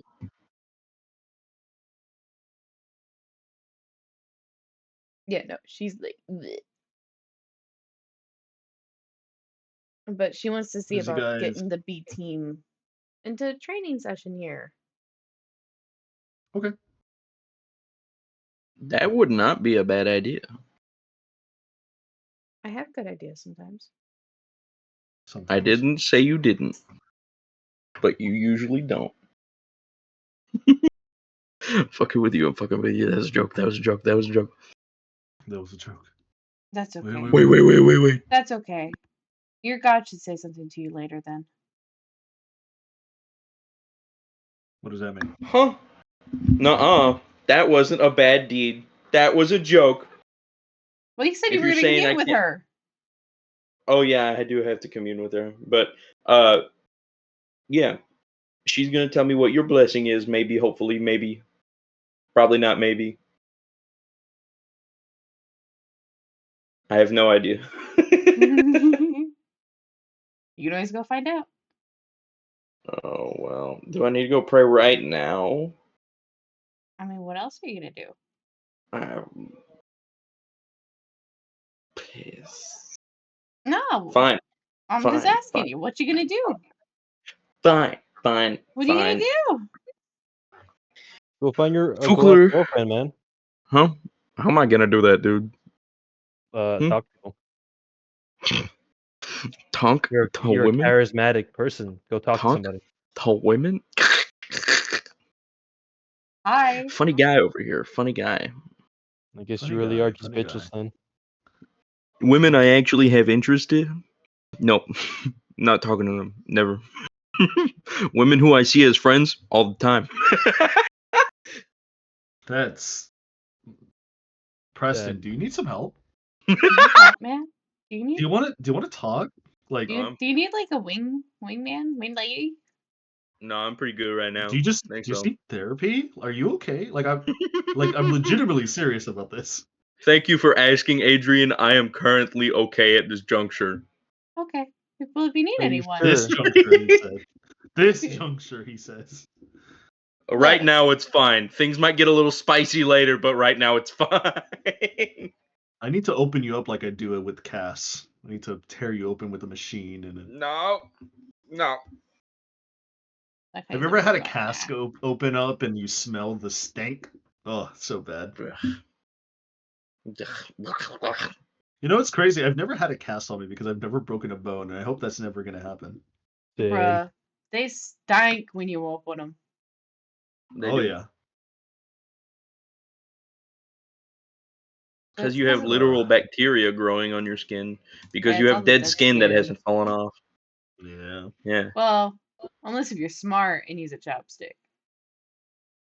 A chopstick? A wooden chopstick. If you use a wooden chopstick, you can scratch yourself, and it feels good, You supposedly. can scratch yourself without risking tearing your skin open and causing an infection because of bleeding. You could safely scratch off dead skin. Mm-hmm. What happens if you get a splinter? Called taking a nail filer and you file the bamboo chopstick first. What if you still get a splinter? No, because I'm good enough at doing that. I survived this whole thing without a splinter. Sounds like luck. No, You sound like luck. I am luck. No, you're it's not. skill. You sound like it. That doesn't mean you are. Hmm.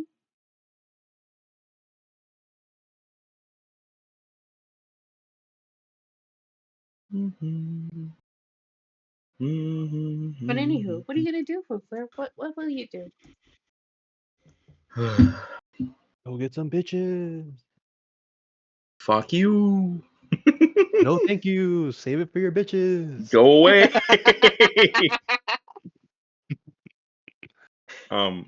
Fugler's gonna go pray. Okay. We'll start with Fukler then, as the both of you enter into the ship. Fukler, as you make it back to your room to pray, go ahead and roll me a religion check, please. I got you.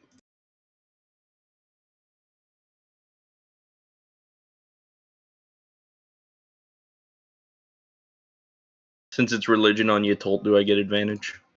Of course. I was thinking about that. Of course, you gotta have that. Wow, 21. Not my best roll. Gonna be real. My dice have been rolling real low today. Changing They them. have been real low today. It's kind of sad. Indeed, indeed. With a 21, you feel the room start to darken slightly as the outside sun on the gleaming white snow that reflects into your window starts to fade. And you feel this cold chill run up your spine. You feel like you're being listened to. You just can't see by whom. What do you say?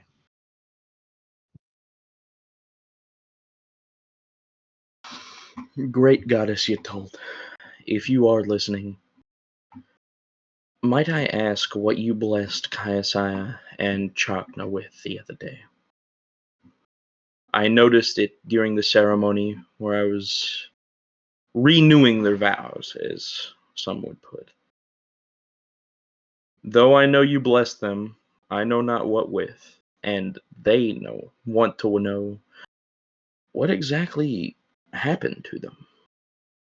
If you could bestow this knowledge upon me, I would be eternally grateful.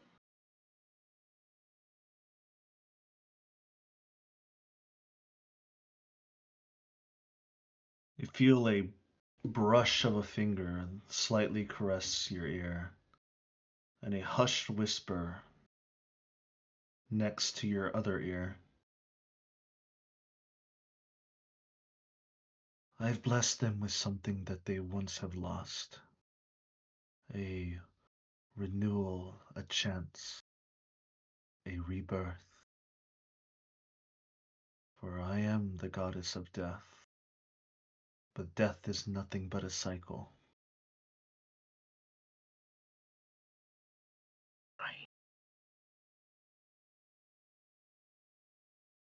That And doesn't. gifted them a chance to regain a child that was once lost. And then you feel the whispered breath leave your ear, and the sunlight start to peer in through your window again as the meditation wears off. Hmm.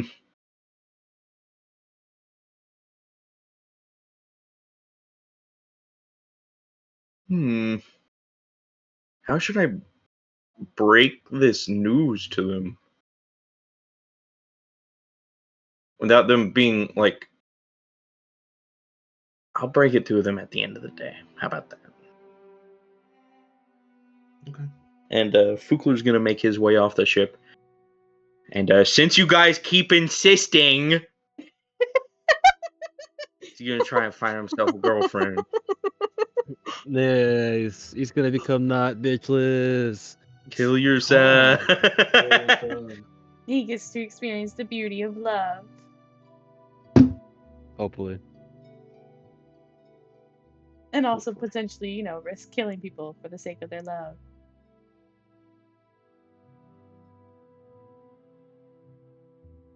I have no idea how that works. What Kayasaya just said. Risk killing people for. What do you mean by that? Don't ask questions. What do you mean? Don't ask questions. What? Don't ask questions. Okay. Hmm.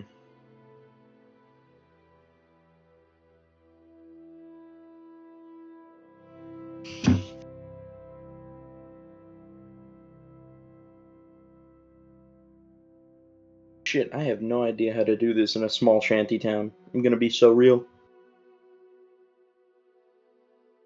You're in a small shanty town of warriors. Small shanty town of warriors. Yeah. Just say my sword's bigger than yours.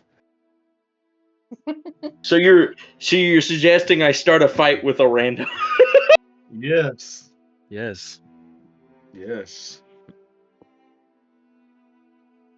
And just go up to a lady that you think is interesting, that you wish to know more, and ask if you could beat her in a fight. You two can have drinks together.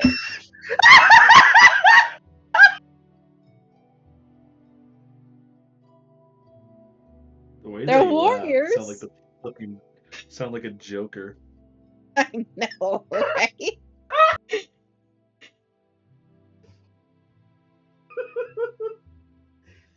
This is what you want, right? To be dominated by a Tommy Mommy? Go Kayasaya.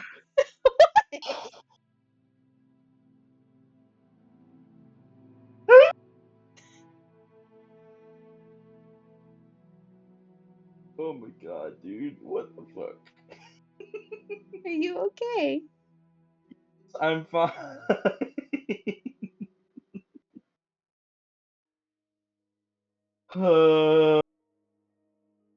Shit. It'd be easier if there was an event going on. There is. Be so much. There what? I wasn't told about no event. Training ground.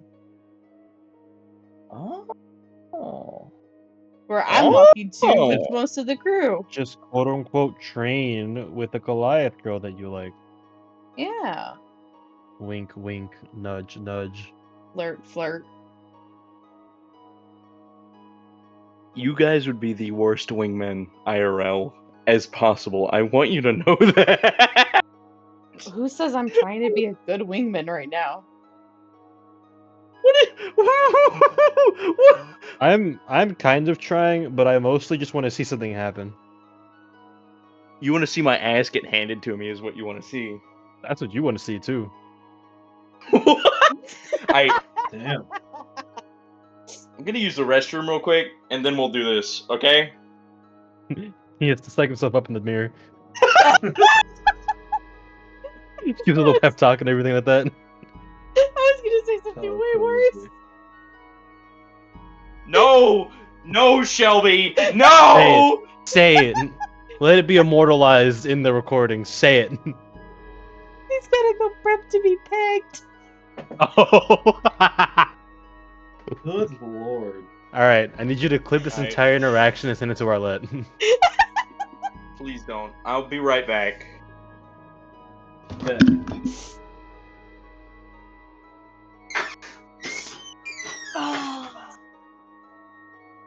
Good stuff. Good stuff. Yeah. All right. Well, Adrian, what time of day is it? Is it too late for me to go on my little journey to the mountain? I mean, it's kind of like, like 1 o'clock in the afternoon. It's not too bad. The whole B team's going to the training thing? Yeah, whole B team plus Damn. Gaia. Kind of right now, the only Damn. person on the ship is gonna be my simulacrum. I was gonna ask my wife if she wanted to come with me. You can always go ask her, but she won't get training. No, I'll just join the training.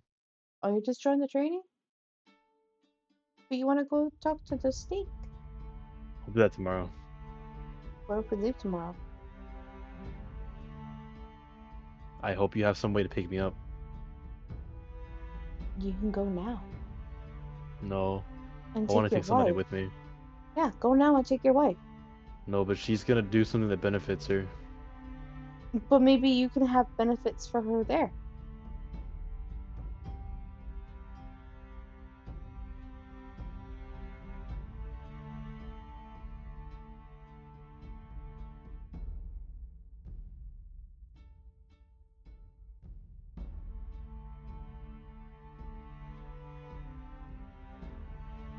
Why did I see Rigby roll?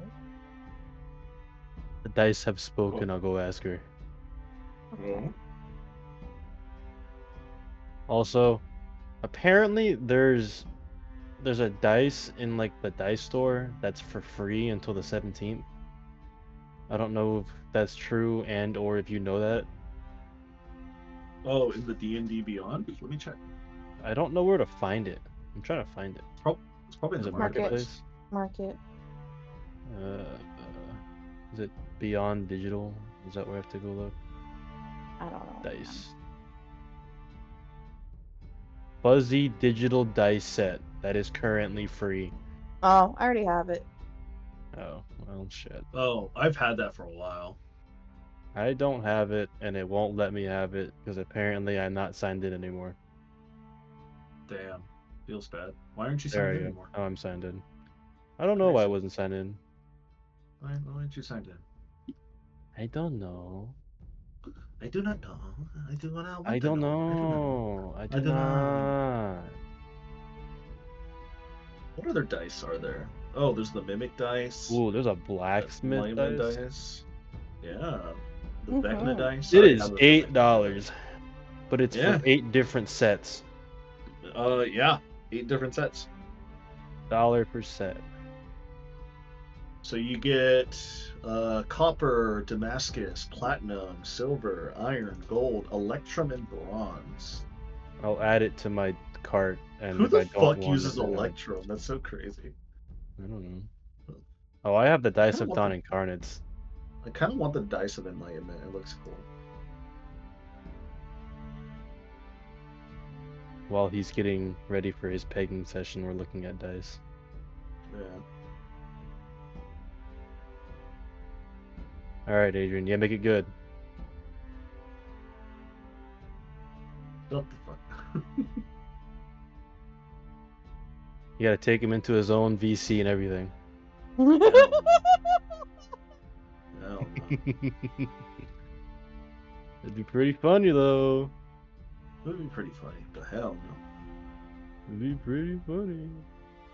Oh! Alright, my estimated Shelby, total they is have $8. Magic the Gathering cards in the everything else section. Yeah. I like how he instantly got really excited for that. Yeah. Shelby, do you want there's some D&D specific cards that you might want. I will take a look later. There's Karlach's Rage, Astorian's Thirst, an Exhibition of Adventure. Astorian? Astorian? Yeah, There's Death in the Eyes of the. They're all Beholder cards. That actually looks pretty Starion. sick. I still don't like Step 1 and Astarion. 2. Contrary to literally everybody that I know that's looked at or that looks at Baldur's Gate, I think I'm the only one who doesn't like him. Probably.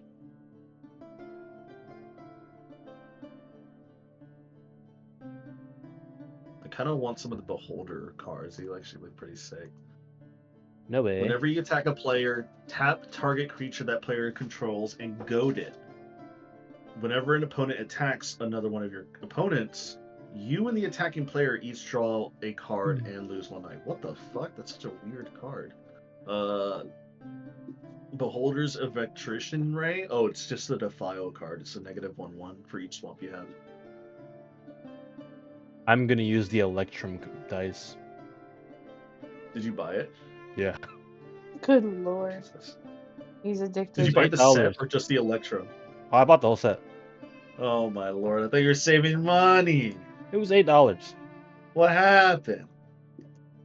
I got 9 different dice sets for $8. I'm not very upset about I mean, that. honestly, that's pretty good. Honestly, it's a good deal. As opposed to like IRL when I have to pay $20 for one fucking dice set. Like, come on. Or Yeah, you Arlette know. told me that the dice set that you got is like $50. What? It's okay. Just It's kidding. okay. I'm just kidding. I need to have a chat with her. Nah, but no, in reality, the light up dice are probably like $30 that she bought. I need to have a chat with that girl. It's okay. It's not the most expensive dice you could buy. It's not the most expensive dice you can buy. Shelby I literally don't has care. dice that is made out of aquamarine that were like I know 80 she pounds does, for, and like, she'll never $100. roll it because if she chips it, it'll be a waste No, of money. I actually do roll them. Exactly. I do roll them, but only for one person. Yeah, only for Aqua. Oh my god, I made all of By them the light time- up and they look so cool. By the time he gets back, we're gonna have to like go on break. That just means I get to play Trials of Osiris with Adrian. I still have an 8. I have an 8 all day. Shelby, have you seen the dice yet? No, but I know what you're talking about. You want to see them? Hey, somebody gifted me a Twitch sub to Tiefling to Melissa. Hell yeah. Cool. Nice. Got an email. How do you get gifted Twitch subs, man? You just gotta follow people in there. I And you just gotta do. watch them. Well, sometimes you get them, sometimes you don't. I'm sorry. You're just It's not random. lucky It's enough. literally the gift sub is literally randomized or chosen. So if they like, hey, I'm giving you 5 random gift subs, they literally goes to 5 random accounts that are following the person. You know what I mean? So you kind of have to fight people who are following. Or if you're very active in chat, if somebody's like really nice, if they select you in chat, they can gift you a sub that way. Well, I've gotten gift subs from Maximilian's Twitch stream a lot like that.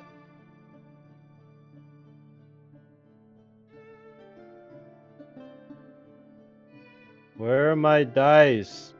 The only reason why I have a Twitch sub to Melissa's Twitch chat though is because she has her subathon going, I know. and it's been going for so long. So now that I have one, it's sick. My dice aren't showing up and I'm sad. Base plate 36 Never mind, they gave me showed a up. tier 1. She's at hype train level 18. Good lord. I have no idea how Twitch works. Oh, they sound so weird. They sound metal actually. Who would have guessed?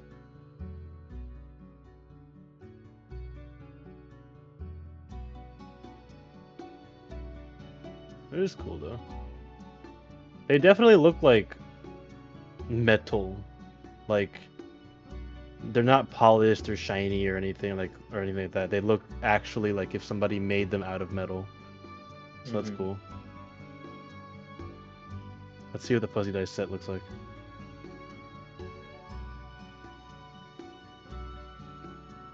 Oh yeah, Shelby, you want to see the dice? What?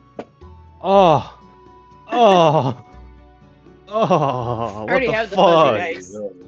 What the fuck? Why'd they What, did you sound roll so the- weird? Oh, the fuzzy dice? Yeah, they sound Oh, wrong, dude. I'm Sound changing weird. this. Where's my real one? There it is. What dice do I have? Hold on. All right. Anyway, Shelby, do you want to see them? Which ones? Oh, I have my My actual Kinsugi dice. ones still. My Well- real dice that I got for Valentine's Day. I've already seen them. Yeah, Have you Arlette seen the already metal showed ones? all of us. Yeah, Arlette showed us. Have you seen the metal one? Mm-hmm. Wait, you have a metal one? I don't think I've seen that one. I think you have. Have I? It's these. They're fucking heavy too. My god. Oh, yeah. I've seen that one.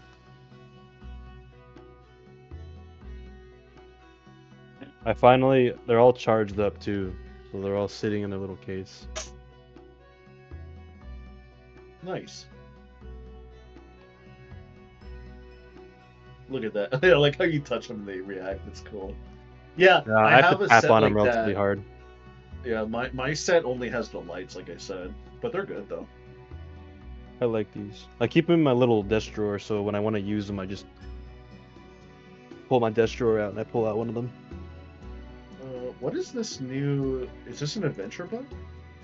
Oh, Humblewood Tales. 4 new feats, 3 new subclasses. Ooh, Oh. Leyline Magic Wizard? That actually looks cool.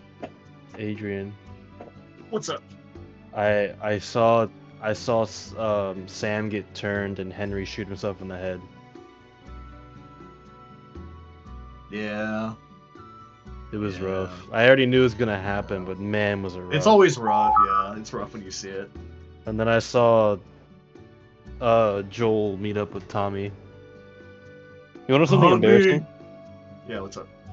I walked past the gate 6 times because I thought I had to find a way around it instead of just interacting with it. You're stupid. I was like, where the fuck is the way out? I can't find it. And then like Ellie was staring at the gate, so I went up to it to see what she was looking at, and I saw the little circle that meant you can interact with it. And I was like, God, do I have to trigger like the lock sequence? And then I triggered it, and then a whole cutscene played, and I was like, motherfucker. Motherfuck. So I assume that Arlette showed you guys everything. Mm-hmm. So I was the only one who didn't know. Yes. Yep. That is correct. Sag. Aurora Borealis. Oh, I like this dice. This dice is actually pretty cool. I have Arlette's little Minecraft envelope thing with her message on it, and it was a very goofy message, and I like it. Goofy,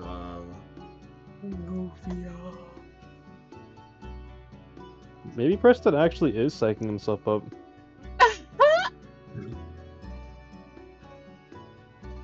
He's been gone for a while now.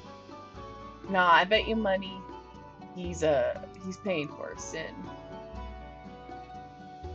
What's sin? I don't know, but whatever makes him have to shit. Possibly. I don't think there's anything that makes him have to shit. I'm gonna be real. No! I don't want to tear this Hello Kitty sticker, but I want to get rid of this clear tape. I like the Hello Kitty sticker on there.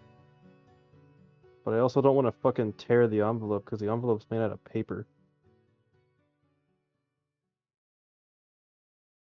So I'm being very careful. Should I start the Destiny summoning ritual? I don't know. If you want. There we go, I got it all off. Heck yeah. I've Hell preserved yeah. the integrity of the envelope, and I'm happy about it. I'm gonna start the ritual. Actually, no, I'm gonna start The Last of Us, so it's more easy to stop. Mm-hmm. Also, it is really hard to get achievements in this game. I've only gotten In 4 Last of Us? achievements. Yeah. What? You should. What? I've gotten 4 achievements, and I'm at the hydroelectric dam. Huh. Okay. Interesting. Feel like you should be getting more, but all right. Maybe I'm just doing things wrong. I feel like I'm exploring a lot too. Like I'm exploring a lot. Yeah.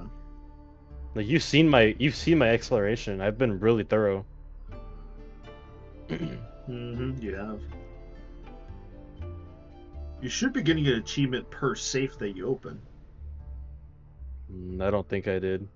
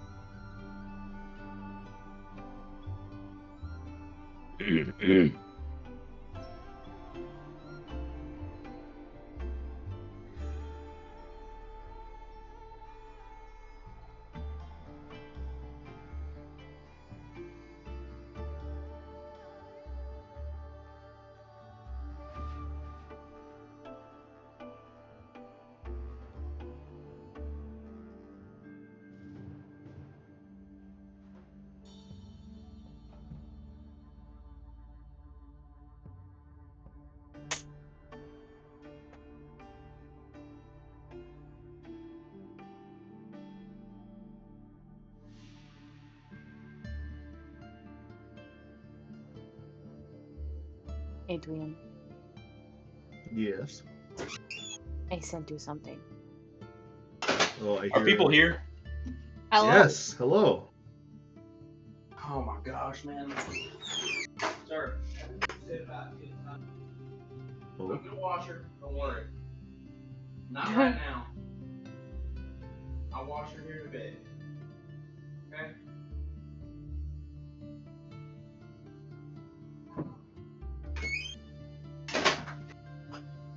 Hello, guys. Sorry I'm back so late. I got caught up talking with people. No, you're good. Welcome back. So, Fukler's going to the training ground, right? Yeah. Yep. Alright. Since that's If you the head over to case... the training ground. Yeah, go ahead. No, you go first. I'll decide what I want to do when I go there. As you head over to the training ground, you see those already ahead of you. Down over by the Glorum's training grounds, you see it's kind of nestled to the edge of the village itself, where you see the large snake, almost Hydra-like figure staring down and above the town of Glorum itself. The training ground is filled with young children, all dressed in different battle attire, some wielding shields, some not. You see a few Goliath warriors kind of like dancing in between them, making sure that their swings are precise. They're not going for any like serious, like threatening blows, as it seems like they're currently training with real weapons at the moment.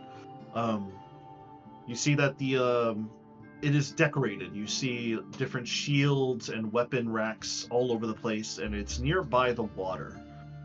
It seems like even in the water, you see that there's buoys placed in the water for some sort of water exercises as well, which kind of sends a small shiver up your spine, even though you yourself are good against the cold. Imagining dipping into the cold water here, it's a little bit rough. But if that's their training, that's their training.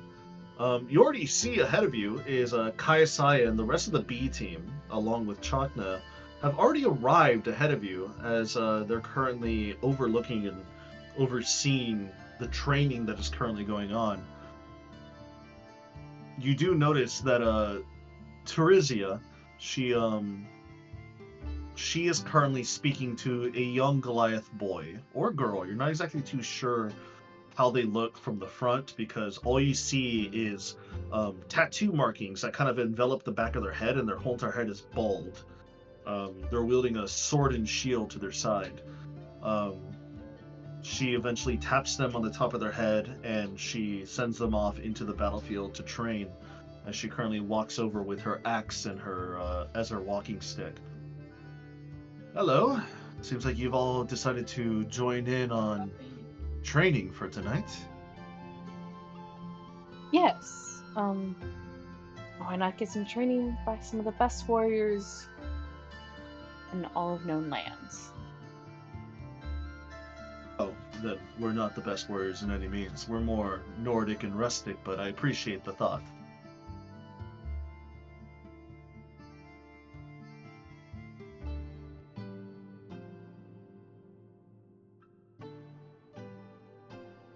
Now, who's going to be taking up training today? And you see that the gently shoves the B team forward.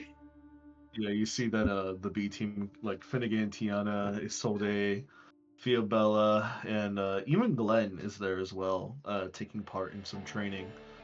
She kind of looks at everybody and she says, "And how many of you are warriors of the sword and shield?" Tiana's the only one that raises her hand. She's like, I think I am? That's it. You're the only one. Yeah? Join in. Fukler will walk forward. Fukler, I'm glad you joined us as well. Well, since the rest of them do not wield the sword and shield, they'll still be able to gain some training. However, I will ask them to train with training dummies and or non-real weapons, please. Due to the fact that those with untrained hands wielding weapons such as ours, you can slip and catch other people on the arm or the finger or two.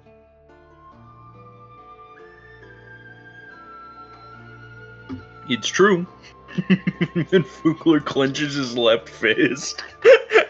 That was not a training accident. You don't know. I don't know about that. She kind of chuckles a little bit and she says, "All right, everyone." And she turns over to the crowd of boys, girls, and the other men and women who are currently training. "We have new arrivals for training for today. Please, show them what we mean and what we are made of." And you hear all of them just beat their chests once in a sign of like a show of strength and also respect towards her. You see Teresa kind of just look at all of you and nod her head over to the training ground, inciting that you guys go into the giant training circle. As the B team do go ahead and take up mantle and arms as they start to figure out where they're going to be placed and led. You see several other warriors, other Goliath warriors, and other non-Goliath warriors that are currently helping with the training exercises. You remember the dwarven male, the one with the helmet that you can barely see his face. He's there helping direct smaller children, while the half-orc, the one with the shield, she is currently helping others practice how to maneuver and parry with the shield as well. It seems like the training ground is fit for anybody who wishes to train with such weaponry. Those with magical use might find a little bit more difficult, which will be the majority of the B team, but Tiana seems like she'll be able to fit right in. Fukler, as you go off and train yourself with them as well, Kaisaya, what did you want to do as you sent the B team off the train? Oh, she's gonna sit and watch and just keep an eye on them with Chaka. Okay. You know, being a Fukler, good did you want to captain. do anything specifically, or do you just want to just carry the training day onward?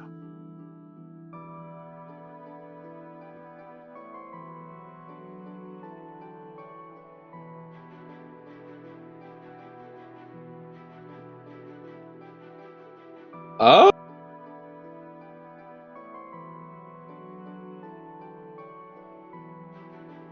Patrick, why were you just rolling dice? I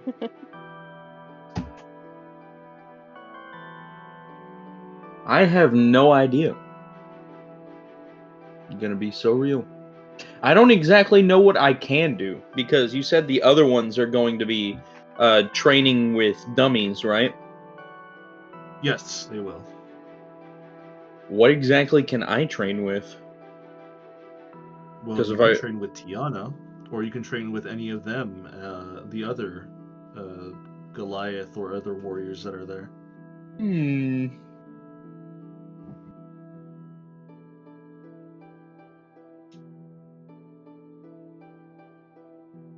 Let's see.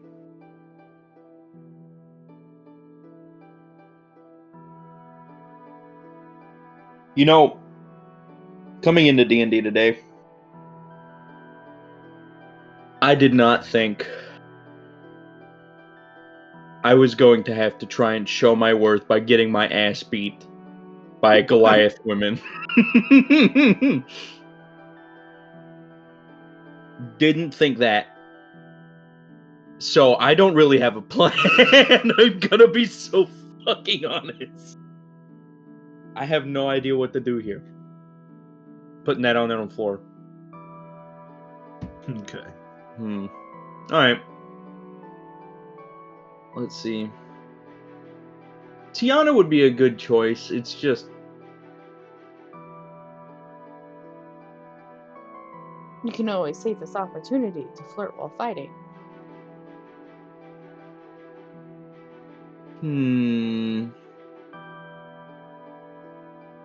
You're asking me to multitask. A very big ask there. Flirt and fight? You could do it. Very, I believe in you. Very romantic. Who knows? Perhaps one of these ladies here find that attractive and appealing.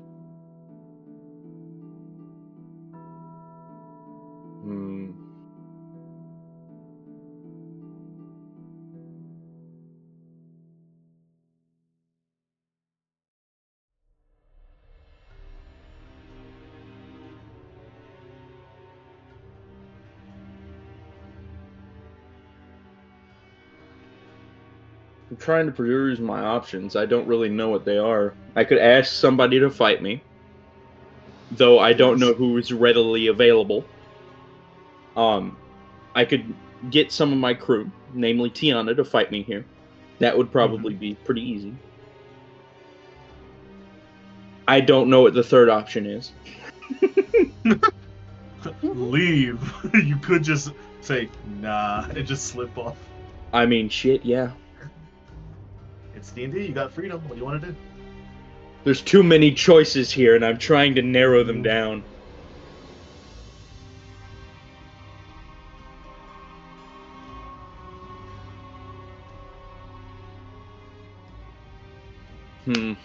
I have an idea. It's probably an ass idea, but it's an idea nonetheless. Alright.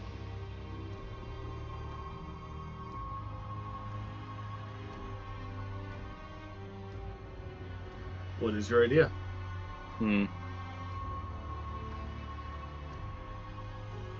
I wanted to issue, basically, yelling out into the crowd, asking for a challenge. Do it. Are you no-ballsing me, Kayasai? Right now? No balls. Right Yeah, here? I am. In I front am. of my Dr. Pepper? I am. No balls in you Really? right here, In right front now. of my Dr. Pepper? Really? In front of my salad? Alright. Fukler is going to extend his hammer, turn it upside down, and then rest it on the ground and put his hands on top. And he's going to see, out of all the grown people there, he's going to ask for a challenge, saying something along the lines of, if anybody would wish to help me hone my skills, challenge my mettle, or see how I could just hold up in a fight, please do step into the arena. If not, well, nobody's pushing you. As you make this proclamation of a friendly bout, this challenge, you see the majority of the children kind of just stop and kind of like look at you. You hear like some murmuring, some snickering. You see some of the adults there who have like either the hands on their hips as they're looking at you, kind of sizing you up. You do see and hear the footsteps of metal boots clinking on the cobblestone ground. I'm going to get my ass whipped. You see that out from one of the buildings nearby, a tall, radiant, silver-haired woman, a golden-haired, almost radiant-looking humanoid. You're not exactly too sure their exact race, that exudes this ethereal glow around them. You see that they're wearing not full plate mail. It seems like their boots, their feet, their kneecaps, their thighs are covered in very nice metal. Their breastplate is very well defined and naturally protects the majority and all of their important organs and parts. She wears a metal choker that has spikes protruding from within, or from outside. So it seems like if she were to bend her head in any direction too far, she would stab herself.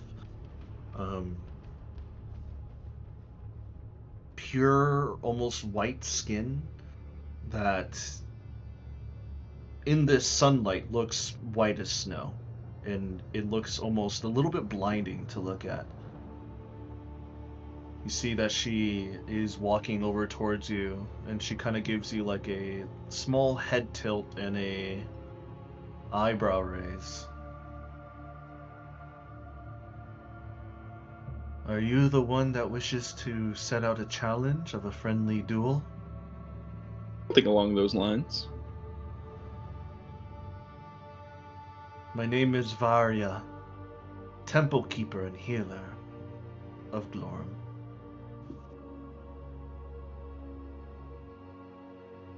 Tell me about your glories of battle.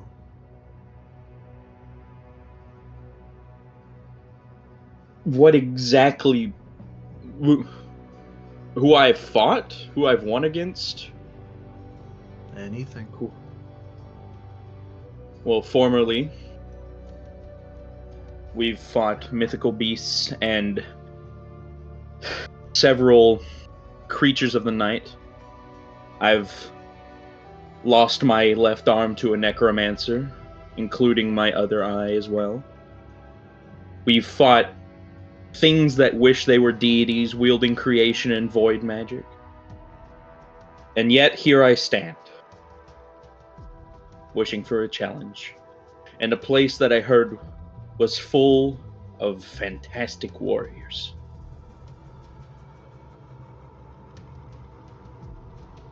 I can tell your glories speak truth. I could also tell that you are young, ripe for more knowledge and training. And she kind of like straightens herself up as she looks at you. You're scared, aren't you? Outside of D&D, this woman scares me. It's odd. You're looking at her, and she looks like one of the more, I guess you could say, holier warriors in Glorum. You're gonna get If I would have to out-holied? give you, if I were to give you a reference, she looks like a sister of battle. Oh no. I'm cooked. This is it. You're telling me you're gonna get out-holied? Dude, Sisters of Battle suck the Emperor's toes for breakfast and live on that alone, homie. Like, If this is it, I'm cooked. And then don't lose. How tall is this woman compared to Fukler? She is just under half a foot shorter than you. Just a little shorter than me? Just a little bit shorter than you. I'm probably cooked. She is a tall woman. Very tall woman. Someone just DM'd me. No, Shelby! No! Oh no, we have a new sheep face. I just saw it.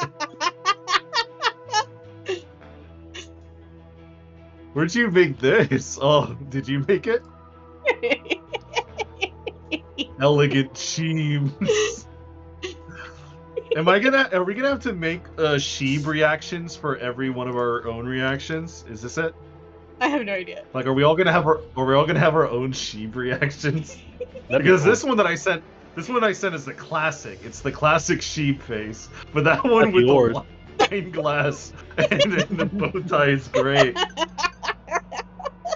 I'm gonna have to make a clown one with white face paint. Oh, we have to, yeah. We have to make a clown one. What else do we have to make? Angry sheep. Anyways. Ed eyebrows. Anyways. She continues. If you're not scared enough to face the Stormborn, she then flicks her wrist and a elemental weapon appears in her hand and she grips it and it solidifies into a mace that at the end of the mace chain is a ball pure made out of lightning. Oh. No. Oh. Oh no. Red lightning. Adrian, for a sneak peek, what level is this lady? A sneak peek? You want a sneak peek? She is homebrew. I do have her homebrewed as an NPC here. I'm trying to gauge how boned I am. She doesn't have a level per se, but I guess you can say that her CR rating by herself is like CR 9. So it would 4 level 9 characters could beat her in a fair fight. Oh you no! Got that, bro. Look, This is bad. look, you have a cosmic smite. I have a cosmic smite, yes, but Cedric, do you What? realize that probably equates her to somewhere around the level of like 16 to 17? Around there, like 15, 16-ish. What level are we again? 13. Oh, you got that. What do you mean? This is it, buddy. I'm gonna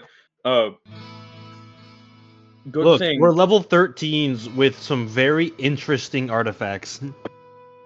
That is true. And you could do Thor shit with your hammer. Can in fact It's canon. can See, you'll be fine. maybe. Now go kick her ass.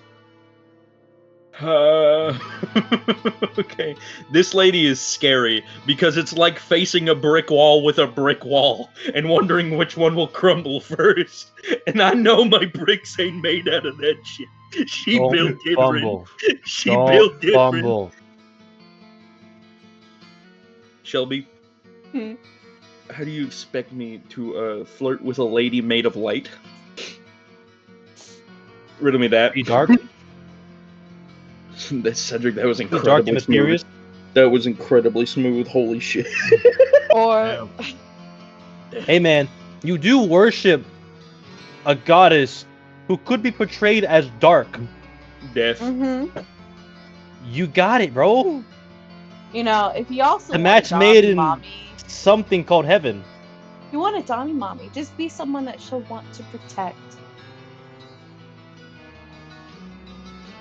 Show her that you can beat her, but that you wouldn't mind being protected by her big, strong arms. I need to look up a couple things before this fight happens, if it does happen. So I'm gonna have to look up Hey, what Fulker. destructive wave does and what type of spell slot it consumes. Hey, Preston. Huh? Just want you to know, I'm also there watching. Yes, I know, and you're gonna watch Fugler get his ass whooped. I'm gonna watch something happen. So, destructive wave is 30 feet, 5d6. How many years do I currently have? Isn't it around 1,000? Track on that. Yeah, no, I'm looking through my notes real quick. I have the number. So 1033. I might shoot that down a little bit. If I might be pulling out the stops, Adrian. Oh no. Okay. Is he burning his one up to win this fight? Yeah, probably. I might have to Did you murder spin? KSI's, what's it called? Don't you fucking dare! That cost me money. Do it. I'll pay you back later. Do it. That What? took also. That not only cost me fucking money, but it took me 12 hours. Actually, wait. No, never mind. I'm sure Vort wouldn't mind helping you make more simulacrums if you asked him nicely. Yeah, I plan on asking him nicely to. You to need get even beer. less help than Bayhorn does. Yeah, I already have the. You already have the simulacrum spell. No. Bayhorn She needs has more. She needs more help. How do you what? No, you have to level up a spell. She already has the spell. She just doesn't have the stuff for it. She needs less help than you need. Yeah, she needs gold. She needs Yeah, rubies. in terms of like immediate help, she's worse off than me. How? All I have to do is ask Vorthekron for a favor. She has to get money and gems, which involves bartering. I But just if I have just to ask. more, then I can just skip the gold cost. Exactly. No. And it'll cost her less than it costs you. She might even be able to cast it more than once a day because of it. You have more than one 7th level spell slot? No, you're missing the point, Cedric. If she does Vort's help, you can only do it once a day because you have a limited thing on your back that causes you to start burning if you use it more than once. Not to mention you have to get Vort's help. She is already at the level where she can cast it on her own. If she asks for a bit of Vort's help, not only will she be able to do it in a quicker time span with less materials, she'll be able to do it maybe more than once a day. Does that make sense? As long as she has the spell slot. You know, I he speaks. He speaks truth. He speaks truth. We He could speaks have. truth. We can have a second shot now.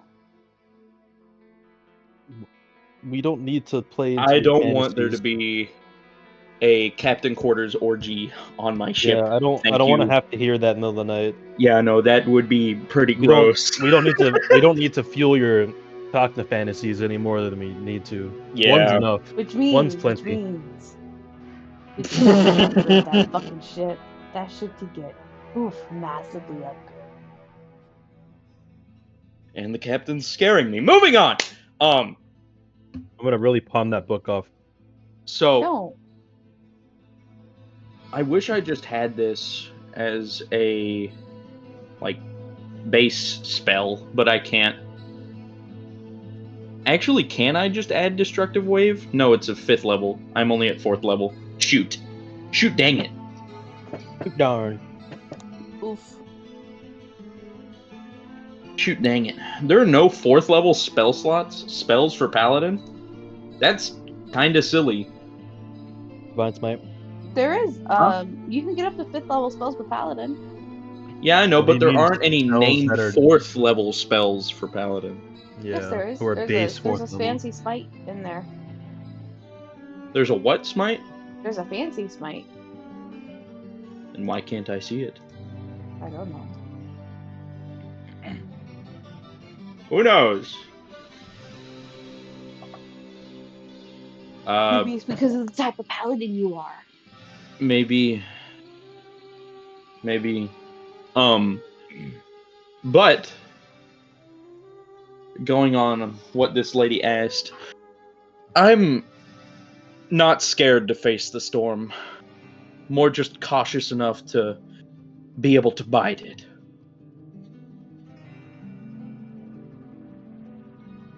If you are willing to face my challenge, I am more than willing to accept. She looks at you stone-faced with the lightning ball mace on her side. And you see her kind of flex her back a little bit as two wings that have been chopped off near the middle of the wingspan, as they are bleeding blood that are dripping from the veins that are currently open. I'm ready when you are. Is she a fallen angel?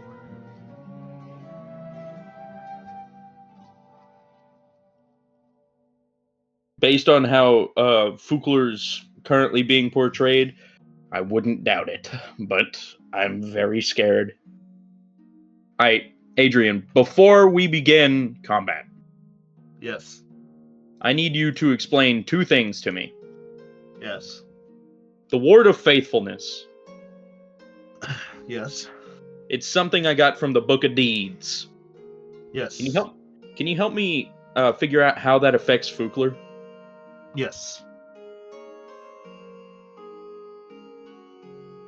Because it's not on the D&D Beyond page.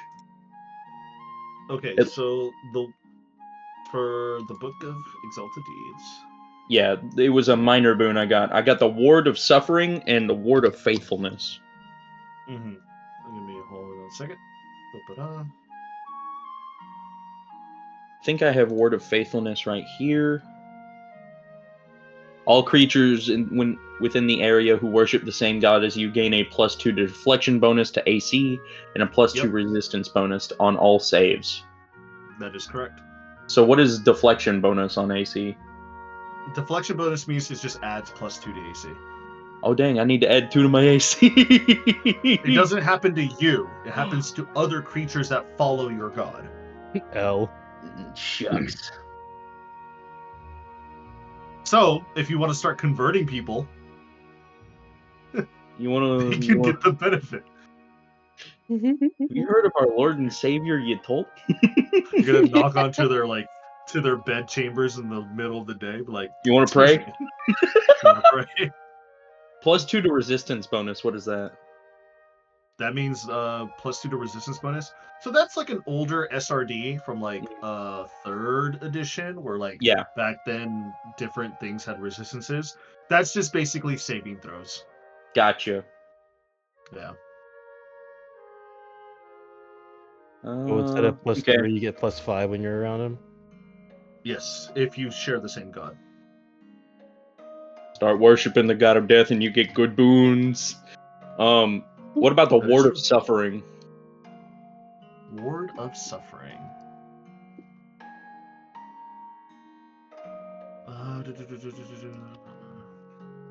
Actually, don't know that one off the top of my head. Hold on a second.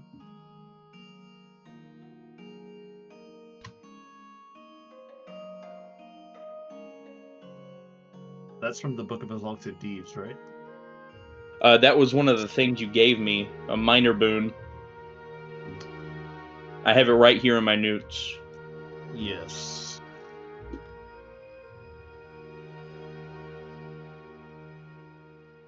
Where is it? Features and traits. Book of Exalted Deeds. Well, I remember the two minors. You rolled for the resistances, which gave you necrotic again, and then you rolled fire. I don't remember what that one does.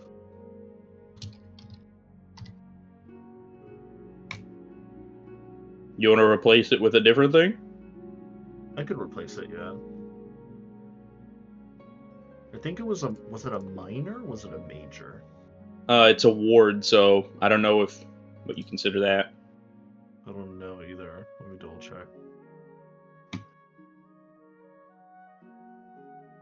Where do you see it on your page?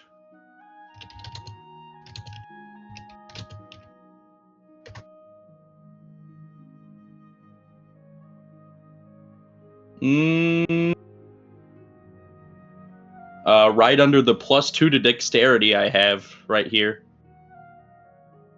It's in my personal notes. That's how I know. Oh, got it. In your personal notes. Yeah, I don't remember what the Word of Suffering does. I don't remember. I don't have it either. That shucks. Well, we'll figure it out later. It's probably not important. Yeah, we'll figure it out later. If we can't at the figure it out, moment, it's probably not important. You do have a ironclad, Scary seemingly lake. a fallen angel in front of you. A fallen angel? This is what you think. If that's what she is, maybe she'll like me. If not, well. So, how do you wish to duel? First to 3 hits, or to whoever is on the ground sleeping? On the ground sleeping. Don't be a pussy. Well, first of 3 hits sounds interesting, but I don't want to make it too easy. So, let's go for incapacitation. All right. Incapacitation it is. I'm afraid of this lady suddenly flying at me with hostile intent. All right. Let's get this started. Let's do a quick combat encounter for Fukler. Wow. Do you have a little tiny map set up? I do not. But I could. Well, ladies and gentlemen, looks like it's going to be the white room for me. Possibly.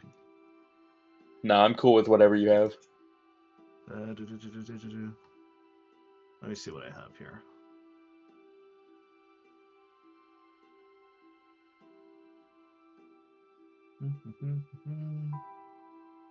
Did I? Oh, I deleted that room. Shit.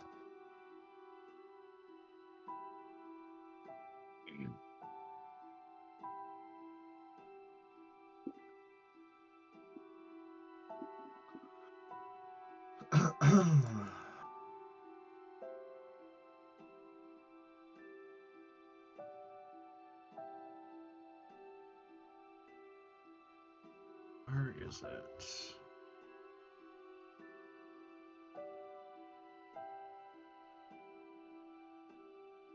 Well, sadly, I do not have the correct map for you, so sadly, we are going to have to go with Theater of the Mind.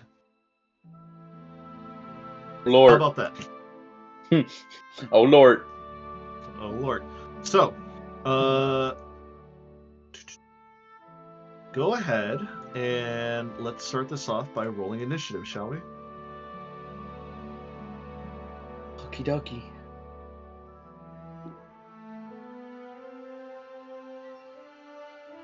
Baba Booey.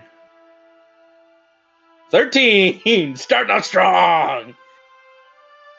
Yeah! Get in the dice cup chair. Get in the dice cup chair. Sit in it. You're not getting to be played anymore, idiot. Changing dice. You've messed me up for the last time today.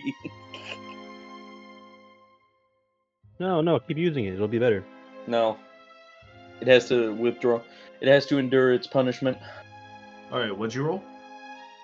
Totally not a 13. Totally not. Totally not a 13? Alright, so she's going first. Ah, shit. This is it. Immediately, as the fight starts, as you start to get ready with your weapon in hand, this fallen angel, this woman named Calvaria, just immediately charges you with her flail and starts to swing at you with the lightning flail. She is going to attack you with...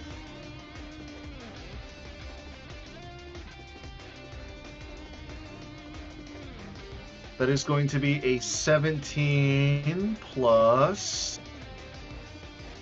11. Does 28 hit? 28? Yeah, that's 4 more than my AC, unfortunately. 4 more? Okay. So immediately, as you are taken aback of how fast this woman is like basically dashed towards you, she immediately hits you on the side of your chest with the lightning flail that she's currently holding. She then improves on it using Radiant Strike. Make me a Constitution saving throw. Oh. Oh. Is it a spell? Is Radiant Strike technically a spell? It is currently a spell for her, yes. Okay, then I have resistance because of the Scarab of Protection. Yes. Or I have advantage on my con saving throw. Yes, you do.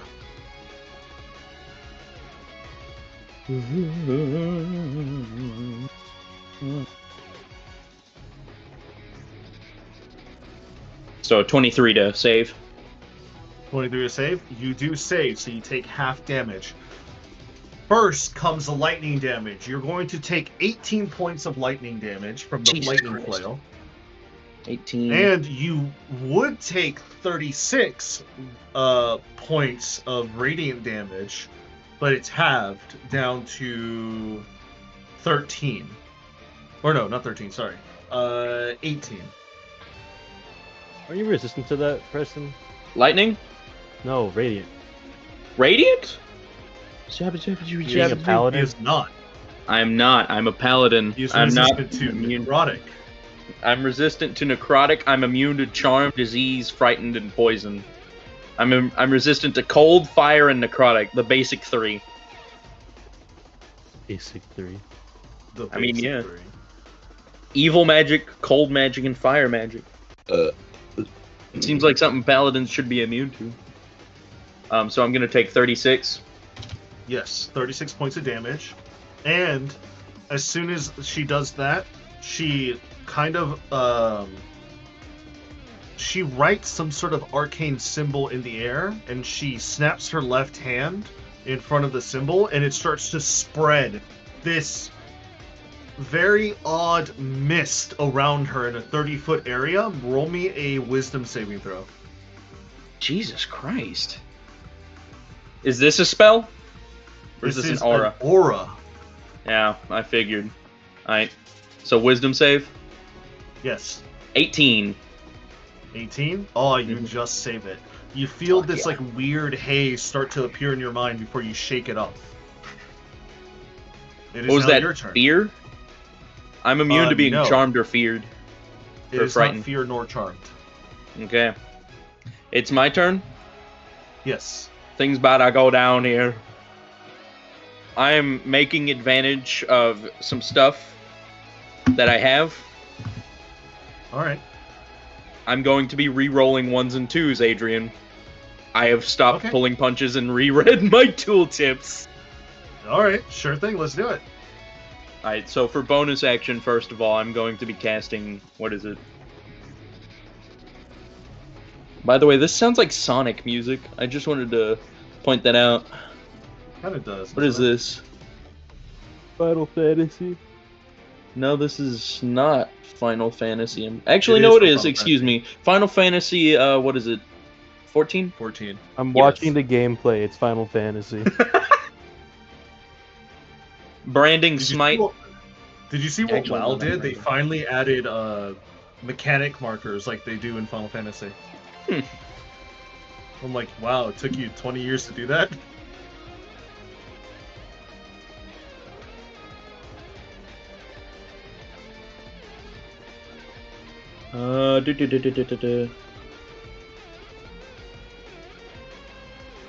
I'm going to use Shining Smite.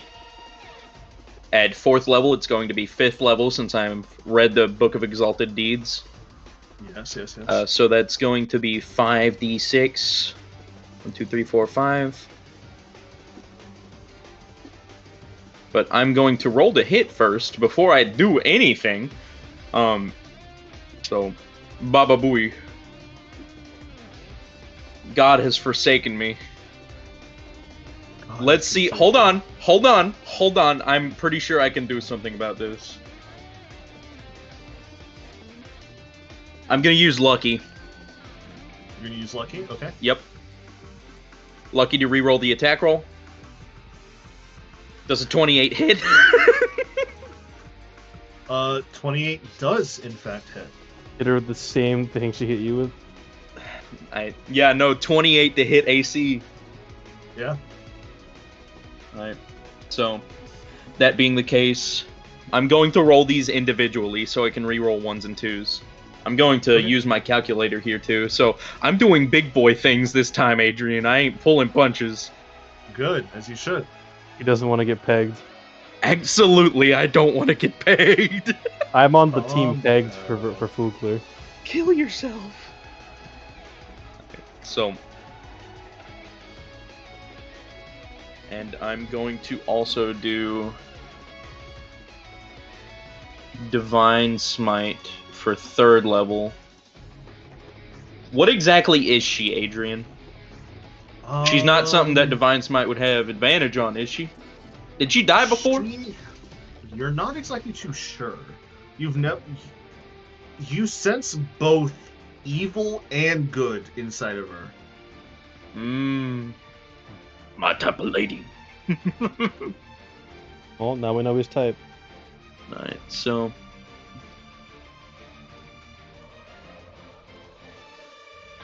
features and traits.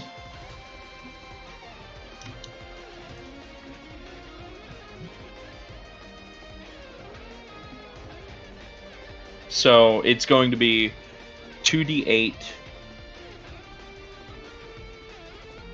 and 1d8 for every level higher than first. So I'm gonna roll these first, and then re-roll 1s and 2s.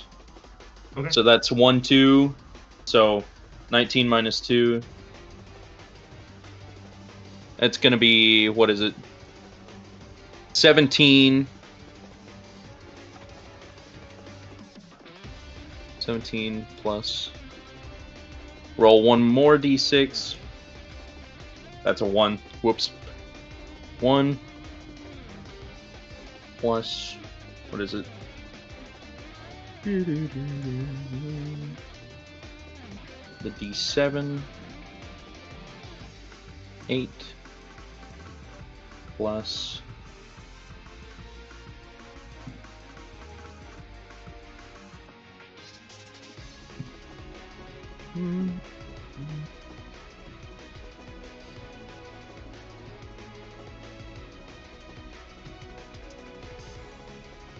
This can be 1, 2, 3, 4, 5, d8.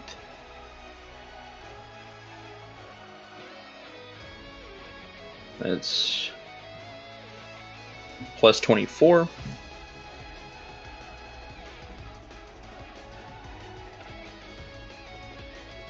So that's going to hit for 50 damage. 50 points of damage? Alright. Mm-hmm. As you swing your Death Warden's gavel over to her, she notices it coming and she takes the brunt of the damage. You feel bones crack underneath the block that she blocked with her arm, trying to protect her chest as you push her a few feet away from you. But she immediately just snaps her arm back into place as you hear bones start to crack from within. She kind of looks down at it, almost piercing her neck to her choker. As she kind of looks back over you and she says, "That was a good hit."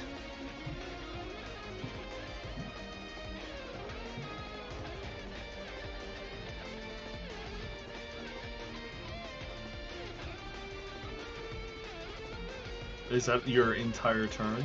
No, not yet. Alright, keep on going. I have to roll the hit again. Baba Booey. Oh, I swear that was an 18. It looks like a 4, though. It's 4 plus 12. Does a 16 hit? It does not hit. Then it misses. Alright. With your second swing, trying to make a rebound over towards it, she immediately takes a step back, and you sense this like weird ethereal like floatness coming from her as she takes a jump backwards, and she stares right at you with the lightning mace in her hand before she starts to spin it on her own. Is there anything else you're gonna do? Is there anything else I can do? Yes. Is there anything else you want to do before your turn ends? I would use movement, but since it's Theater of the Mind, I'll just end my turn. Okay. So you said 50 damage to her, right? Mm-hmm. Alright, just making sure I have this correctly.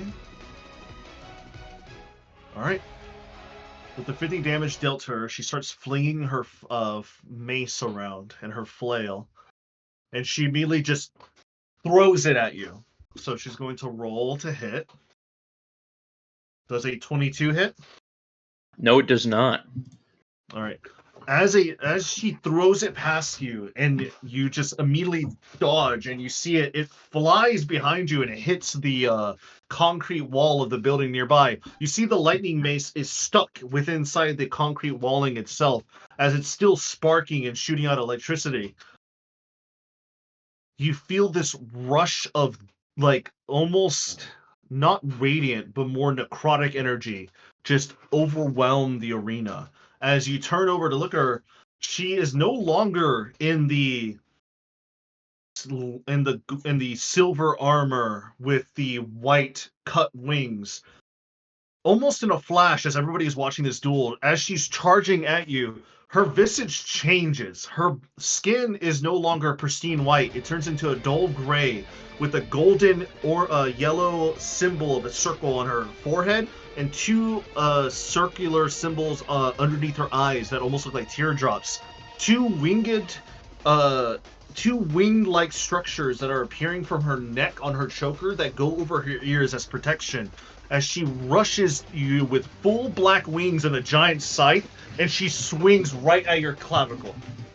This lady is going to try and murder me. Does a 32 hit? Yes. Excuse me, I didn't mean to laugh that loud. With the 32... Yes, it does hit, Adrian.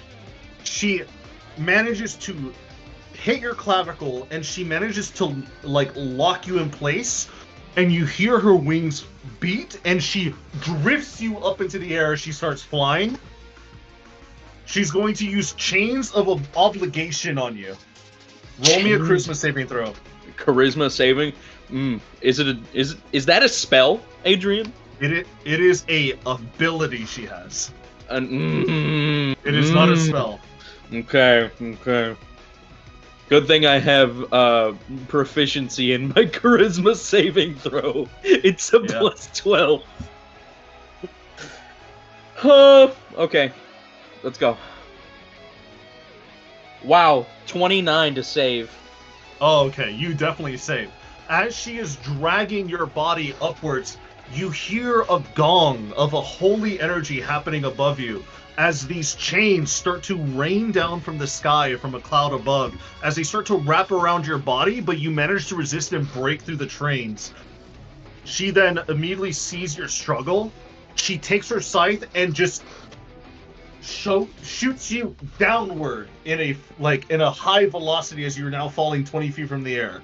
You're going to take 27 points of slashing damage from the scythe initially, and now you're going to take 20 points of fall damage, unless you can land on your feet. So roll me a dexterity saving throw. Oh no! Oh my gosh, yes! What'd you roll? The 23. Oh my god. Okay, so you only take half damage from the fall. So what's it gonna be? 27 plus... 27 plus 4 fall damage. 4 fall damage? I thought it was more than that. No, only 20 feet's not that far. It's only 2d6s. 27. So I'm gonna be taking 31 damage. 31 points of damage. And as you take that damage, as you land on your feet, you feel your knees kind of pop a bit, and you're like, ow, ow.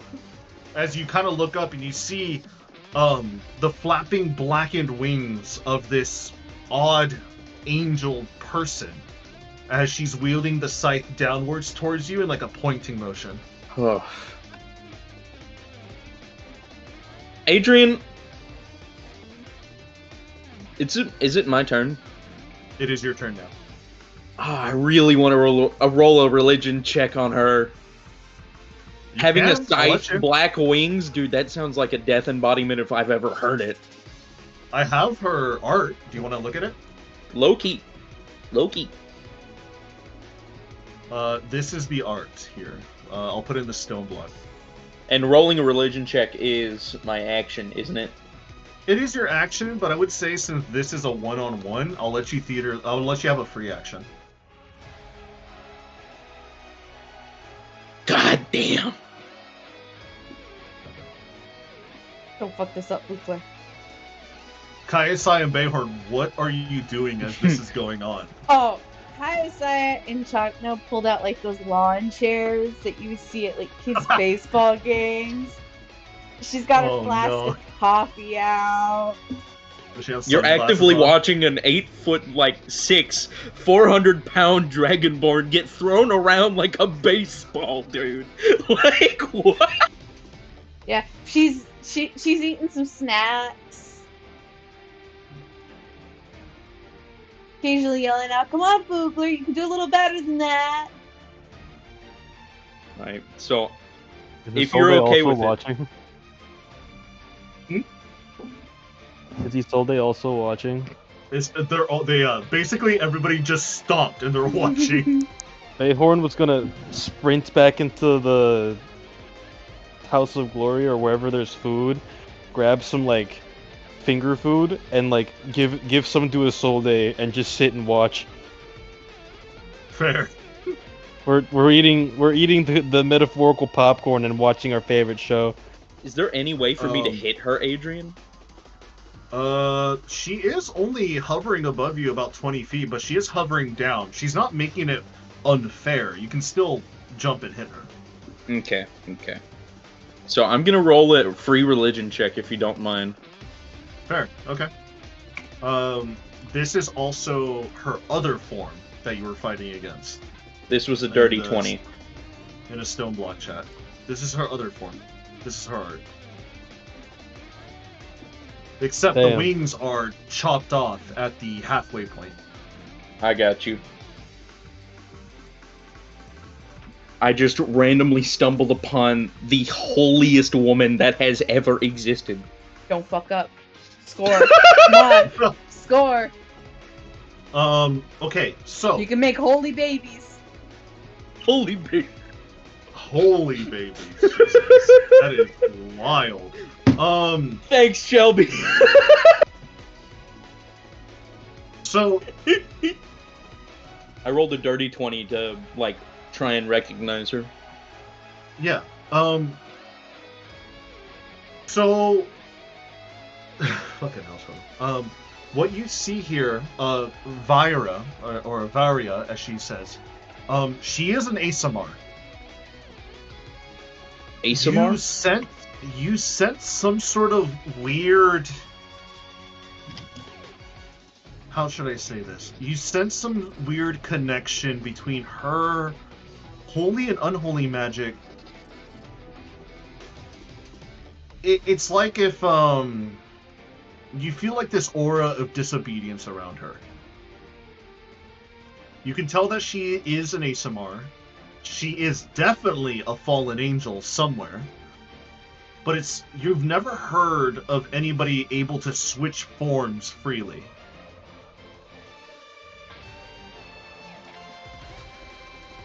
Legendary. Absolutely legendary. And that's all I get? At the moment, yeah, that's all you really get. Alright. Adrian. Which one do I roll to throw my hammer at her? I mean, her only form is the black winged form that you see right now. Okay. No, which one do I roll to throw my hammer at her? What do I roll? Oh. Do I roll the D8 or the D10? Oh, a D8 to attack. Gotcha. Because you're one-handing throwing it. Gotcha. You know what? If you're gonna, like, take both your hands and yeet it, I'll allow you to do the D10. Silently peek. With all the smites on it and stuff. Okay, yeah. Fukler is... okay, we're gonna do something a little special. Oh boy. I'm pulling out the stops. I need this to flatten out. So, dice, you have failed me. There's a 22 hit.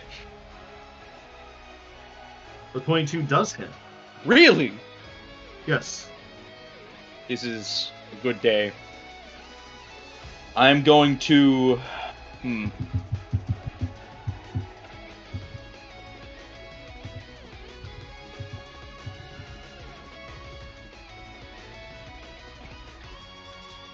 So,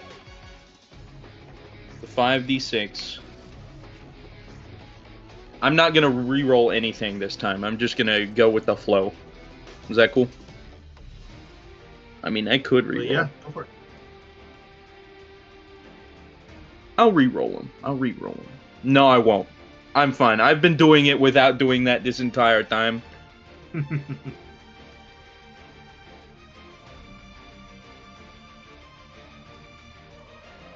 And then a D10. And then Fugler is going to spend 300 years for 3 extra D10s. Oh my lord. And Cosmic Smite. Cosmic Smite. For what is it?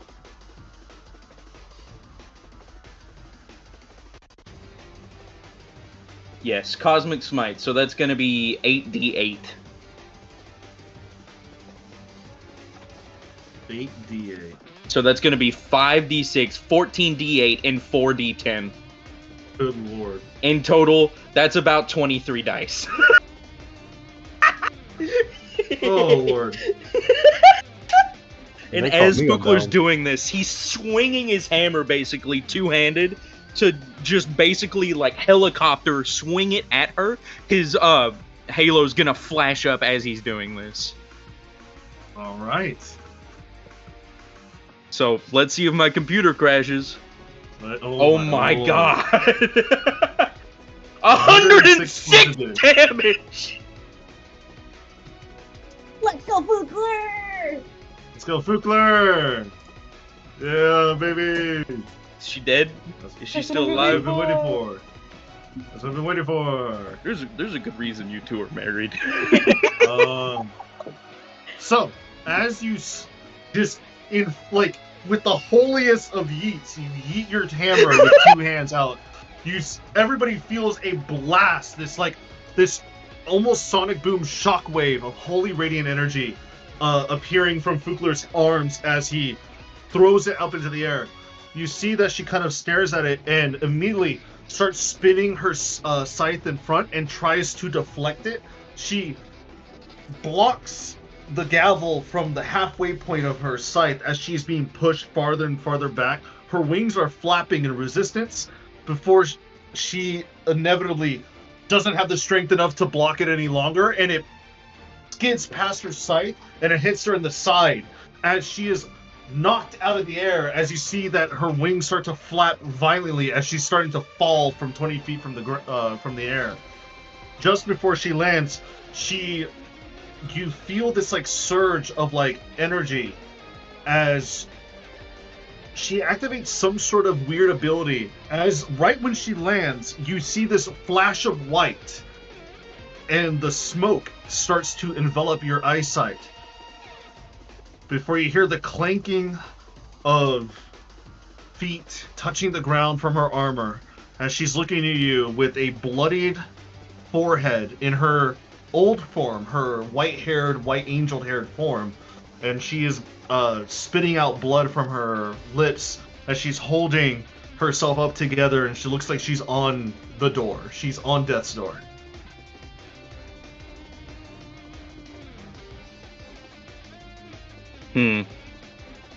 She's on death's door. It looks like she's on death's door, or not death's door, but one more hit would probably knock her out. Okay. I'm going to use my bonus action to retrieve my hammer. Okay. Because I'm pretty sure that's how that works. Is it? Yes, I don't know how is that it. enchantment works. That is it. Okay. So Fukler's gonna stick his hand out, and his hammer's gonna basically beam up from where it was hit, or where it Yeah. is on the ground now, and it's going to fly right back to his hand. Yeah, it's like Thor's hammer. You just grab it out of thin air. Mm-hmm. He's going to use some movement to try and make his way over to her. Can he still see? Oh yeah, you can still see her. Because you said there was smoke. There was smoke, but it's just like the after effect of her body crashing into the concrete. I got ya. And so with his halo up, he's going to basically not dash, but move quickly on over to where she is. And if she yields, she'll yield. But if she's going unconscious, she'll go unconscious. He's going to go for his second hit. Alright, go for it. I don't think I hit. Actually, no, I think I do. For 23? 23? Yeah. She is going to reactionary shield, so it does not hit. So I need to end my turn. Yes. Okay. She looks at you after she shields your attack, and she gives you a nod, and she says, "You are one legendary creature." She immediately, at melee range, she mimics her pulling back a bow, and you see a holy bow appear in her hand as she lets go of an arrow at point blank range at your chest. Uh-oh. Does a 25 hit? Yeah, just hits. Are you under 100 HP? Surprisingly, no, I'm not. Okay, you know good. why? I had bonus health earlier from stuffing my face with cookies. Good job. Good job. Congratulations. You do not immediately die from this arrow shot. Oh no! But since you're over 100 HP, you'll only take. I'm gonna take like some big number, like 70 damage. I was gonna say You're gonna 100 take HP. 15 points of piercing. Oh. Don't and you're yet, going to Cedric. take 57 points of radiant. Figures. So 15 plus 57 comes out to 72. 72. 72 damage. I'm at 32. Fukler feels it. It goes practically straight through him, and he coughs blood basically up on her shield. You see that the longbow that was in her hand dissipates from radiant energy as she kind of just falters her hands down, and she kind of looks over at you and she says, "I think we're done." She then she stands up, she grabs you by the cheek, and she gives you a small little peck on your snout as you feel 40 points of HP burst into you. Huh?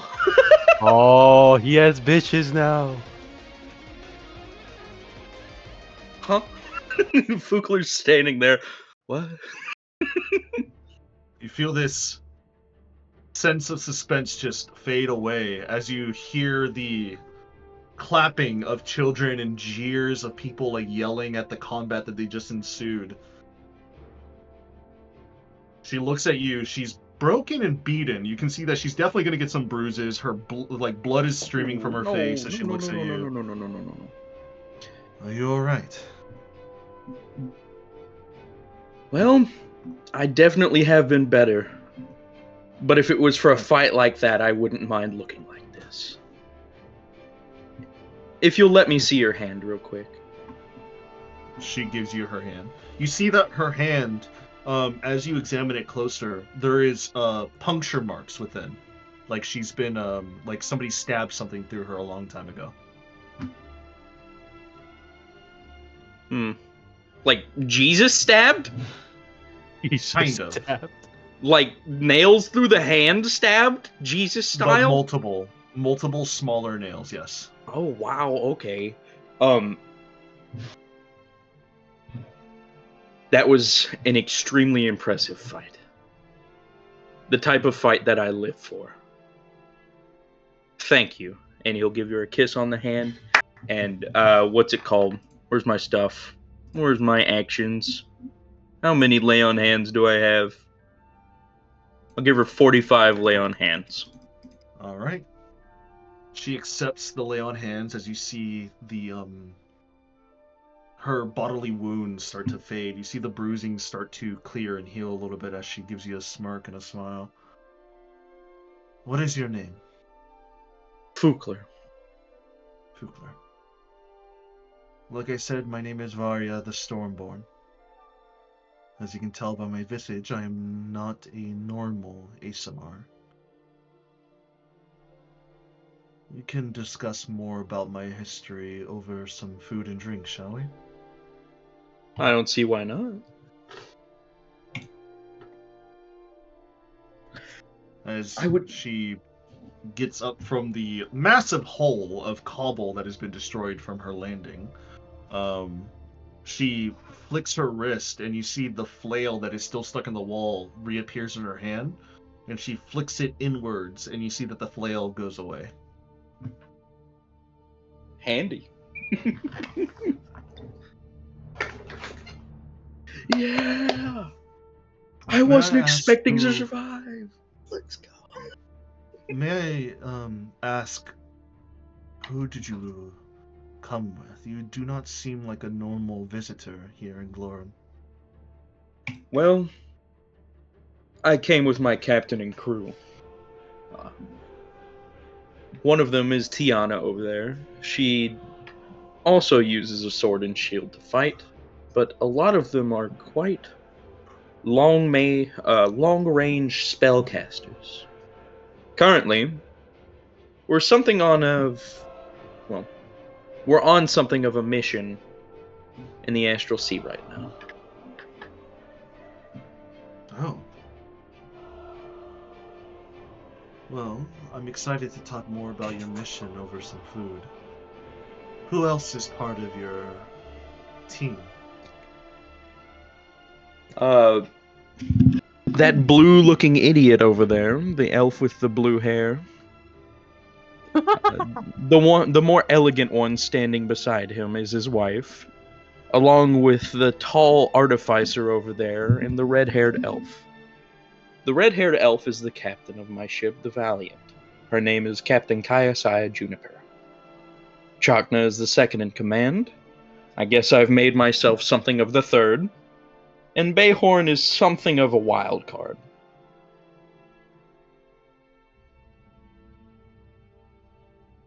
I'm only utilized in the most extreme of emergencies.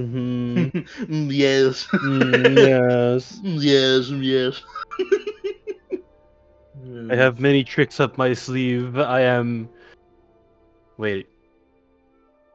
Adrian, did I accidentally make my character both an assassin and an arcane trickster? Yes, I think. You kind of went the long route, to be honest. With the long route is crazy. I'm an honorary arcane trickster, just with a few more loops. With the long route is crazy.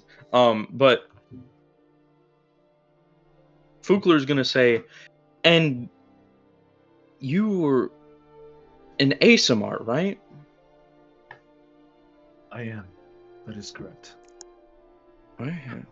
Preston has no idea what ASMRs are. He's currently looking them up.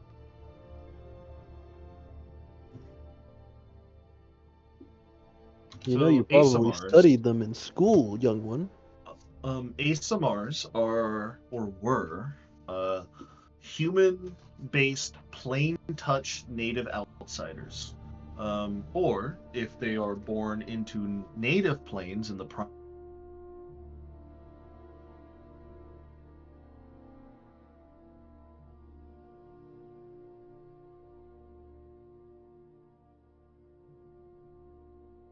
Oh, they're the half angel ones, right? Yeah. They're the ones with celestial heritage. Gotcha. That is correct. I've Now- never seen an ASMR be able to switch between magic types like that. It is a blessing and a curse in one. My bloodline comes from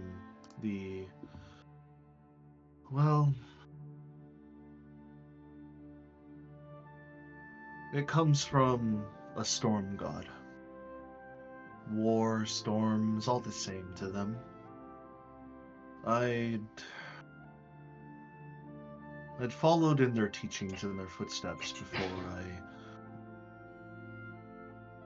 sadly to say, I saw the error in constant war. It's kind of ironic now that I reside in a village who does nothing but prepare and brace themselves for warriors and battles alike. I guess I can never exactly run away too far from my celestial upbringing. My mother, once she knew that I was born as a celestial as an ASMR, he paraded me around like some sort of savior in my village. And of course, with that parading around brought more and more danger. I, of course, was trained in combat, and during such a harrowing experience, I managed to slip into that other form of mine. Depending on the mood that I end up in, or depending on the danger, one form overtakes the other. However, I'd like to see that this form, the one that you see in front of you, is my true form. The other form came about more prominently when I disobeyed my mother's actions, and I disobeyed the teachings of the storm god that I was reluctantly forced to follow. And so I was cursed with this necklace, this chain, and she kind of like rubs her choker. I am meant to be forever face forward, headstrong, and if I ever were to falter, I would pierce myself. Goddamn. Sadly, not all gods are reliable, or how should I say, just. But it is the life that I am now living, so I must make the most of it. Well,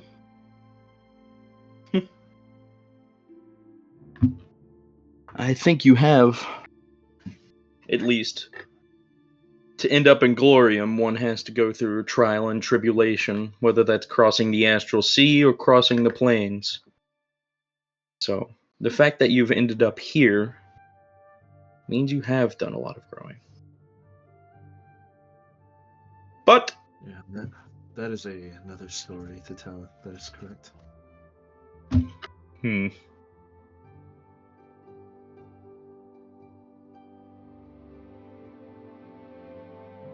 But what about you? I've seen your holy energies in battle. What god do you follow? You know, it's ironic because the darker form you showed in battle earlier kind of reminded me of what I follow. I'm the true paladin of the Raven Queen you told. Interesting. I've never heard of a paladin. I've heard of clerics and monks of the goddess you told, but it's very interesting. Apparently, usually there's only one at a time. Across generations, he's seemed to be really good at his job, but right now, not so sure. I say with your combat prowess, you've been keeping up the good work. You think so? I hope so. If your job requires more of you, and if that's all you can muster, then I'm afraid for your life. I have a couple extra tricks up my sleeve. But I also see yes, that you have friends here, as they are cheering you on and snickering behind your back, and she points out Bayhorn, Kaisai, and Chakna. oh, they're all idiots. The whole lot of them. The entire lot of them, idiots. As far as the eye can see.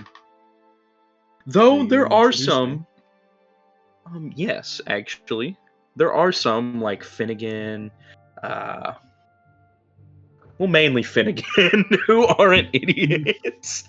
Mainly Finnegan, he says. Mainly Finnegan, mainly. Tiana has her moments. Mainly Finnegan. And Fukler will, while talking, approach Captain Kayasaya.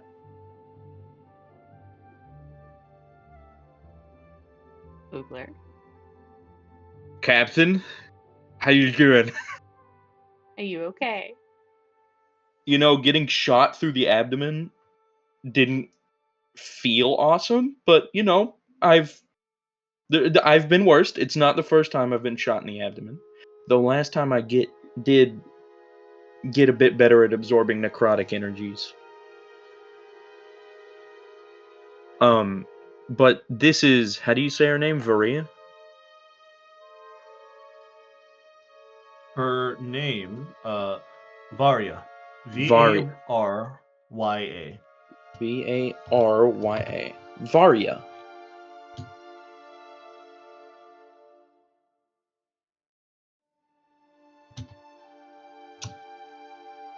This is Varia.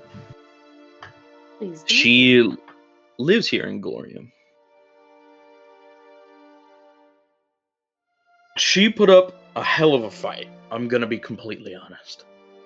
Yes, it was And quite entertaining. I feel like if I hadn't prepared earlier before landing, I would have died.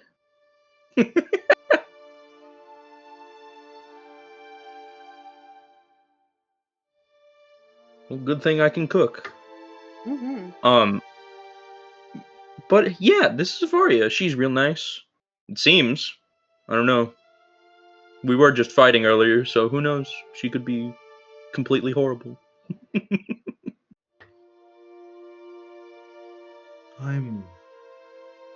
That could be true. It's good to meet you. Pleased to meet you as well. He towers over you, Kaisaya. Everyone towers over me. Kaisai is like 5'2". 5'5". That is true. He's a midget. 5'5". Excuse me. Excuse me. Excuse me. Don't rob me of my 3 inches. Poor people get really offended by their height. You know, 3 inches is a big difference. She's right, Adrian. Those 3 inches separate her from kind of like normal category and midget. Yeah. Literally. That is kind of true. Anyways. Anywho. Anywho's. Anyhows.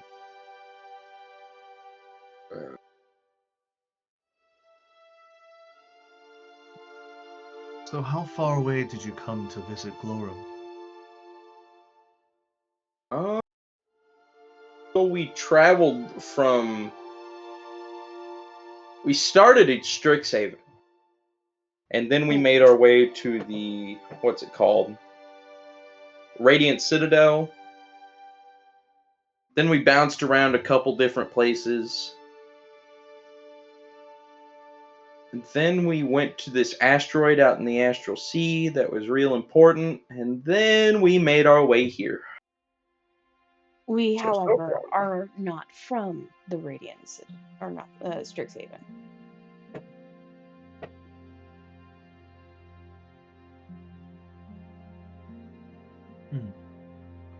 I've never been to Strixhaven. I hear it's a very fine place for academics. It's all right. It's where you spent the last 30 years trying to revive your husband. What do you mean, it's alright? I didn't even do it successfully there. Yeah. You had to get help from from your basically celestial godfather. Isn't that right? Would he be my celestial godfather? He is the father of my godson.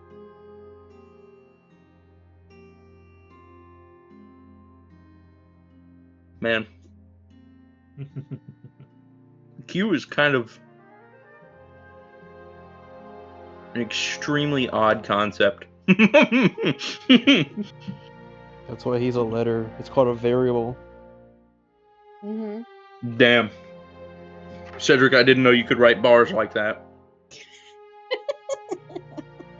Hold on, this writing is unconfigurably fire.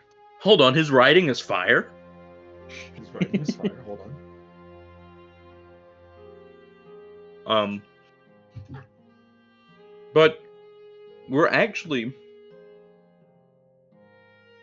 Well... We haven't decided yet. But we've been thinking about trying to take care of that ice giant problem Glorum's had for the past, I don't know how long now.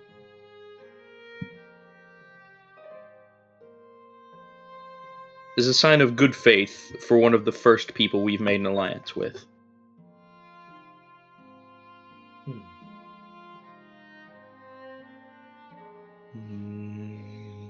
The problem is we're on a time crunch. We can spare a day or two, right? I don't know. What if something else happens in the future where it takes up far more time than we thought it would?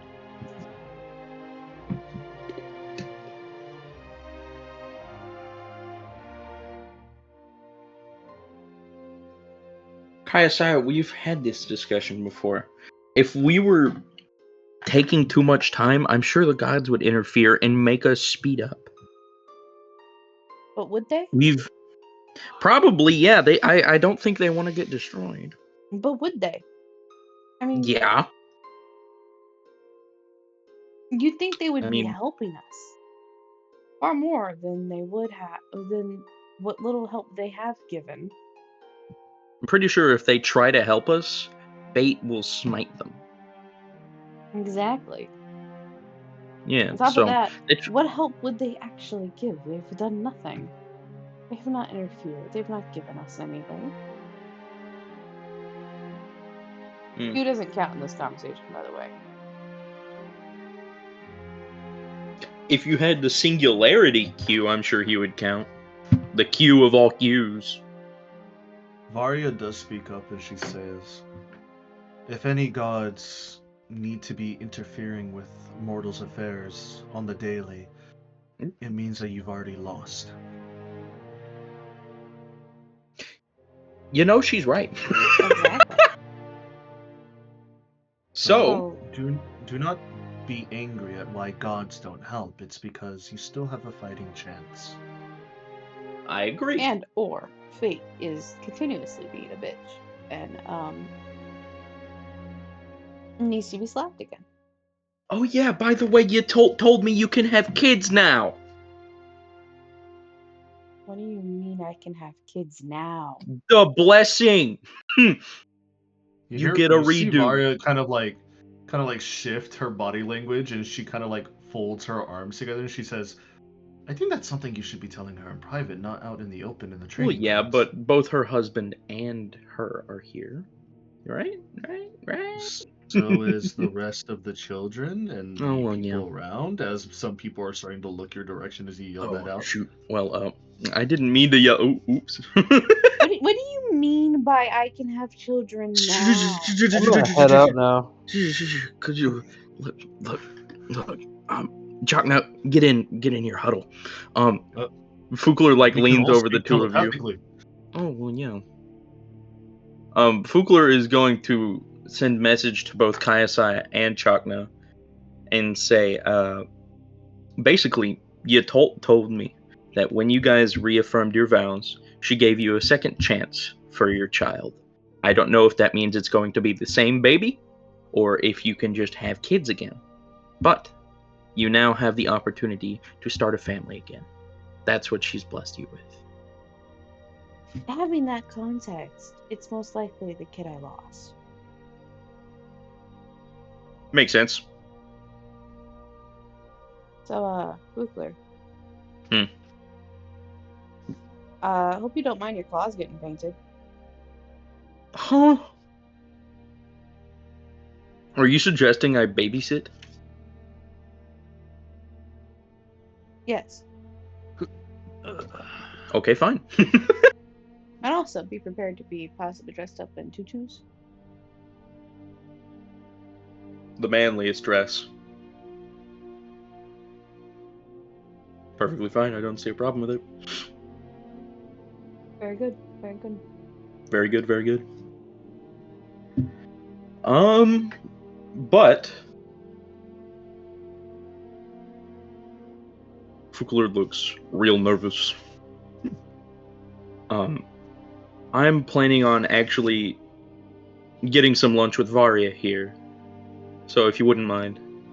Oh, no, please. Take your time. Enjoy your lunch.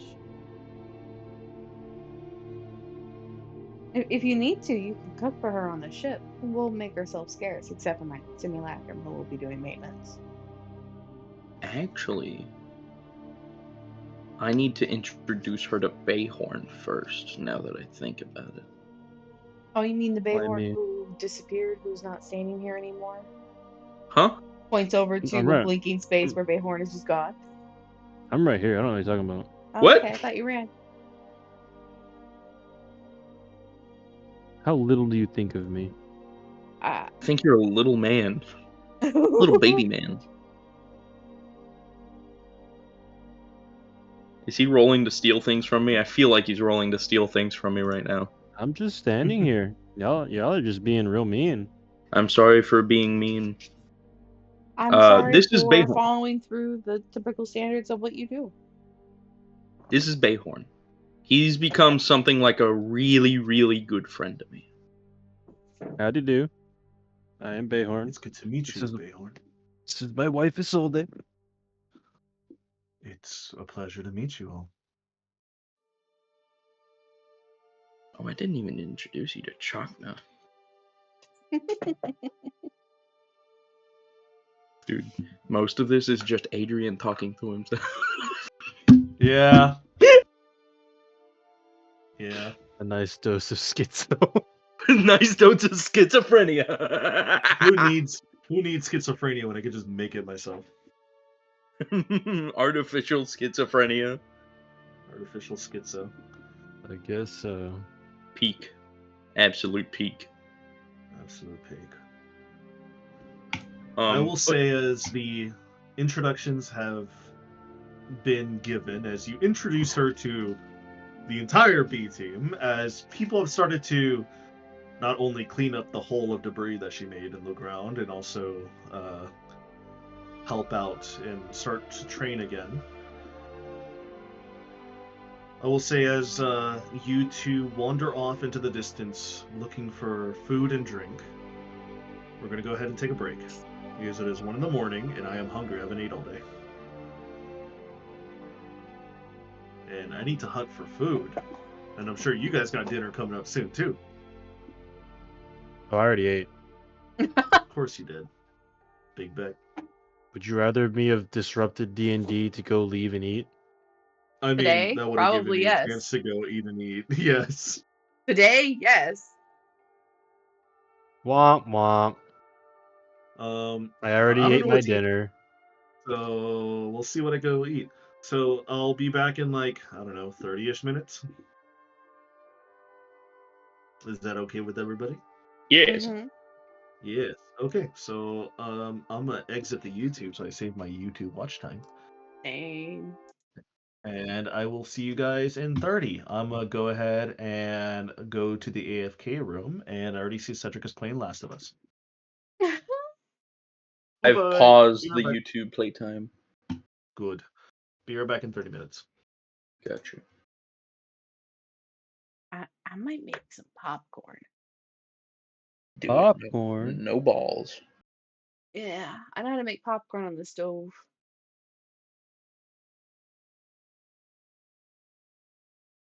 I made popcorn. I'm gonna make. So, as Fukler and Muting your soundboard, Cedric. I won. Vardia had decided to take their own way down to grab something to eat and drink at a nearby hall, the rest of you have stayed behind on the training grounds. Albeit, Bayhorn, I know that you had something in plan. What did you want to do? I need to go on the mountain, I think. Alright, so, make me a perception check, please. Is it dark outside or is it still light out? It's still daylight. Alright, I gotta load up my character sheet. Cedric, you should get some Bluetooth dice. What? Bluetooth dice? Yeah, you should get some Bluetooth dice that connect to Roll20. So whenever you roll them, they just roll for you on the Roll20. That's just called a webcam, homie. I mean, webcam, it's not as magical.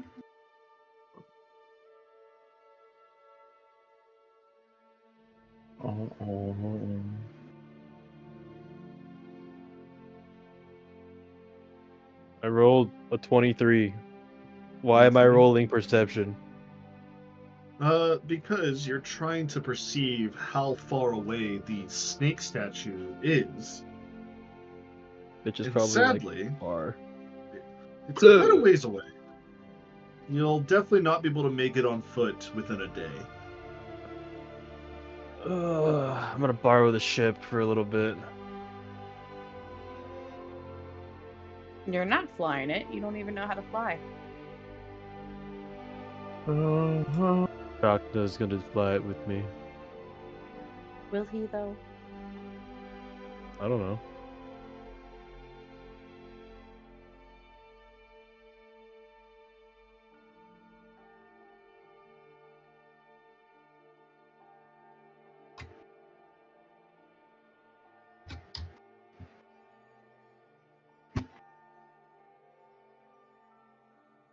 So, what are you going to do, Bayhorn? Are you going to walk it, or... Dash action all the way there.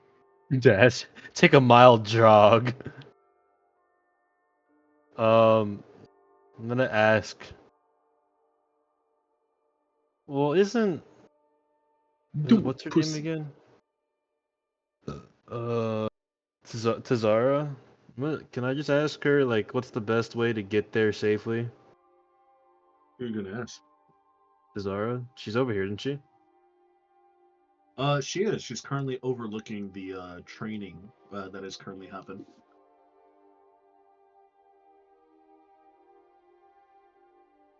So as you walk over to Tazara, what do you ask her? Ask her,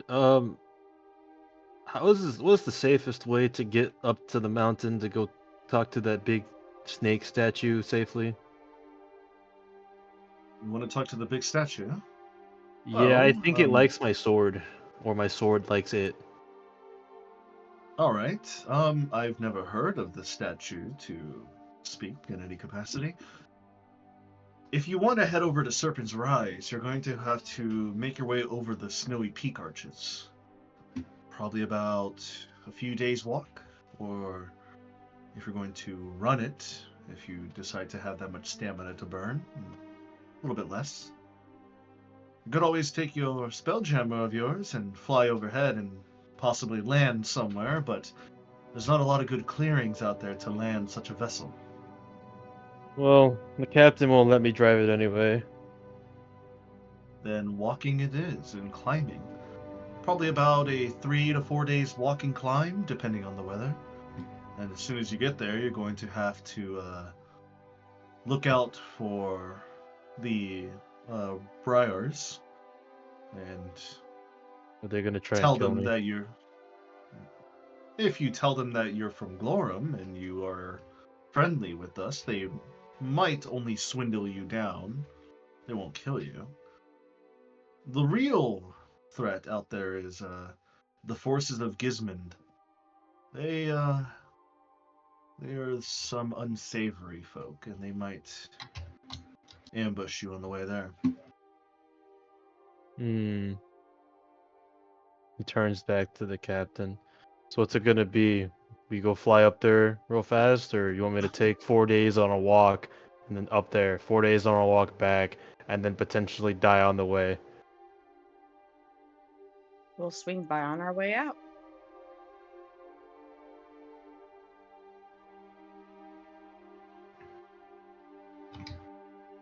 Yeah, I'm gonna go over there now.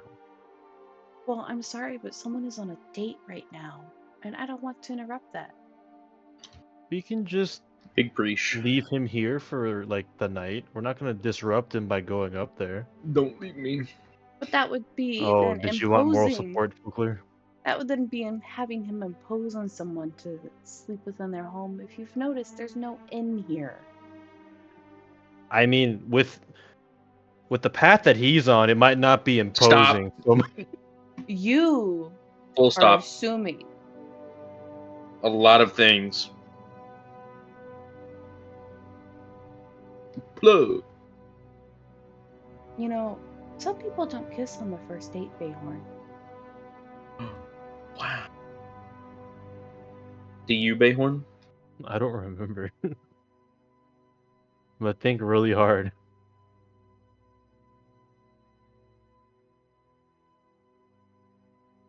I thunk really hard and I made an 18 happen.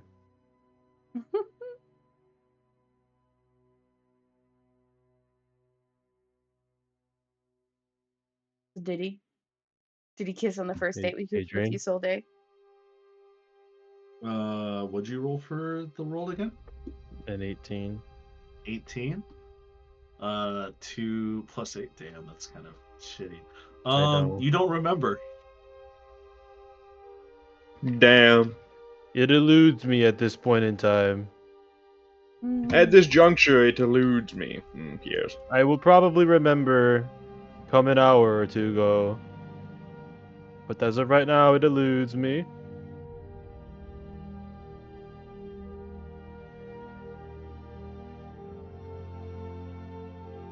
We can always go to the snake statue here in a bit.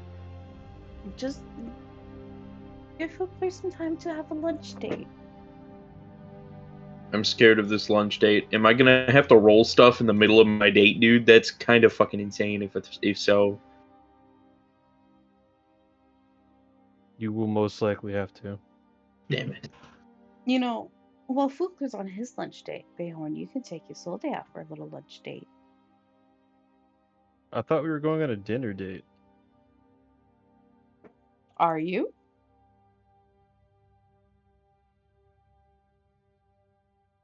That was the plan. I can just imagine Bayhorn looking innocently over to Isolde. Are we? Are we? Are we? I still haven't found a suitable place, but that was the plan. A picnic within the snowy mountains. That's a nice place.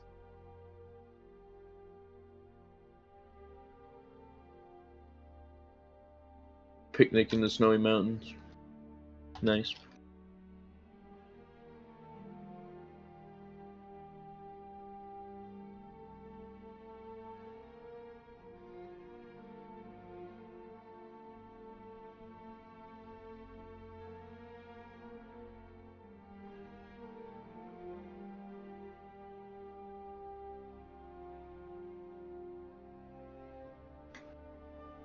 So, guys, what are you doing during everybody's training?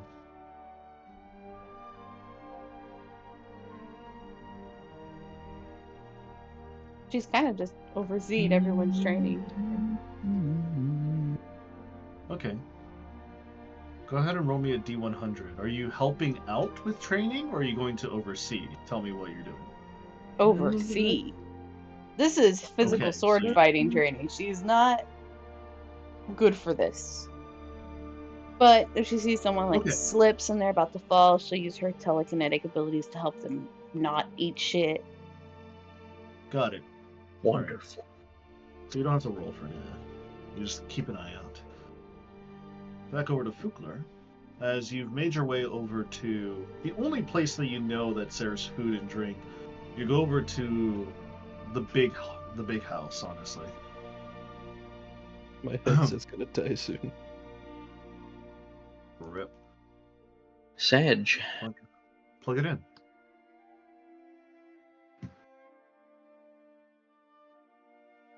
As you make your way over to the House of Glory, you see that the House of Glory has lessened in terms of chaoticness. It seems like everybody is out doing work, or who they are out doing odd jobs, or even training at this point of the day, as everybody has cleaned up after Zen's big entrance and departure.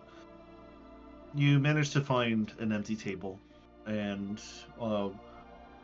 the same cutesy halfling, Sigrid, comes up to you and she says, "Hello, Dragonborn. I see you've met our cleric, Varya. What can I get you?" You're a cleric? I honestly don't know what you have here. There was a bunch of food put in front of me because we were talking diplomacy last time I was here. Well, we got boar, we have chicken, we got turkey, we have okra, we have shark, if you're into that. Shark? We got turtle soup. We got all sorts of veggies that we have stored from the earlier from the winter that we managed to harvest before it got way too cold to harvest them. So we have quite a variety. So just ask, and we might have it. How about some boar, veggies, and some of that goat cheese you were talking a lot about? Her eyes kind of spring up, and like you see like a tinge of a sparkle when you mention the goat cheese, and she's like, "Oh yeah, of course. I'll go ahead and get you some right now." Do you want some separated on a platter, or did you want some on the meat? I want some over the veggies. Over the veggies? Ooh, that's interesting. All right, I'll go ahead and take care of that. And for you, Vardia, I'll go ahead and take some of the shark, please. Shark. Yeah, sure thing. And she scampers off to the bar and she writes some stuff down, and then you see her pitter patters of her halfling feet just rush over to the side, and she enters the back kitchen room, and you just hear like a mess of noise happening back there. So you're not too sure what is happening back there. Alright, Adrian. Yeah. I have to ask you a question because it was brought to my attention by Cedric himself. What is your question? You didn't do anything on purpose, Cedric. It's something you were saying that has made me think. Oh, it's my accidental genius things. No, it's not one of your accidental genius things.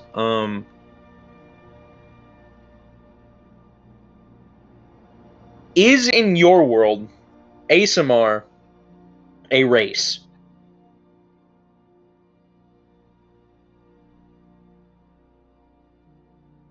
You're not too sure. God damn it.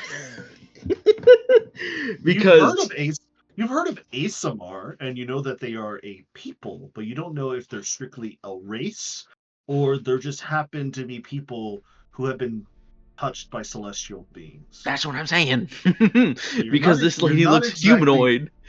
You're not exactly too sure. Because this lady looks humanoid, but she has different things about her that make me believe otherwise. And so, in your world, I was wondering if ASMR are a race, or if they're a people that are They different are races. They are a people. Okay. So they're a people. So ASMR can take form of many different peoples. Okay. Any particular reason you chose the shark? I've never had it myself, I'm gonna be honest. It's something that I like to try every now and then. I tend to change up my meals as much as I can. Yesterday was duck. The day before that was boar. The day before that was cow. Now I'm trying the shark. Try to have a little bit of variety in the day-to-day mundane life that Glorm has. It's not every day when you get adventurers from a spaceship. I can hear that. I like to try and mix it up a bit too. Usually I'm the one who's having to cook for the ship, so when it comes to trying to find something new and keeping everybody in good spirits and good taste, sometimes I have to get a bit creative. I'm pretty sure we've eaten alligator is one of the weirdest ones we've eaten. Spider for me. Spider? Mm-hmm. Phase spider, to be exact. Phase spider. It was definitely a tumultuous time when I had to feast upon such a being, but at the very least that time should be long behind me now.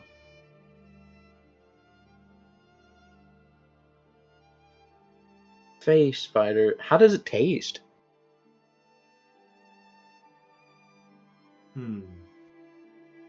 To be honest, it's intoxicating. It's a game type of meat where it's very chewy, but the fluids of the spider themselves have some sort of intoxication effect on the persons. You eat too much and you'd be drunker than a horse in the middle of the night off of hay. But it's alright. So, I must ask, are you here for the city of Sigil?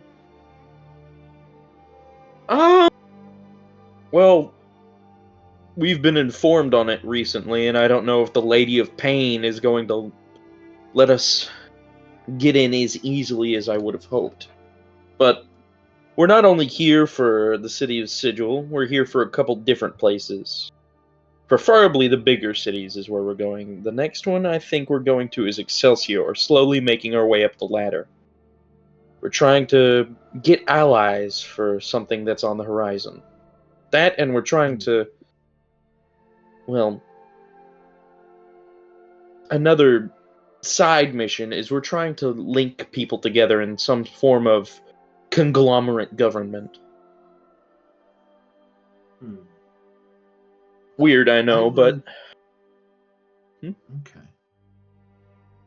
You see, as you travel within the Outlands, I want you to have some sort of warning. There is many factions in the Outlands that will definitely, how should I say, use others for their own deeds and needs. The ship that you have out there is a spelljammer, I presume? Not just some flying spaceship or anything like that? It is a spelljammer. When I first saw it touch down, I had fear that you had come from Athar.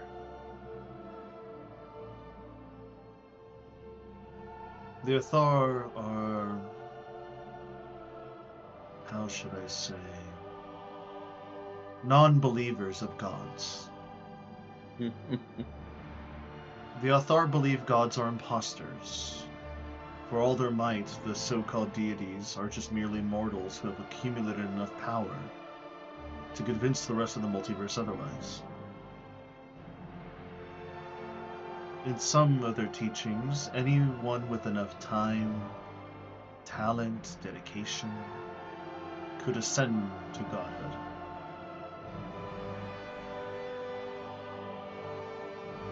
They do think that there is true deities that oversee everything, but such beings are beyond comprehension. Sorry, I had a cough.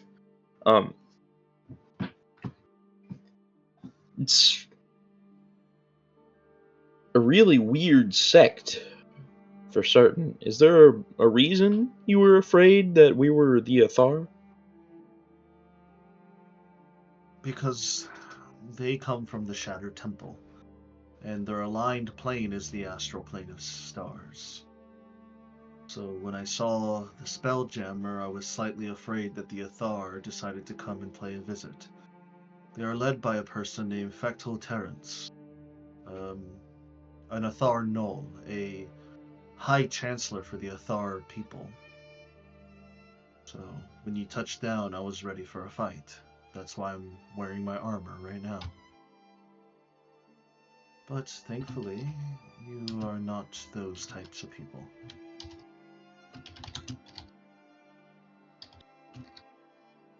If you ever see anybody with geometric starry fabrics and people who adorn their outfits with chains of silver and broken holy symbols, I'd stay clear of them if I were you.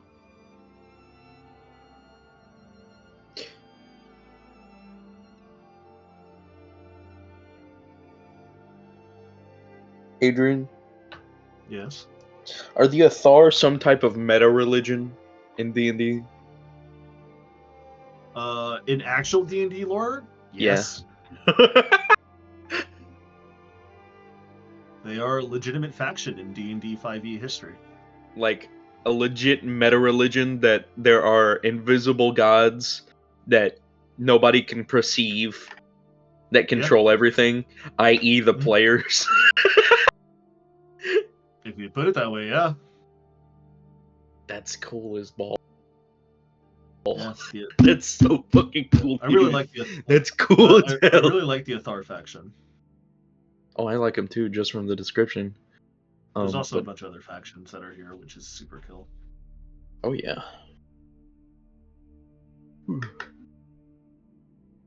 You see, that's funny. The village leader, I think some would call her, was afraid we were some sort of thing that the ice giants had thrown over the mountains. Well, I feel like she said that as some sort of excuse. Icebreaker. Yeah. Yes. One hand, yeah, it would. From afar, your ship does look like a shiny metal rock that an ice giant would throw. But upon a closer inspection, we realize that it's not. She probably only said that as an icebreaker to calm the nerves of the people and possibly you as a party. She's also been slightly worried about the Athar coming around, and not just the Athar. There's a whole sect of different factions that war in the Outlands and within Sigil itself. So, always be careful who you meet, and never stay too friendly with anybody.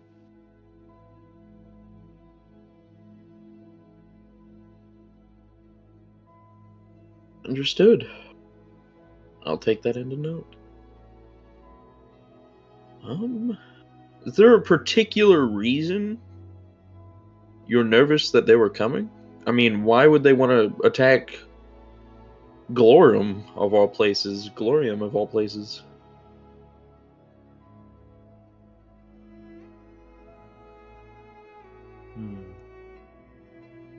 She kind of like looks away for just like a quick moment. Not like her whole face or head turn. It's more of like her eyes kind of dirt and cross over the room just to avoid your eye contact. Make me an insight check. Oh lord, here we go.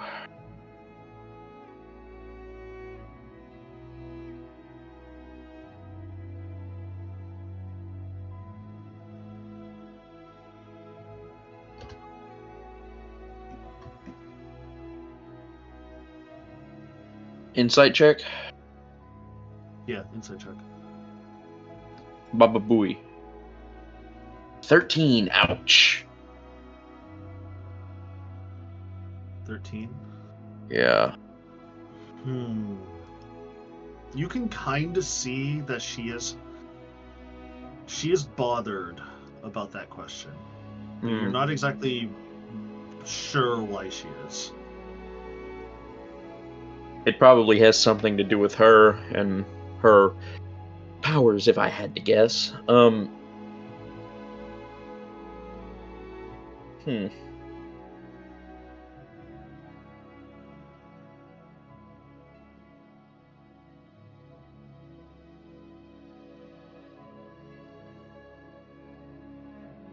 I've seen weirder things happen to smaller towns. There was this one time, what was it? I forget what they're called, but they were after us because they had framed us for some crime. These horrible mages followed us to a small town on an island. Is it the Orkey? Your Yeah. conscience says. Yeah. I'm pretty sure they were called the Orkey. They were following us around because they had framed us for a crime, like I said, but we had managed to get out of their grasp. That's where Finnegan came from. He joined our ship, and, well, unfortunately the Orkey had gotten to the town as we were getting away. We couldn't do anything to help them. I'll make sure that never happens again.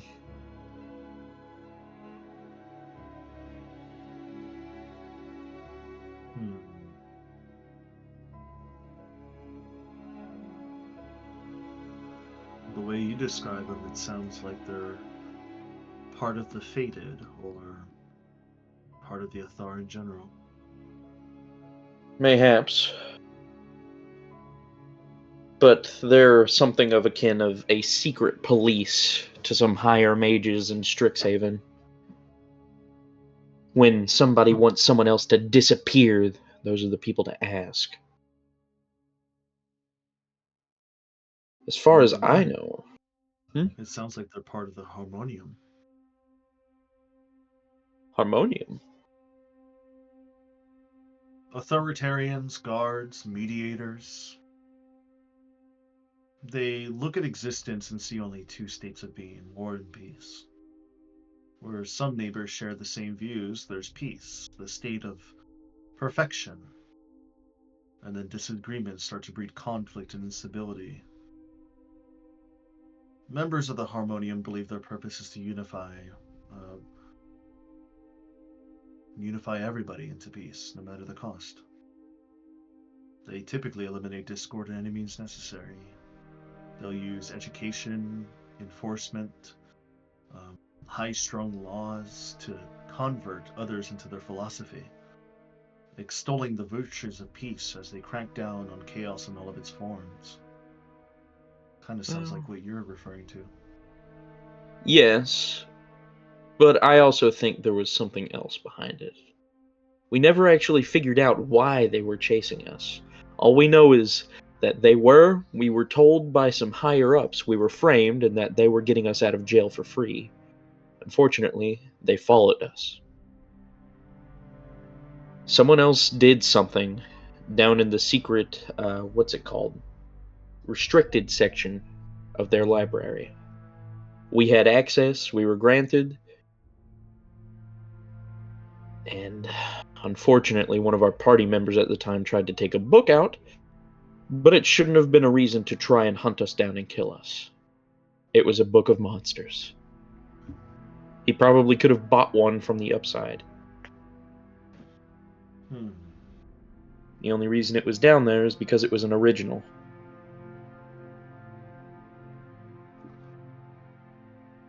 So, as far as chaos goes, I'm not so sure.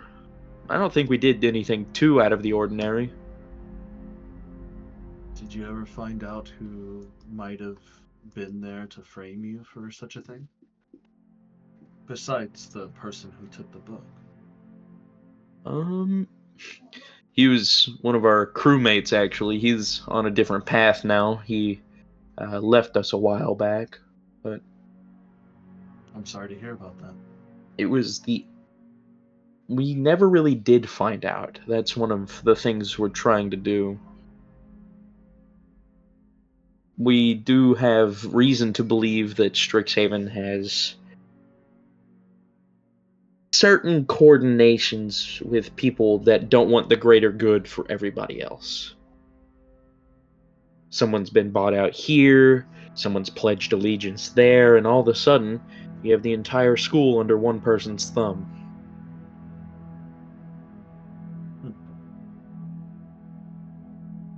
Well, I'm glad I never been to Strixhaven. I've heard about it, many colleagues and others as well, but Well, you go there for seemed a purely. little bit. Hmm? It seemed a little bit too high strung. Seems a little bit too. How should I say? What's the word?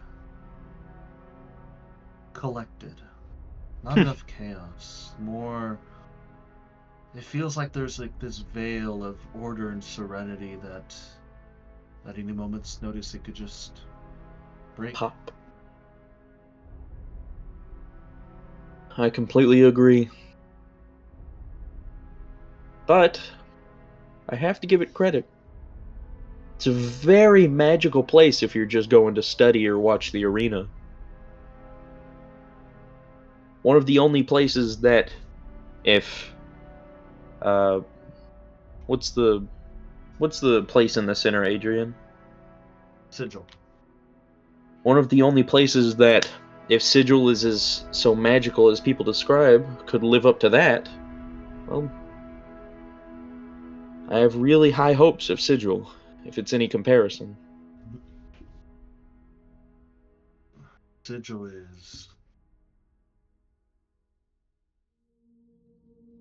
At a glance, Sigil is extraordinary. I've only been inside once. You've been inside? I have. From what I heard, most people call it the cage. Because the Lady of Pain really doesn't like letting people in or out. They call it the cage or the City of Doors. It's odd. Think of it in the inside. Say you're standing in front of a library. There's no sky. The only thing you see above you is more buildings. And if you squint hard enough, you see little moving figments like ants. But they're people. Gravity is such an odd thing within the city. It's like everybody has managed to set themselves feet on the ground and never been able to reverse their own gravity. There's many places there. There's the Hall of Records, the Speaker's Hall, the Great Bazaar. There's the Bank of Abertar, the Flame Pits. There's the Ditch, the Shattered Temple, the Foundry, the High Courts, the Prison. It is an immense and oddly profound and beautiful place to be in. It may seem scary, it may seem unattainable to get there, but many people make Sigil home. Many good people.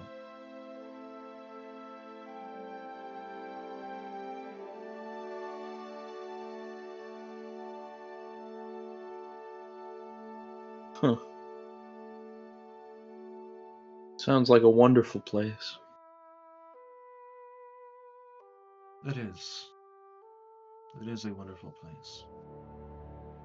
And the great lady, she is magnificent in a way. This cosmic neutrality of her is profound. It is almost, in my opinion, how should I say, overwhelming.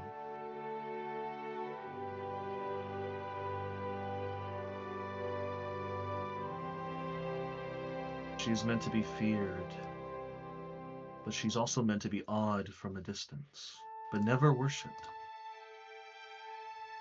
Those who worship her only suffer great consequence.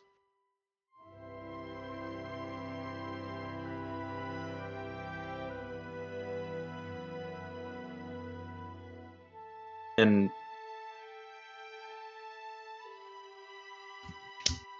why is that?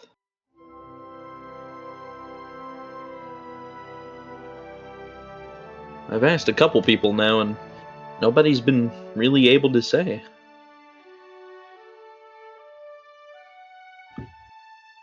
The lady just is. There is no rhyme or reason why. She is just there. Cosmic. We're not too sure who they are. The lady has always been there with Sigil ever since its creation. And we don't even know how long ago Sigil has been created. It's a civilization built upon civilizations within the Ringed City this whole entire time. Who knows how far back it may turn to if we've had a book to open up. Some people say it's been there for eons, more than that. Some even say that Sigil is a haven within the multiverse that allows it to transcend and live beyond cataclysmic events.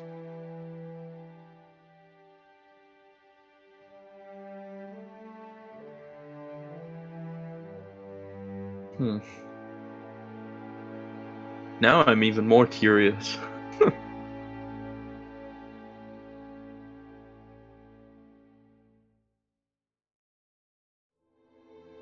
Everybody's curious about the lady, about the city, about its residents, why they would live there. Well, I was meaning more why you traveled there. Oh. It's...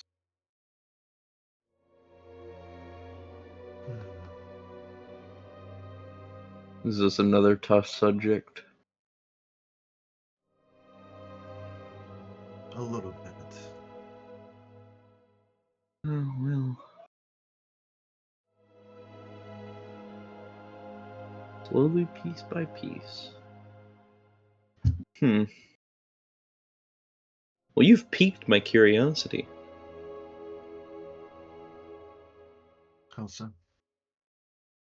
Well, all of a sudden, I run into this...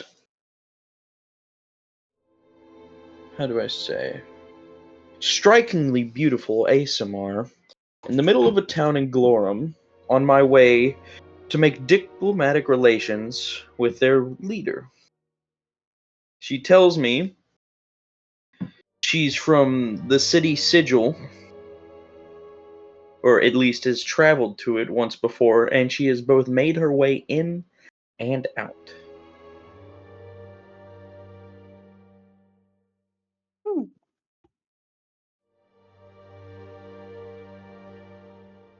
More interesting by the word. It's a way to describe it. Well, I would say that my day has been going as a very interesting conversation with a young dragonborn who has piqued my curiosity more than once today already.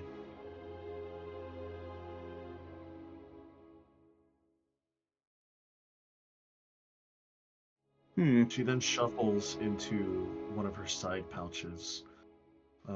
Just before she brings anything up, the halfling girl, she comes over and she's like, "All right, I have your food here. Here you go." And she lifts up the food for you, Fukler, and then she puts the shark soup over for Vardia, and she starts to like hand out all like the salads and the drinks and everything. She's like, "All right, you got all your food here. You don't have to worry about payment. You are friends with our leader here. Is there anything else I can get you?" Not that I can think of. Though I'm pretty sure my buddy Bayhorn wants to learn how to milk goats. Oh, yes, I've already talked to him about it. Alrighty. Trust me, he'll meet Henry soon enough. Catch you later.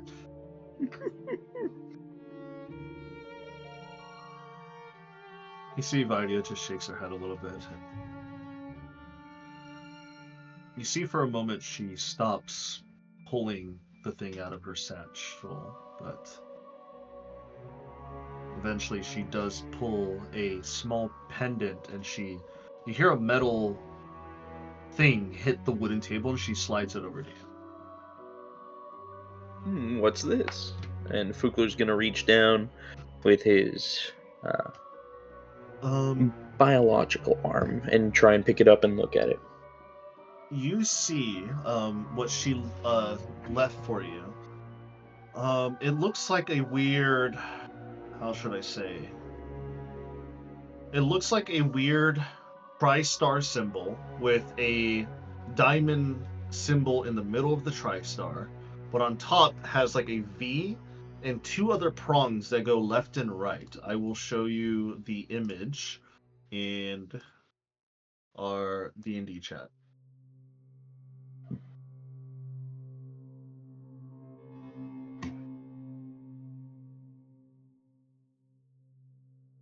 Oh, That's wow. what she gave you.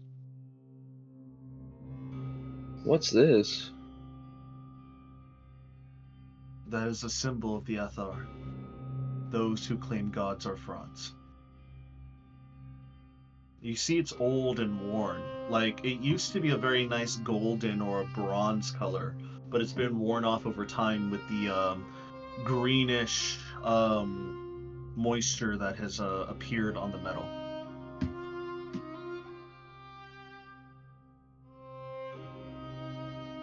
And the reason you're handing me this is... It was from a question you asked earlier of why I was afraid the Athar would show. I'm sure you could put two and two together, right? Is she suggesting she's an Athar? Or Roll was? into it. I'm going to use my remaining luckies on this if I have to. Baba Booey. Rolling lucky. Baba Booey. 18. She is alluding to the fact that she is or was an Athar. Okay, good.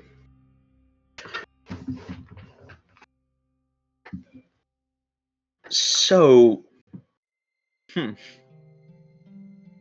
you're telling me an Asimar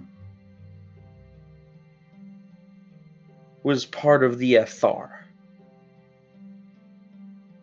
Very interesting combo. Stranger things have happened, Fugler. Oh, I'm 100% willing to believe it. It's just... Well, no, I can see it. You did say your mother paraded you around like you were some type of savior.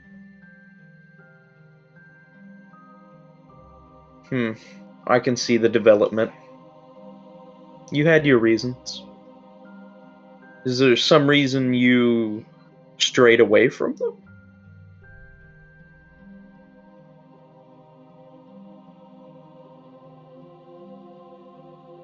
I strayed away from the teachings when I first went to Sigil.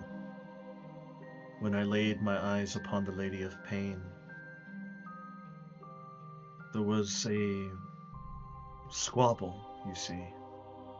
An archmage who decided to, while drunk on his own power, decided to stand up against the Lady of Pain. It was less than 6 seconds. She gave him one look and struck him down near an inch of his life. Without even lifting a finger, she just looked at him. And from that point on, I knew that there couldn't not be gods out there. These beings that, with just a simple look, can bring a man so powerful to his knees. And so I revered her. I followed her. Kissed the land that she walked, if she ever walked at all. Followed her capes to the edges of Sigil as much as I could. Then one day, upon following her, she turned to me and left me with a severe reminder of why nobody should follow the Lady of Pain. And with every wrong head tilt, with every time I go to sleep and I turn the wrong way, this choker around my neck will remind me of that punishment.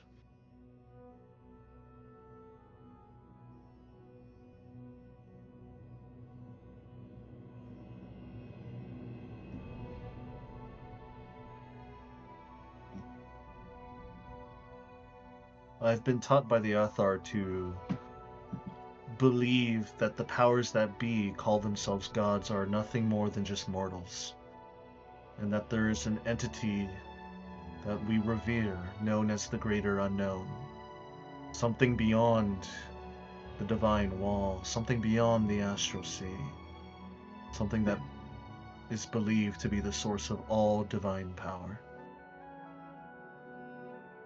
I'm not too sure if I believe in that either, but as a former Arthar, there's always something in the back of my mind that leads me towards that direction.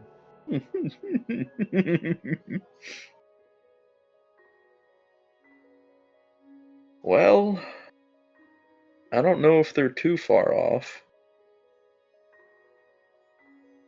Kind of gives you a small head tilt. Not enough where she prongs her neck on the choker that she has, but just enough to give you a questioning look. What do you mean, Kugler?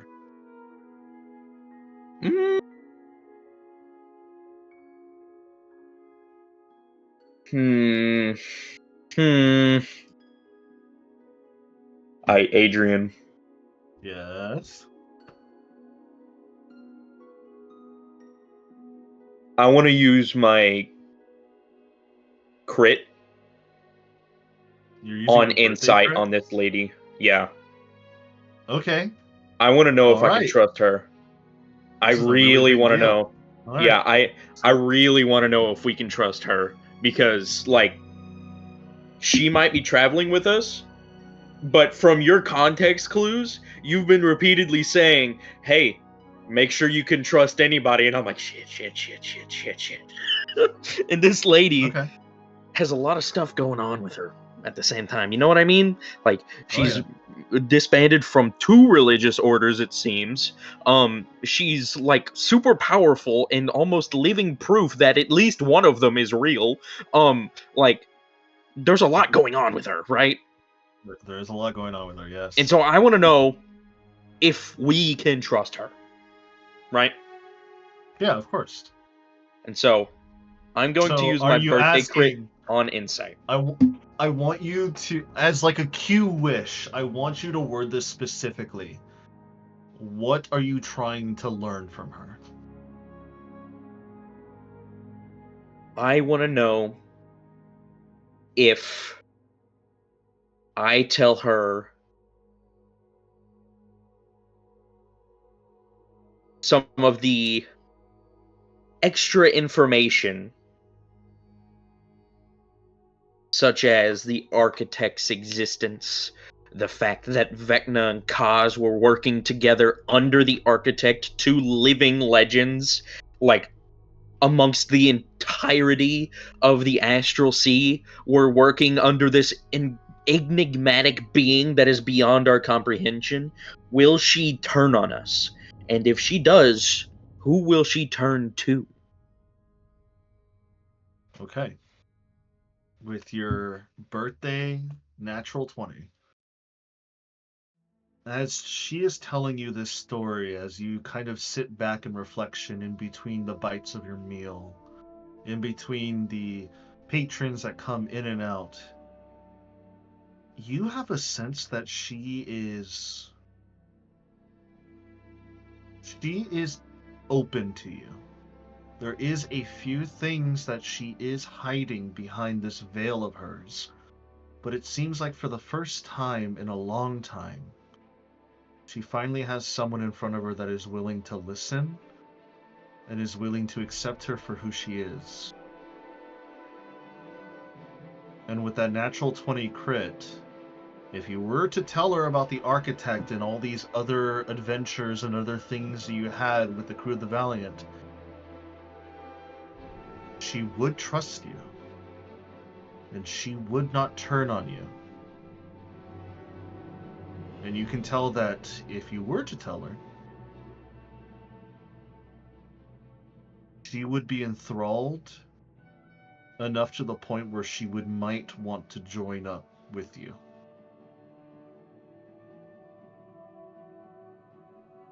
You sense this burning desire behind her that she has so many questions. And sadly, she's been stuck here. Yes, she knows she's powerful. And she could possibly find her way outside the Outlands or back into Sigil. But there's something about her that is making her afraid of doing it alone.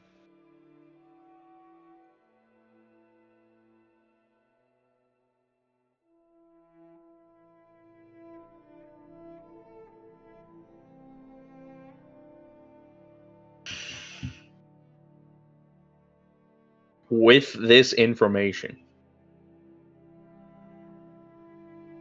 focusing back in, Fukler is going to say, well, they weren't that far off. Me and my crew recently have found some information that I wouldn't exactly call the gods' fate false. I do think they are the rulers of this universe, the absolute. But whenever you said something along the lines of something beyond the astral wall being the absolute, we've come across some important information about that recently. In a dungeon recently, we found, well, let's call her a prisoner. Someone I used to actually go to Strixhaven with. She was sent to this floating castle. I don't know if you've heard of it. What's it called, Adrian? Kalendor. Kalendor. Stuff of legend, yes, but we actually managed to find it, and curiosity got the better of us. However, there were certain magic negations that were around it, so we had to go in alone, leaving our spelljammer outside. We went in, found that there were horrible things going on in Kalendor. But not only that, they were using a new type of arcana to help rebuild and rejuvenate the floating city. Something many people call Genesis magic. This magic has its origins from a specific dragon out in the astral sea that, again, it's the stuff of legends. It's passed down, but we've at least found a couple resources that point in the direction that it exists.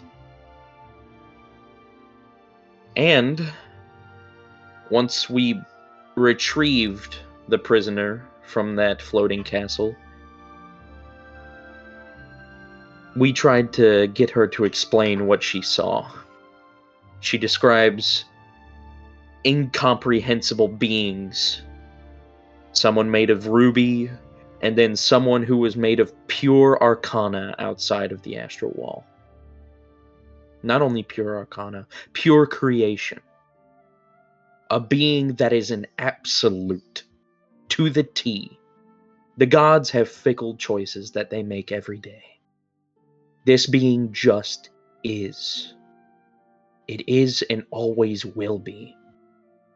To change its mind is to try and change the forces of nature themselves.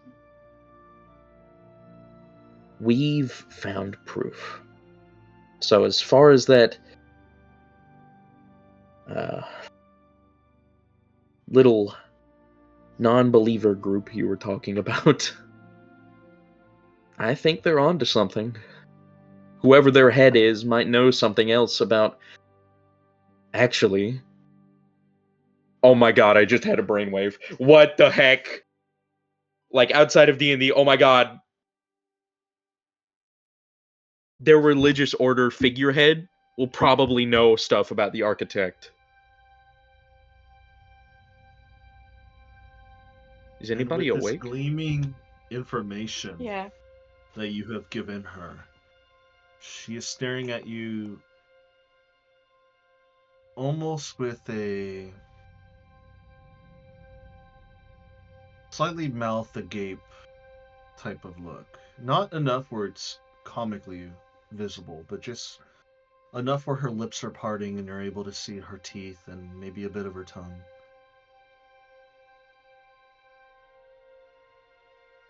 You mean to tell me that Factor Terrence and this greater unknown, this entity that he reveres, is true? Well, I don't know how much he knows about it. This is a recent discovery for, well, many high-ranking officials, so I don't know if I should be telling you this, but yes, there is a being beyond the astral wall. A singular being, at least. One that's powerful enough to rip the universe asunder and recreate it.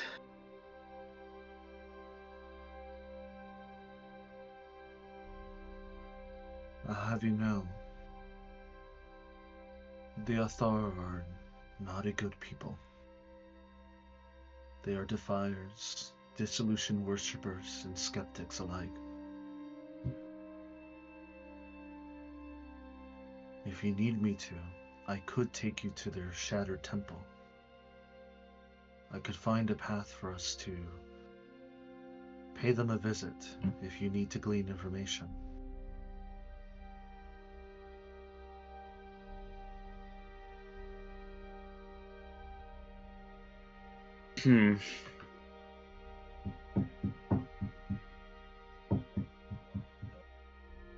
That would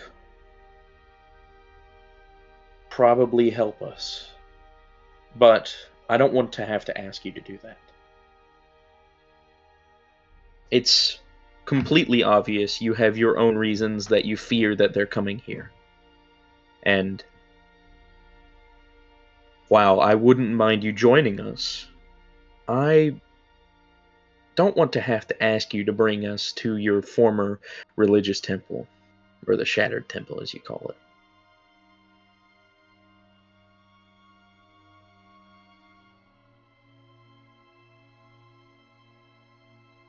It's more of a burning desire to get back at those who have wronged me years before.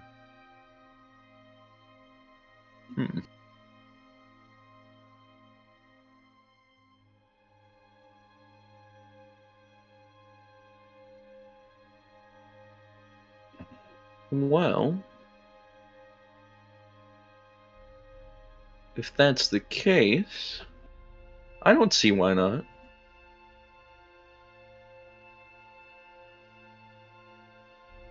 I was surprised you just believed me right off the bat. I do have proof, if you want to see some.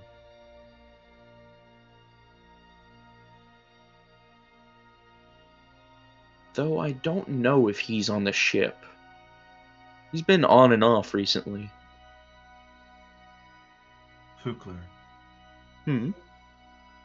I have been hiding something myself as well.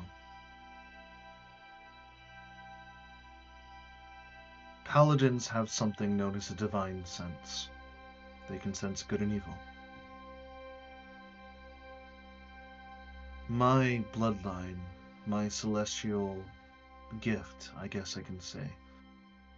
I'm able to see those with strong, heavy souls. I see it in every one of your comrades. They all have powerful wills to do whatever it takes to change the world around them. But you, there's something within you that I just can't shake the feeling of.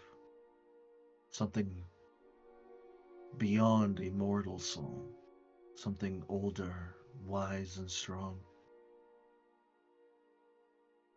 And something that tells me that you yourself are inherently good and you wouldn't tell a lie unless you absolutely needed to. That's why I believe you. He gets up from the table. Thank you for inviting me for food, but there is now something I must do. You see, she flicks her wrist out, and instead of the flail that comes out, it's the scythe. She twirls it and hits the ground as her whole entire body form changes into that black-haired, long golden black dress form with the golden horns as she dashes and flies out of the grand hall, and she flies over to the training area.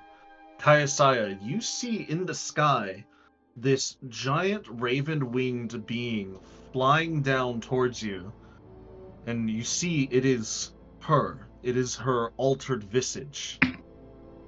She points the scythe down towards you, and she yells, "Captain Kayasaya, the one who holds the reins to the spelljammer outside of this gate town known as Glorum. I lay my scythe down to you and your crew. I wish to be your servant and guidance. Let me join you upon this quest of yours." I want to do something so bad. I want to do something. Fucking, I'm doing it. Fugler presses the lapel, presses his lapel. Captain, I think someone's coming to visit you after she gets there. Yeah, I know. Kaisai looks bewildered, just like utter shock. And then taps her little thing too and goes, yeah, I'm already well aware of this, Fugler.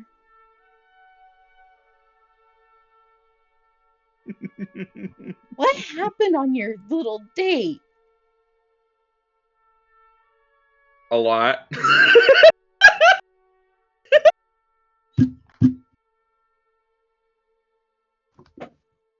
What do A you mean lot. a lot? I have a lead on the AR tech.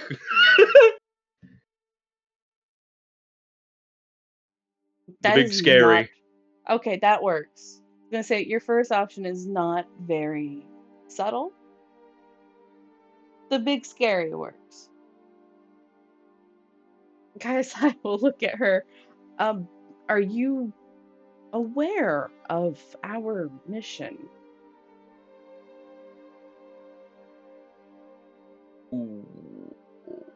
I am aware, at least of most part of what Fugler has told me. And pray tell, what has he told you? Oh no, I'm gonna get reprimanded for this. I can feel it in my bones. To put it shortly, Captain, there's something great coming from beyond the divine wall. Something that must be stopped by any means necessary. And I have secrets of my own that I wish to tell you that I have told your comrade. Secrets that might help you on your path to stop what is coming.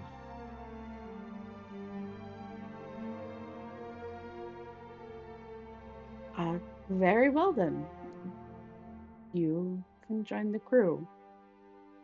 But do note, we do not serve in such dark matters. While I am captain and I do give orders when they are necessary, I try not to impede my will upon you. But there will be moments where I will give you a captainly order, and those are typically I try to make with your best interests in mind.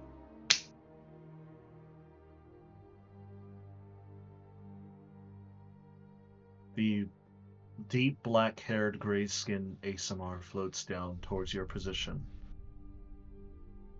And with her wings enveloping around her body, they start to glow into an effervescent white as they start to shrink down into the cut and destroyed angel wings from before. As she turns into that white blonde-haired, pure white-skinned visage once more. She kneels down in front of you, Captain. My name is Varya the Stormborn. And even though I once disobeyed my celestial patron before, I did it out of honor and knowing that it was the right thing to do. And so I kneel here with your acceptance to join you and your crew, knowing that this is the right thing to do.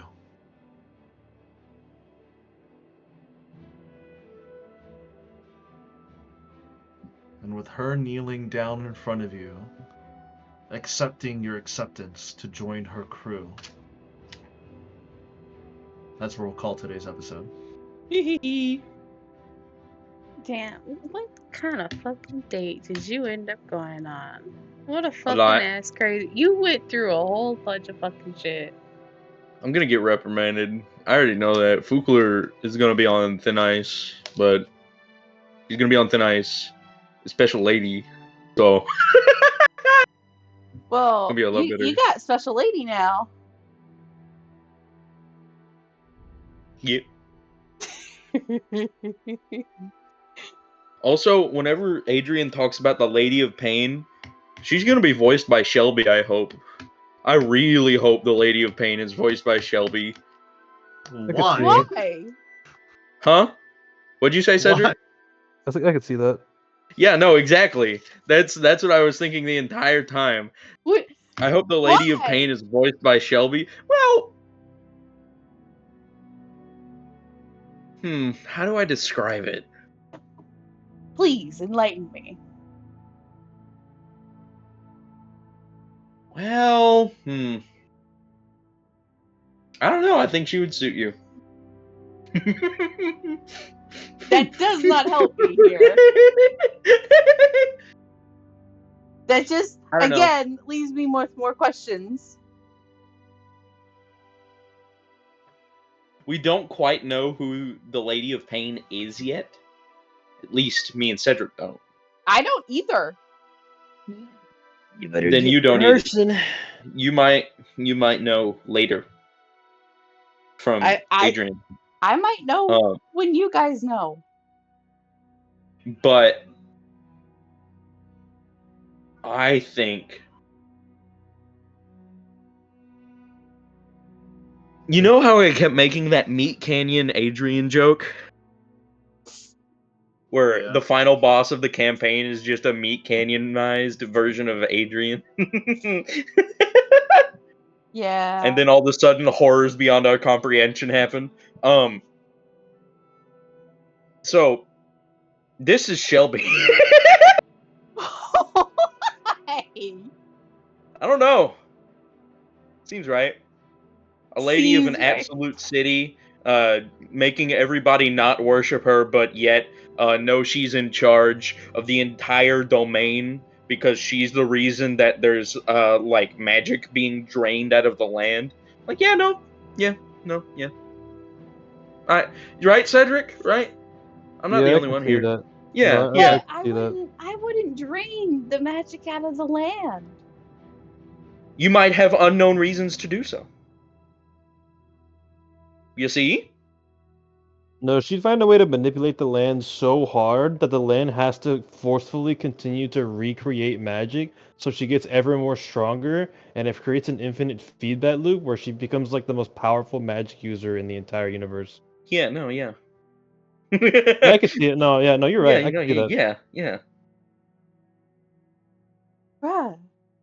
The only thing stopping it is that plus 2 intelligence. We're not thinking little of you here, Shelby. We're just thinking, like, no, yeah, you could totally do that. Yeah, Shelby could turn evil. The theoretical's there. Yeah. Adrian, what do you think? I think that's funny for you to think that.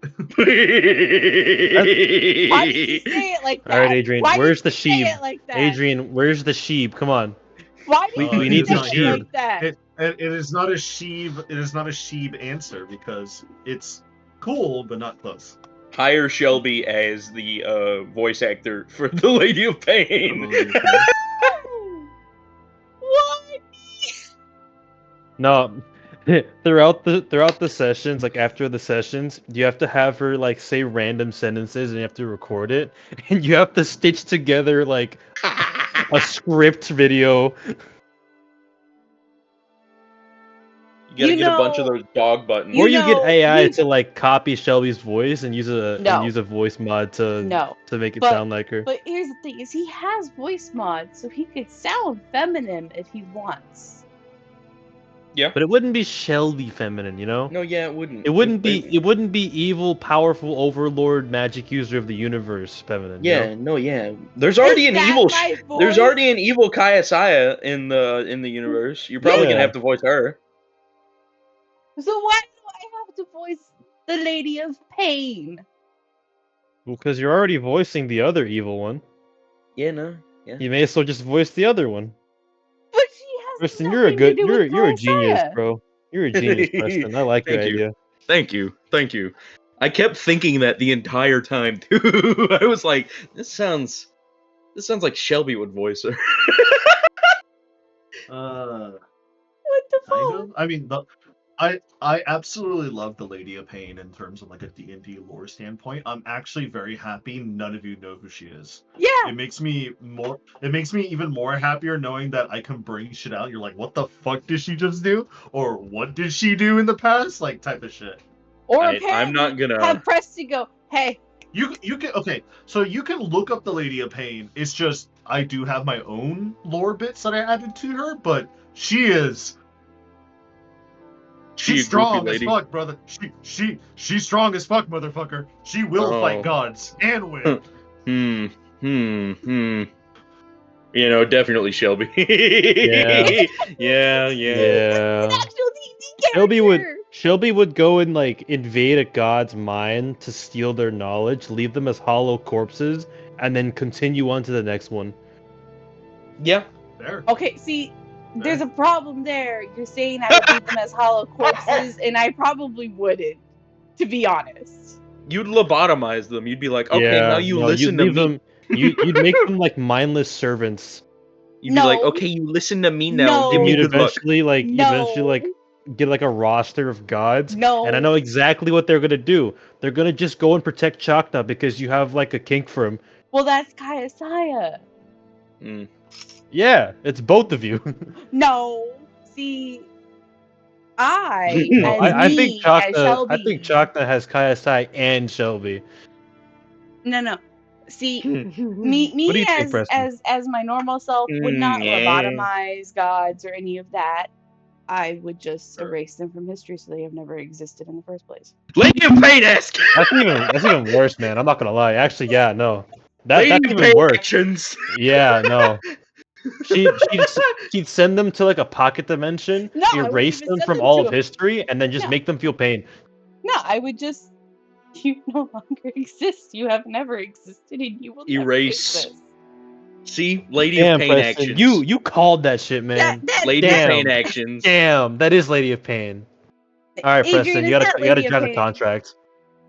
All right, I'll draw up a contract. How much do you want per word?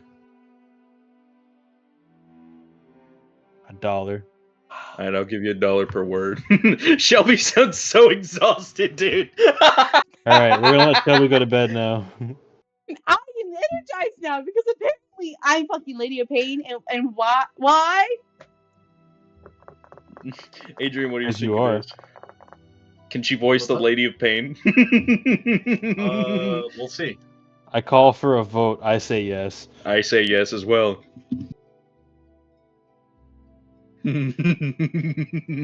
Shelby, what's your vote? I'm very curious. No, I'm not doing no. No. All right, Adrian. Adrian, it's up to No, you. no. It's a yes for you, right, Adrian? Yeah, Adrian isn't. We'll see. Look, she says. That's a maybe. It's good she- enough. We win. Look, it says right here on her wiki page for personality. There Did are you 4 Google pages. it? Yes, I did. She's That's metagaming. That's Lady of Pain-esque. No, it's Lady of Pain probably has access No. to the Library of Lore. So yeah, no, it Yeah, is. no. It is Lady Yeah, of not. Pain. Does she? I'm based Does as hell. she? Does she, Adrian? You know, I'd be willing to believe she does. I would be willing to believe Well, too. Yeah. What'd you say, Shelby? The whole Lady fucking of- land is like her domain. I wouldn't put it past her to have. Does the access Lady to of that. Pain have access to the Library of Lore? It's within her domain. I feel like. It is. Yeah. It is within her domain. Look. All right. Well, there she you go. She is agony, anguish, misery, and despair. Okay. So That's sad not me. Kayasaya. See, look, I am Sad not the Lady slash of mad Pain. cat. You know, she did try and throw a fireball at me that one time and So try and kill me. Kayasaya, when her husband has been used, disintegrate on. AKA, this is mere Kayasaya, not actual Kayasaya. Because actual Kayasaya has It's her fucking Kayasaya. husband. Come on, it's Kayasaya. But that's Kayasaya, not me. So what you're saying is, yeah, it's 2 steps to the left of my character, but it's not my character. But on top of that, these are my characters and not me. So I am not Lady of Pain. But you voice Kayasaya, making it able to you voice the Lady of Pain. No. We're not saying you would be the Lady of Pain. Okay. You sound like you would be the Lady of Pain. Why do I feel like you sound would like I voice would be the Lady of Pain? You know what? I'm going one step further. She has to be Lady of Pain. Why? I really think you would sound real. It would be a real cool time. I My think it'd be voice pretty is cool like too. Pikachu high. But you also are like Captain Kayasaya. You're really good. Okay, you know, this reminds me of intelligence. this anime that I once watched. There's this really powerful, like, sorcerer spellcaster, but she's a kid. So she has, like, a child's voice, like a high-pitched voice. But she casually just slings world-ending spells against people for fun. They sound similar, man, I'm not gonna lie. No, yeah, Yeah, you do no, like- Kayasaya real well, the captain of our ship. She Yeah. would not do that. I don't know, she did earlier. What are you Way back talking when. about? You know, she kind of has a ship full of droids trying to steal Kayasaya's husband. So yeah, Universe person me. yeah. That's not me. It is you, actually. I No, think it's you would not. make a really good Lady of Pain. Adrian, come on, man, just say yes. I'm not an asshole. Calm down. We'll see. Okay. We'll see. Calm down. Okay. Anyways, Adrian, for those I'll of you mail out you there $20. who are listening, and those of you who are watching still, thank you for watching. Thank you for listening. I'm going to go to bed because it is 3:30 in the morning. So everybody, have a good night. I'll see you all tomorrow. Cedric, I'll see you for trials tomorrow. I was gonna steal your trials tonight, bro. Not tomorrow. Man, Tomorrow. what am I Anyways, gonna do good now? night.